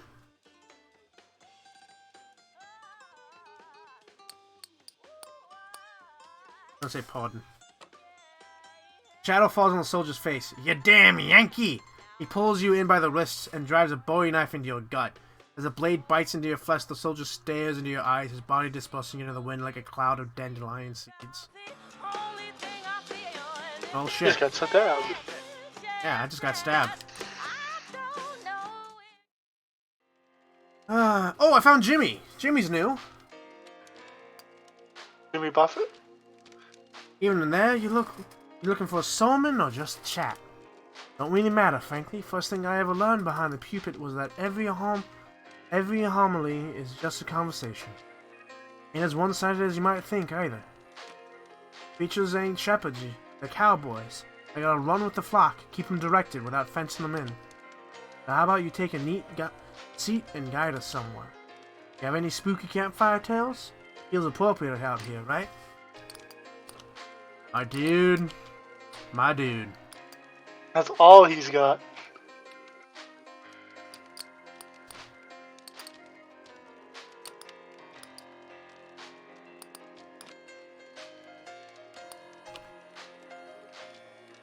Tell the story of the Headless Hessian of Sleepy Hollow. Oh, you got me for a second with that one. Bondage? Yeah, meet my daddy's daddy once. One time was all I needed to know that some chains aren't ever coming off you, no matter what sort of proclamation a white man in a suit makes. Anyway, why don't you tell me a scary story? You must have heard some good ones. Yeah. Tyler continues to laugh at the amount of scary I tell the stories story he of the has. sugarcane cutters blind to the threat of death. You could rattle a congregation's bones, I bet. Choice? Doing right? Well, it's a struggle for all of us, sure. I do my part to help. Golden rule ain't about the fire and brimstone, it's about facing your neighbor, looking them in the eye and being judged. You can look the neighbor you wounded in the eye and say, I don't care what I did to you, and then you're really truly a damned soul. I see a lot of damn soul these days. Must have seen some pretty wild stuff on the road. What's the most exciting thing you've seen? Gotta go to shootout. Oh, you got a pretty wild life. Know that? Authority, people looking for me for leadership. But I tell them the real leadership comes from the community. Best preachers are cornerstones, not prophets. Anyway, why don't you tell me a scary story? You must have heard some good ones. So at this point, I don't need to keep telling him stories that he wants to hear. I just tell him stories that I want to evolve. So let's evolve something. At least you found somebody as interested in scary stories as you have. Yeah, for real. Let's tell him the story of the metal worker. It's not scary, but it might evolve.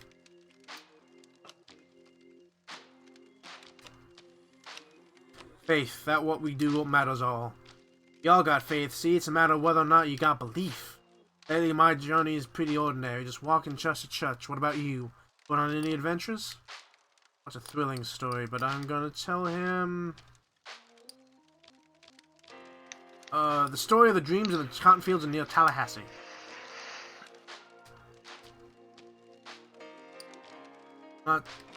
dreams come true? Well, there are two sorts of dreams. Dreams you live on and the dreams you live for. Heaven is as real as God, but it's a dream you live on. It gets you through the week. The promise of the afterlife is a salve with truncheon bruises. I gotta get moving on. Have a sermon to give in the morning. The church is a long night of walking away. Walk like you're blessed, child, because even if you ain't, that's the only way you're gonna find your holy self. I would choose.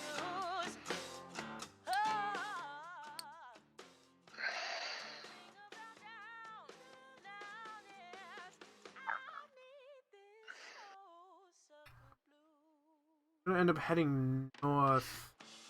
By the way, Hatter, Yeah. Callum says, "Tell me a happy story." I get to eat tonight. That's pretty good. In game or out? Out. Okay. That's definitely a nice. Yeah. I'm gonna head straight north from here. Oh wait. We have Oh god, about an hour. I am like severely wounded. Yeah, you got stabbed. Oh, I gotta change story here. Hold on. Listen to this, blurts a boy loading outside a grocery store. He works his way through a long and strange story about a deer that could not be touched by human hands. There, he finishes. What do you think? Wait a minute. Holy shit, you know the story. It's the story of the deer who chose death over enslavement, but wildly altered. For a couple moments, you're too surprised to respond. Seriously, the boy says, what'd you think about it? Great story. He smiles sheepishly. Thanks, he says. I heard it from my brother. Aww. Aww. Cute. That was actually in Savannah, Georgia. I've been to Savannah, Georgia. It's quite good. So we have our game in about an hour. Alright. I'm probably gonna hop off, make sure I have everything ready for that, and just chill till then. Cool. Same. I'm gonna probably stream for Kinda another people 30 now. minutes or so. Yeah. Alright, I'll stick with you even though my internet is desperately chugging. Oh, that too. Fuck. Just have a fun time. Before I go though, Callum says now I'm in the mood for a joke. And with that, I shall fuck off. You guys have a good time. See you for game. Yep. See ya. See ya. Forgotten in the corner of a field, a small basket of yams. Bury them under a fire, and you've still got a full meal and more. Nice. So Nice. I'm back to full health.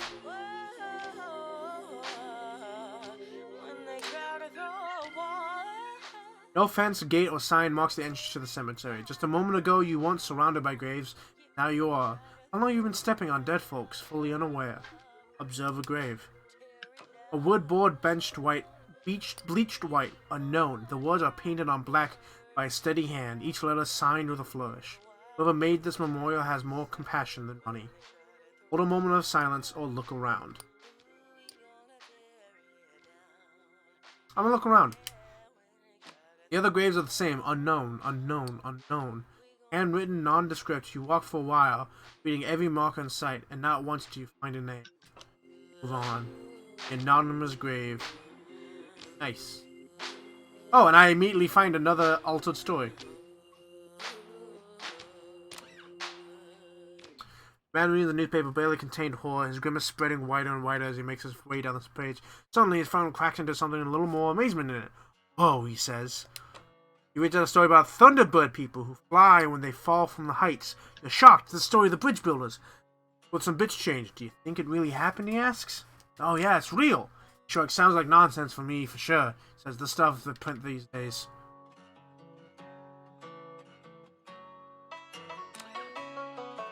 And, it's Jimmy again. Yay!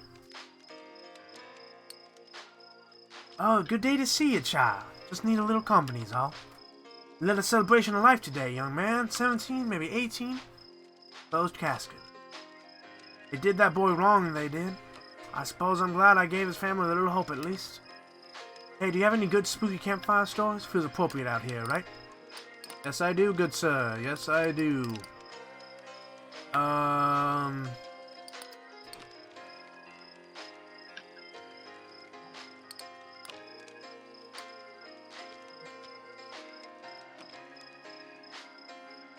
Tell the ghost of the well-heeled hobo. They don't keep us chained up with the metal no more. They carry the metal instead and shows how quick they'll use it. Must have seen some pretty wild stuff on the road. What's the most exciting thing you've seen? You already know the shootout. Let's give him the Boston. That's one trying to be scary, right? Don't work on me, I guess. The past? I don't know the boy. I didn't know the boy, so I asked his brothers and sisters to share their memories of him. He danced, they said, loved baseball. Called his father Big Man.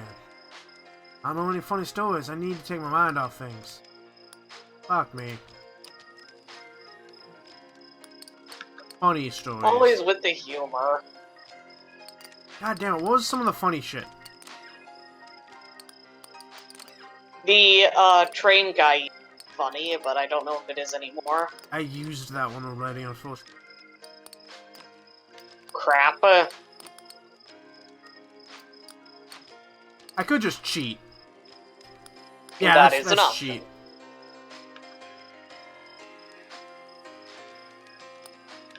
Oh, that's funny. I not share with my congregation, though. Choice, yeah, sometimes I really believe that we all have choices in life. We are truly free to decide whether to live more lives or to throw ourselves headlong into sin and profit. But on days like today, I think maybe only God chooses. He does so with arbitrary cruelty. Maybe my journey's pretty ordinary, just walking church to church. What about you? Been on any adventures? I need to tell him thrilling stories.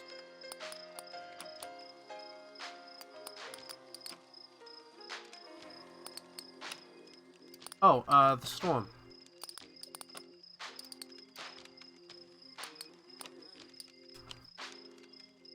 Storm in Buffalo. I swear I had a good story in a long minute. This country? Listen, I saw his face. I opened the lid and saw what they did. Country like that lets men do who did that to them live full happy lives. That country ain't no home. Anyway, why don't you tell me a scary story? Must have had some good ones. Just about only ones. Yeah. Story of the Killer Pigeons.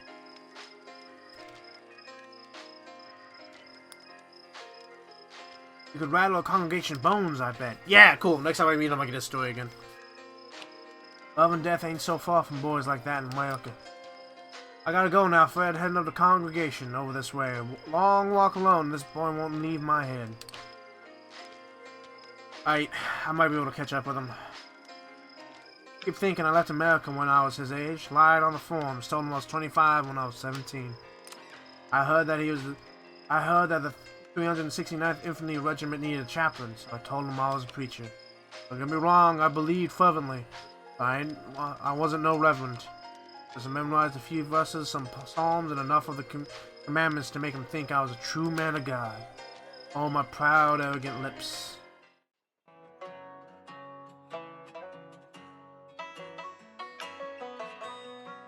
And I immediately find a story that's changed. Again. Alright, here's a story. Let's see how this goes. Rachel's Diner is sharing outlandish tale with one of her regulars. I heard it from a sister-in-law. She says it happened to her daughter's friend. It's true. You know, she's listening. Hey, have you heard this one before? It regales you with the story of the legendary Gwyn Mitchett, the richest, most ruthless bootlegger ever. Halfway through, you realize it's a story of the shootout between the female bootleggers and the cops, but highly embellished. What do you think about that? The waitress exclaims. It's an interesting tale. Sure is, she agrees, and true, every word of it. Sure is. Sure.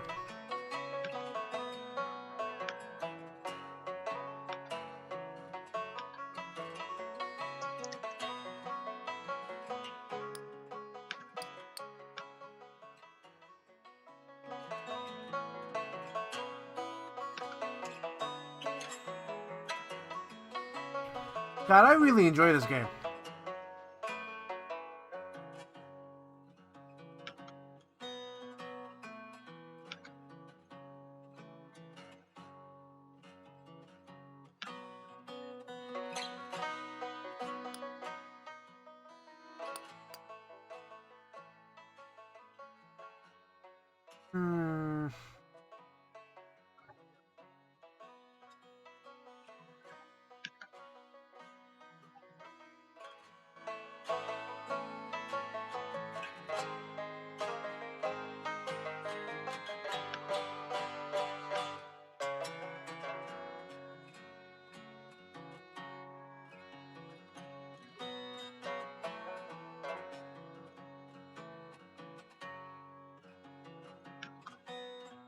Mm.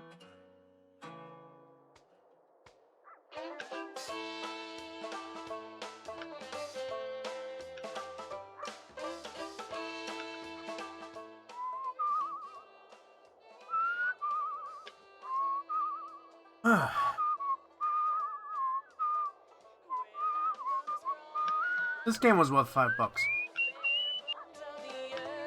Very much so. I'll come up I'm in. glad I got to watch you play it. Yeah, I'm gonna come up between these mountains, and I swear to God, there's nothing over here. I'm gonna be so sad.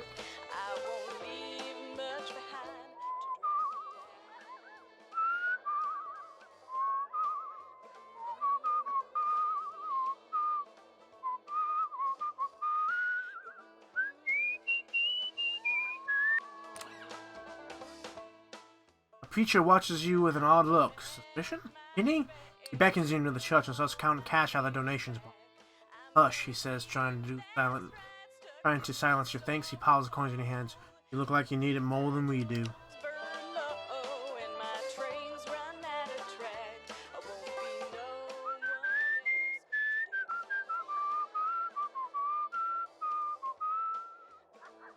Man, this game is just wholesome. All these people just want to It help you. really is. I've never actually seen the end of this game. I don't know how it ends.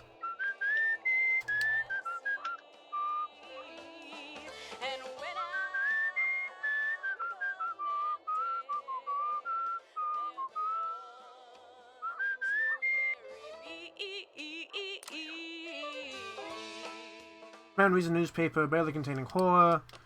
He reads out a story about an aristocratic ghost doomed to mingle with hobos for eternity. You're shocked at the story of the ghost of the well-heeled hobo, but with some bits changed.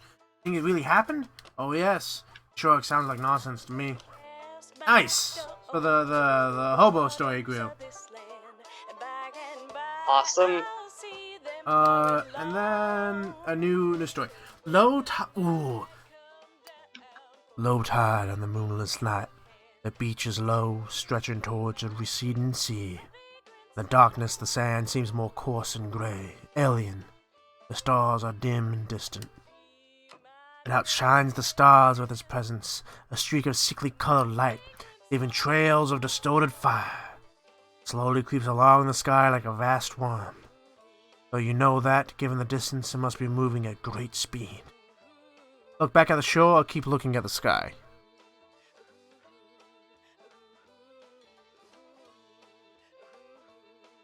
I don't know. Either option, something you have fewer of. I think I have fewer worlds, so I'm going to look at the sky. Alright. Its parabola heads south to north, in the far distance, just for a second. A boardwalk town is engulfed in light. With a rumble, its street lamps and windows dim, then go dark. All that you can see emanting from there is an otherworldly color that you can't quite name. The light from the sky.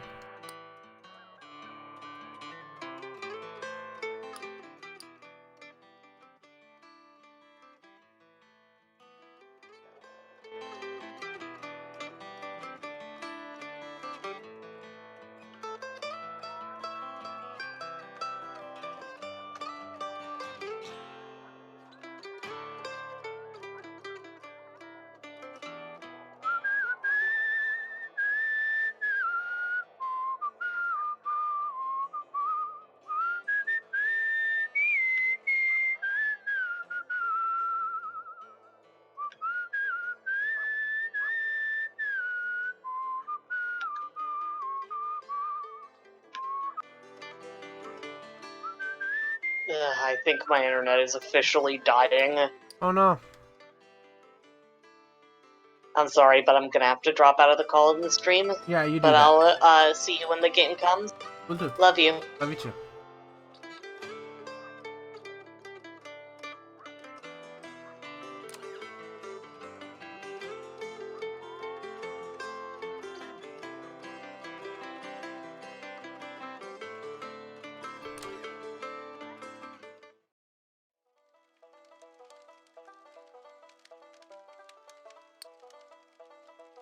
Look at you. Well, I didn't know if we'd meet again, but I'm glad we did. Sit yourself down here with me, Cass, and Flip. Need a drink of water? Need to warm up? Still trying to see too much of the country as I can. Folks I meet are sometimes kind, sometimes mean. Sometimes still perplex me. But all of them beat the folk I left behind. How about you? See anything interesting since we last meet? Any stories that are a little sad?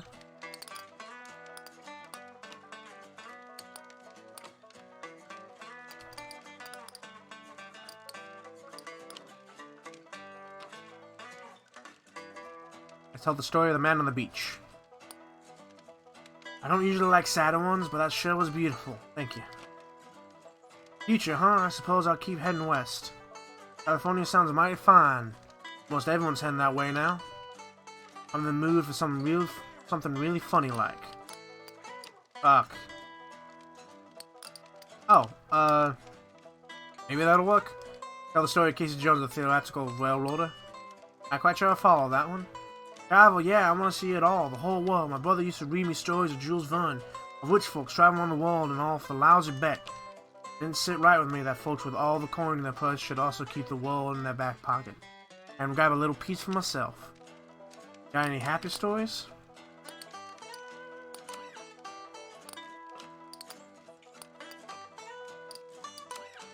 But I think I've told them all to him already.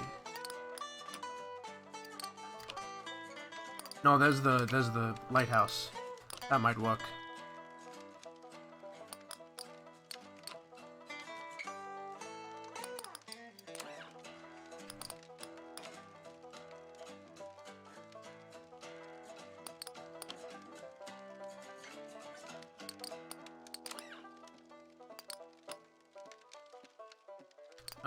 Yeah, let's do the lighthouse. That's gotta be happy, right?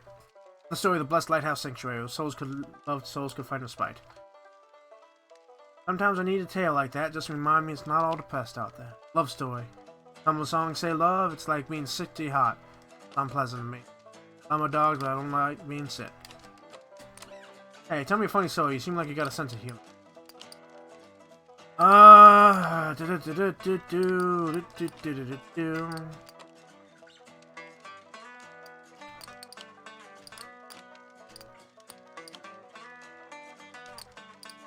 Try to tell him to... Yeah, tell the story of the family pig. It's not happy, but it'll revolve. Oh, it was happy! A couple good jokes.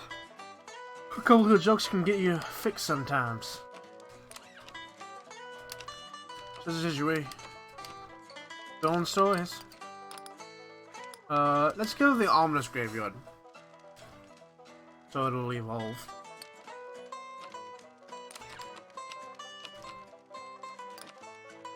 Oh, he's all the way up in New York again. Jesus.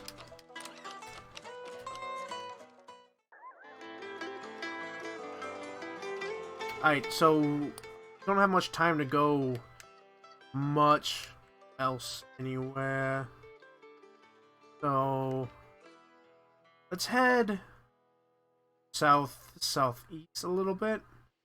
And we'll stop in there. Oh, perfect.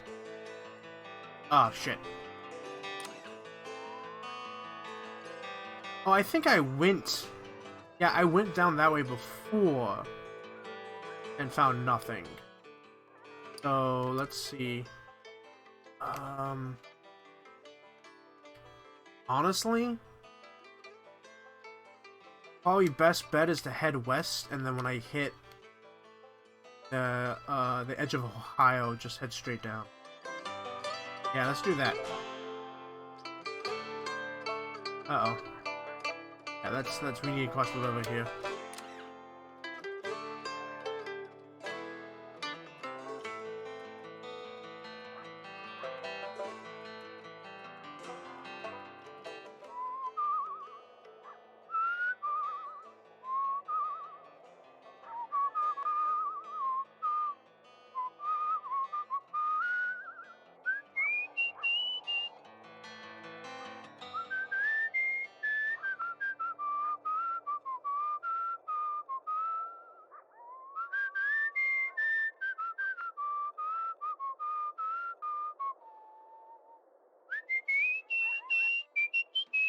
I think we have enough time for this one thing, and then at campfire. Then I think we'll have to call it for the night.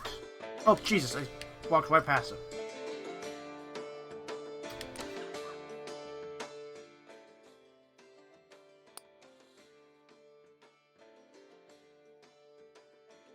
One second.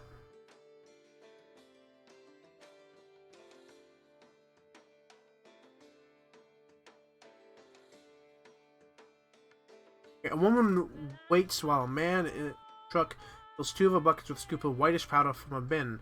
She says she sees you staring. Want to make some cash? She calls out. Doing what?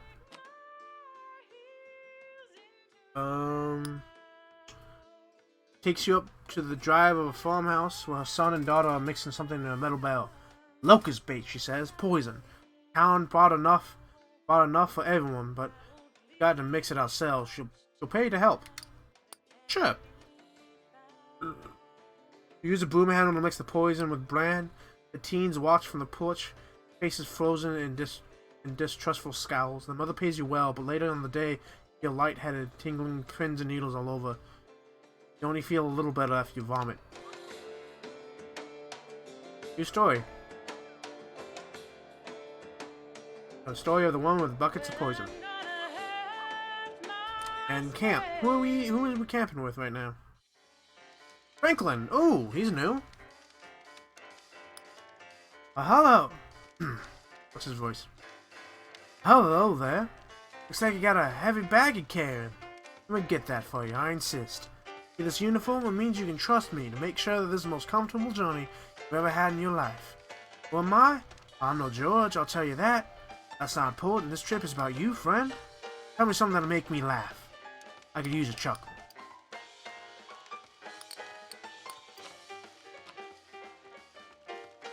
For the story of the aristocratic ghost doomed to mingle with the hobos forever. Oh, that's a good one. Very good.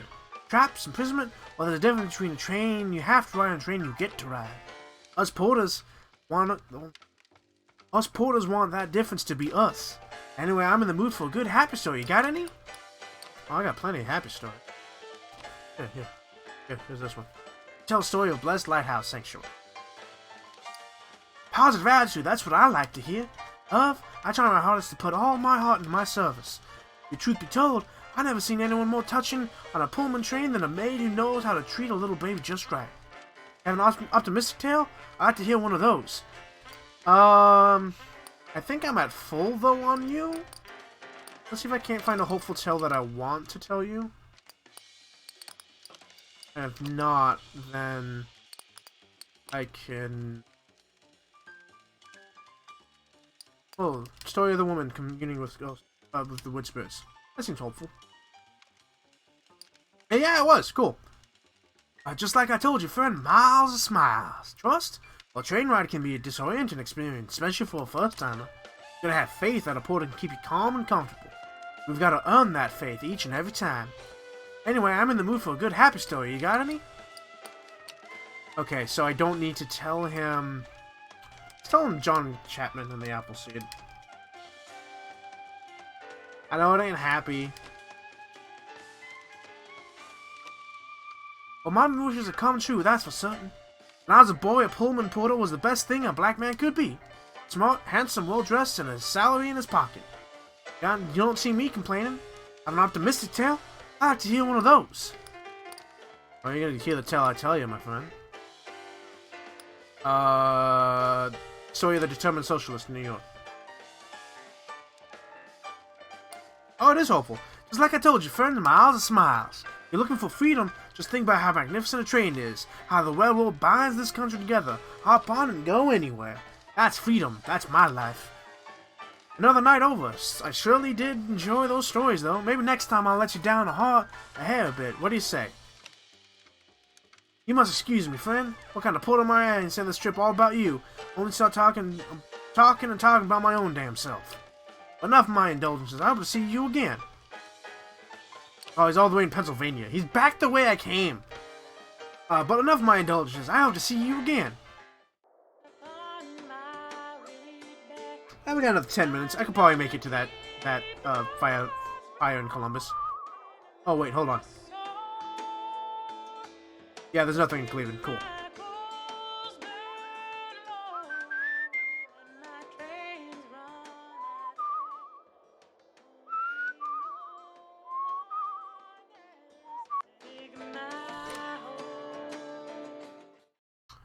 Well, Quinn!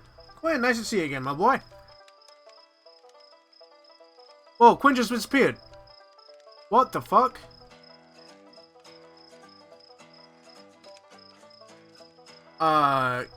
Quinn? Quinn, you okay? You okay, buddy? You seeming alright, stranger? There's some real bums out there, and I ain't talking about folk that'll write down on your luck. Got myself run off from a nice spot I done set up a few miles back from winter. Ain't the first time I've been run off. Let me tell you about a bunch of Judases that raised me. I was an oldest, had a brother and a baby sister. Farm was small, but it wasn't sad, full of ruination. But it wasn't sad and full of ruination in the early days. But I suppose my mom and pa couldn't make a go of it. Then things started getting depressed and tight. Every damn thing started to fall to pieces. Plus they stole from us. Money we've been saving or earned. Things they could sell.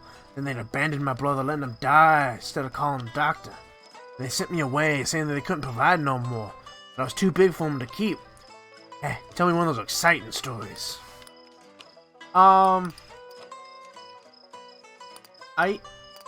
A thrilling story. Thunderbirds. That's probably exciting, thrilling. Well, that was something. You spin a good yarn. Freedom? Well, I've ever been free, stranger. There's such a thing anymore? The train whistle means adventure, new sights, and more life, but prison comes in different shapes, don't it? I think I finally understand that now. Tell me a funny story. You seem like you got a good sense of humor. God damn it. Every time.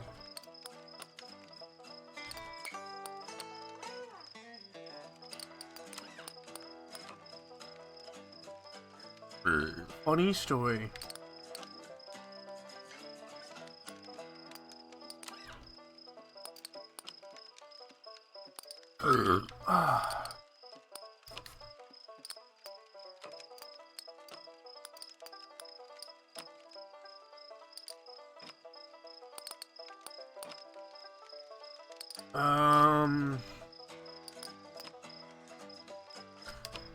The story of Franklin's travels. The story of Franklin's travels focuses on the funny parts. I was a chuckle to be sure. It's me in a sad mood. I think things are eating me most. My brother been left on his deathbed, folks that get sick and die after all. I'm more betrayed myself, I reckon done right on my own. Now my babysitter got left behind, and those Judases still have her. Don't know that what idea turns with something more, that in the end they betrayed her too, or that she got a normal life. They're all happy together, and she had no idea what the cost was. I'm in the mood for something real funny like. Dude, don't...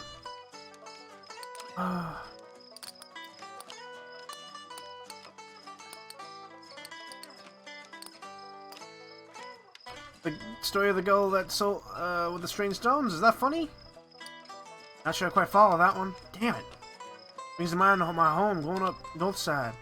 Brings me to mind my home growing up northern Louisiana, not Mississippi, mind, one of its tributes. When I was thinking happy thoughts about the old house, I think about the river 50 yards back from the porch. I think about the muddy banks and how it felt to have your feet sink into that particular kind of muck. I think about the strange new river road that they put up in Rio Anti the farm. From front we came back and we started our backs to the river. Hey, Dean. Hey, do you finally got any thrilling stories to tell? I'm hankering for one of those thrilling stories.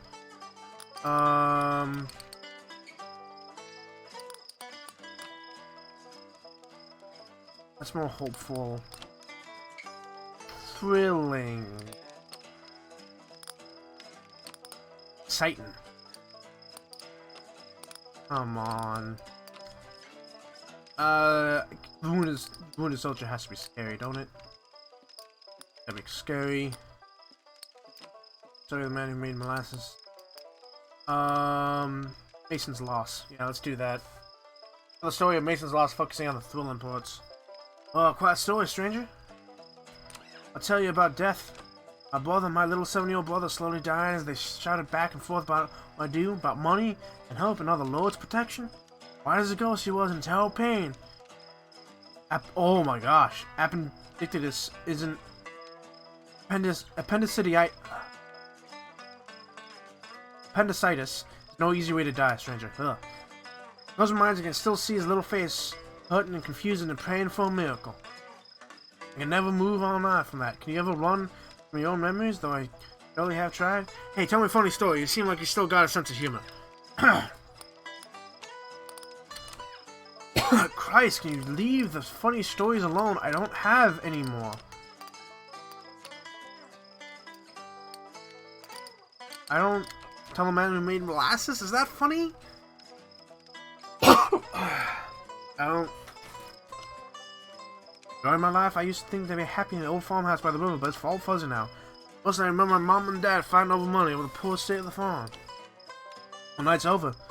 Guess I don't understand those stories, but I hear more if you see you again on my travels. Look, I didn't mean to drag you down with my stories and misery and stuff and all, whatever. Be a good listener. That's a rare in person, you know? Around you, I feel safe to tell the truth. Look, I'm heading up the road this way. Where you going? I hope the roads cross again.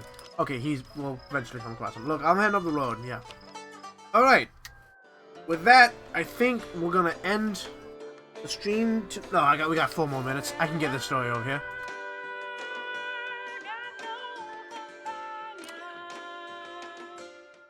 A hurried little girl collides with you in a wheelbarrow full of hay, nearly knocking you out of your shoes. Oh, I'm sorry, you nod. But the way the girl fusses over the wheelbarrow, what apology was that apology meant for you? Lost me? Oh no, not at all. She stands up taller, squares her shoulders, protecting an image on a adult so stiff she looks like about to tip over. But I guess I could use a little help. Can I ask you for something, pretty please? I found this critter, but my daddy won't let me keep it unless I take real good care of it. Relating to this dilemma has put her on the verge of tears. You know how I can be the best pet owner in the world? A strong leash or food and shelter. Food and shelter. The girl blushes and like she just heard the funny joke. Well, I don't know how to feed it. Feed it when I don't have a mouth. The laughter fades, and her look of worry returns. Any other ideas? Lots and lots of love. She smiles so bright. It's all it takes. Gosh, I already love it so much. Yeah, that's not unsettling at all. I know man sharing the shade on the bridge, where he tells a few rambling stories, seem true. Some true-seeming, some conspicuously less so. All true assures you the history of this place going all the way back to the Indian times. Strange stuff happened around here. There is, he scoffs, and then as a proof, he launches into a story about the wood fairies who helped rid women of the evil in their lives. And this one, isn't, it's the story of the women communing with the wood spirits, but wilder and stranger than you remember. I know this one. Oh, I see then, the old man laughs. I ain't pulling your leg, it's all true.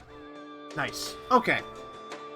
With that, I think we're going to go ahead and call it for the night. We've been streaming for 4.5 hours. So, everyone that joined me in Discord and in chat, Caleb, Shy Gal, and all of them, thank you so much. For everyone in Discord, I don't know if you're still here, Luna, Ellen, Eli, Ivy, Zero, all of you, thank you so much for joining me. And for all of you joining me in the future and watching with your time machines, thank you so much. And until next time, don't forget to spread the weird and keep telling your tales. Good night.